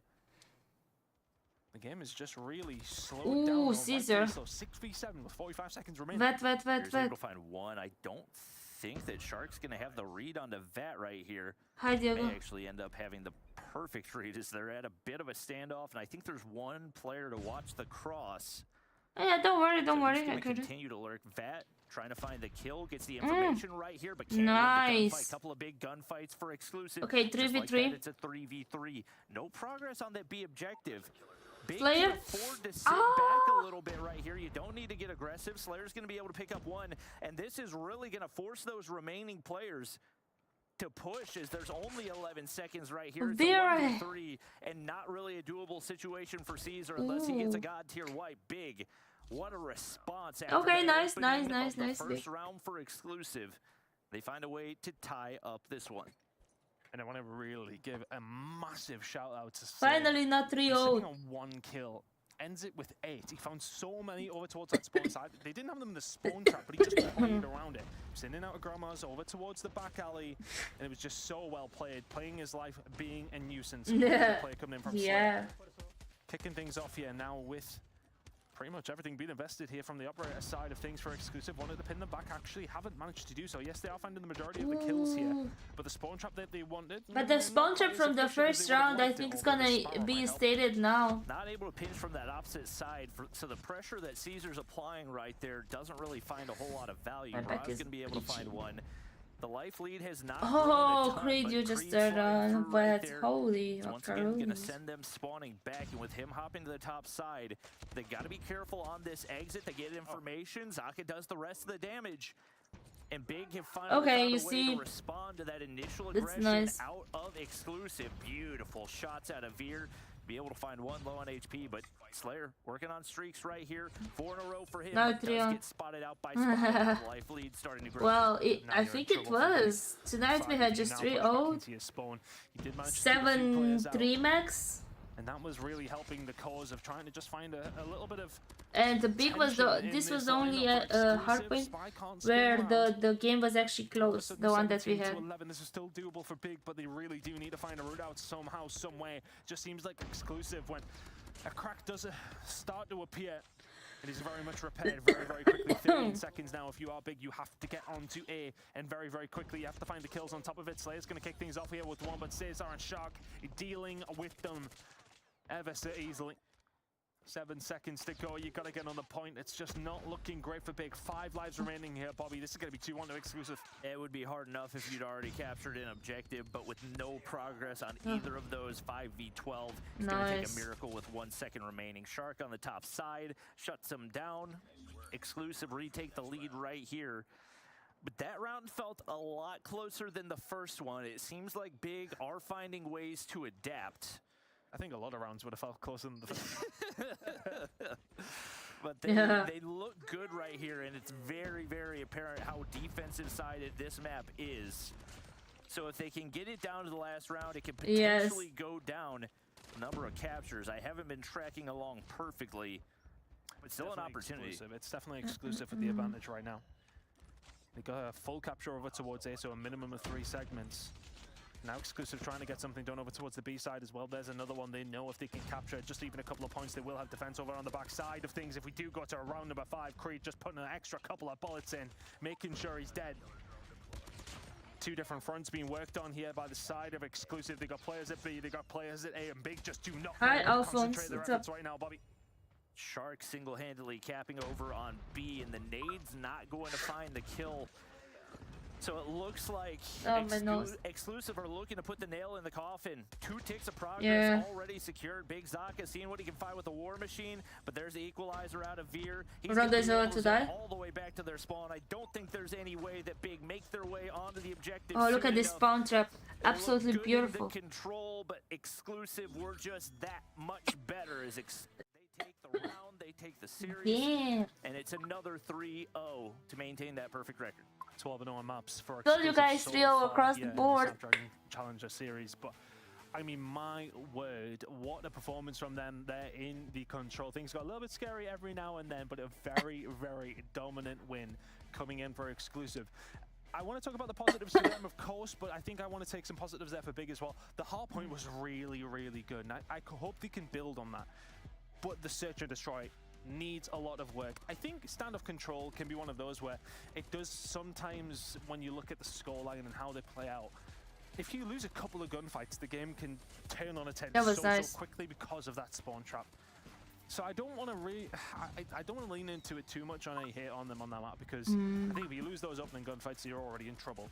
And Exclusive punished them every single time that they got the opportunity to do so. Crazy, right? Big didn't quite find themselves as being as efficient with that spawn trap, on occasion at least anyway. It was a difficult game. It was always going to be difficult for them. I think there was some positives there for the side of Big, but ultimately a walk in the park for the most part for Exclusive. The hard point I think was the biggest thing in that series for me. For Big, I mean, I predicted a competitive game. By the way, folks, it was a competitive game. Would have been 250 to 130. I will give you that one. Yeah, it would have been a competitive 250 game. 250 to 130. Yeah, your prediction was terrible. You're up by 70 points. Look, they did better than I expected. I'll say that much. But I mean, the Big did good actually. The hard point was the best tonight. They started to go for the execution, so they probably could have been flawless in that one. But all in all, I would say that was pretty competitive on the whole from Big. And I still stand by what I said, I think, before we got into this series, where I think Big in the last 2 matches, this one included, 3-0, have been a lot better because they've made that change in their roster. And I almost wonder, to a certain extent, what would have happened if they'd have done that from the beginning? Would those first 2 matches look a lot different? And will they regret not having this roster as we get further and further on in the season? And I think for me, though, at the same time, for all, I want to give them credit. You know, as I was saying, as we were walking back over about the control, that things can get out of hand on standoff, and the hard point was good. The S&D was not good. And they do need to look at that. I don't know if it's just maybe in terms of a map pick, in terms of firing range, and I know Exclusive are a very, very good team, but you essentially did lose 7-0 there, and it didn't ever feel like there was a plan. You were watching it, it was just 5-man hits or wait for a pick, and they maybe need to do some work on that. If they do some work on that, they could be a solid team, because the hard point was decent. The control, I got away from them. It's just one of those things. But the S&D really does need work. All right, well, that's all of our matches for today done. And we saw some really dominant performances. We knew today was going to be a little bit of a tough day, but it's Kings and Exclusive who are the only team still maintaining their flawless record at the top of our leaderboard, 4-0. Okay, Kings Exclusive, Omni. Next week when they finally face off against each other. I told you this are the top 4. I'm curious to see who's gonna be 5th. I think there are so many storylines behind Kings versus Exclusive. Big. I mean, like 5th in my opinion. Season 3, Kings were the top dogs, and I know there are the Nexus 6, Righty 7, and Zantium 8.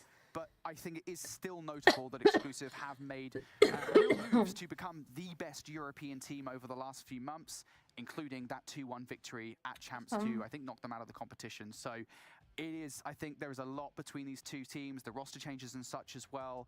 I am really excited just to find out which of those 2 teams is now on top of Europe. It's also worth noting that I don't remember if it was here or previously, but we interviewed Creed, and we mentioned the fact that they didn't have Inferno, and he said, I think even if they did have Inferno, I think we still would have taken the series. So there's definitely a rivalry there, and they'll have an opportunity to prove whether or not that's actually the case. And I think it's absolutely fair to say Omniscient are still in that mix. They lost to Kings by 2 rounds of the Search and Destroy in map number 5, right? So they are in there. On any other given day, they could have won that series. Yep. So realistically speaking, I'm super excited to see that game against Exclusive as well. I think those 3 teams are not far away from each other. Whatever order that is in, though, I haven't actually got a clue yet. I think it's very difficult to ascertain it, which we will get answers to next week. And just to add on to what you're saying as well, again, we'll say it and we'll keep on saying it. Omniscient should have won that series in 4. Like, why isn't there any Bjorkon? They were 100 points up. I know this is a while ago I don't now, know. but like, yeah, Omniscient are absolutely still to be considered here for potentially the best European team. So yeah, that is in the mixer as well. Listen, Brody's saying it's a while ago, but you can go back and check the VOD if you want to watch the exact matchup that we're talking about. So you should do that, even if you just want to get better informed before what happens next week. And speaking of next week, we'll show you the schedule. We keep talking about these matches. Now you have a visual here to understand what we're mentioning, because we're just, we're starting it off with Exclusive versus Kings. And then we also have Mont versus Omniscient on there. I mean, this is a great day, Ton. I don't think that's a bad game. Exclusive versus Kings. That's gonna be amazing. Xantium versus Nexus. Okay. Mont versus Omni, another good game. Mont can upset the odds. Hey, look, next week, would still surprise me. Omniscient have looked we're frying. But yeah, kicking it off with Exclusive against King. I mean, that's somewhere to start the day on Saturday. I'm looking forward to that one. That'll be interesting. That's going to be a really fun day. And don't forget, that's just the first day of what we have in store for you guys next week. There's a second day, and a little birdie told me there's also a really good matchup on the second day as well. So make sure you're here both days so you don't miss what happens, because those are going to be some really, really fantastic matches. It's almost time for us to say goodbye. But before we do, final thoughts. We're now halfway through the season. We pretty much have that top solidified, or at least knowing who's going to be in that top 4. And now it's just about placement. Yes, yeah. As we said, I think we're all now at the point where, and I think we've been at the point now for a few days, that we I think it's more hard to manage even with Mont in the BR ones than MP1, I think. In the top 3. We don't know where those top 3 are at, and that is what I'm really excited for next week. I'm like a fan right now. It's going to be a really fun time next week to decide which of those top 3 teams actually sit atop.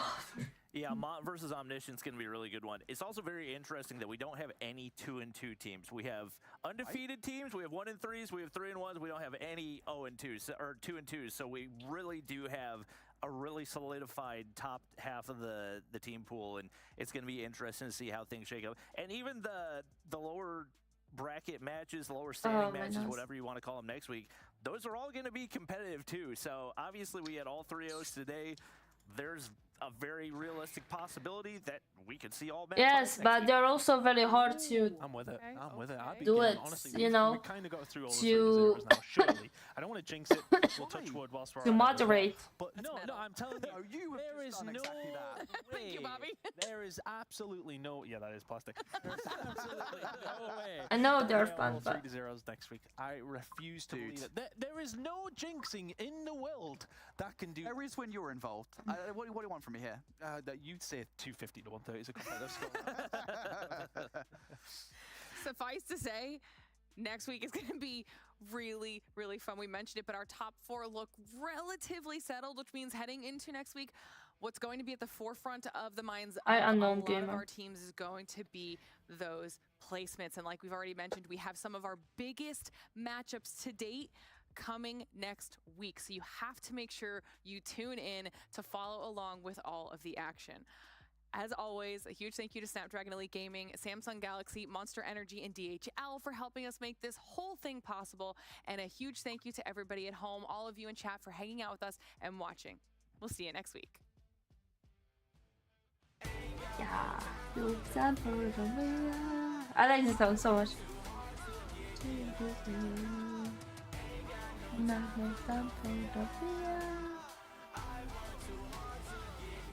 So good. GG's. Cât mai este? 15 minute. Eu nu mai stau atâta. Thank you for the winner. Well done, guys.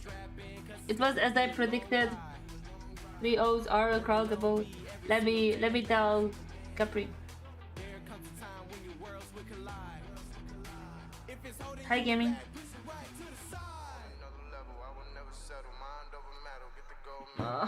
No, bine, extra. Dar n-am ce face 15.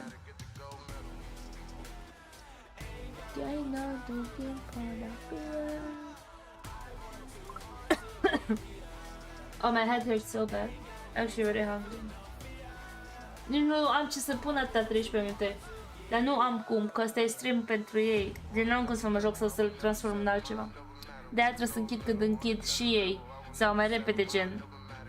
Atât timp cât n-a s-a dus. Înțelegi?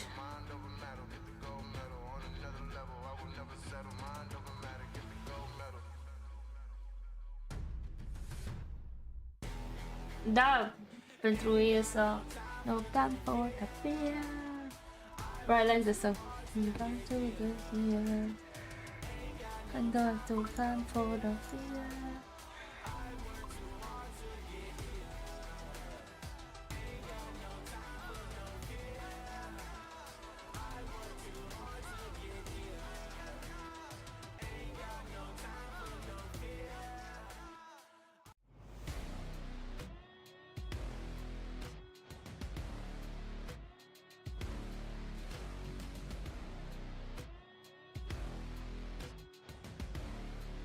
Dar o secundă.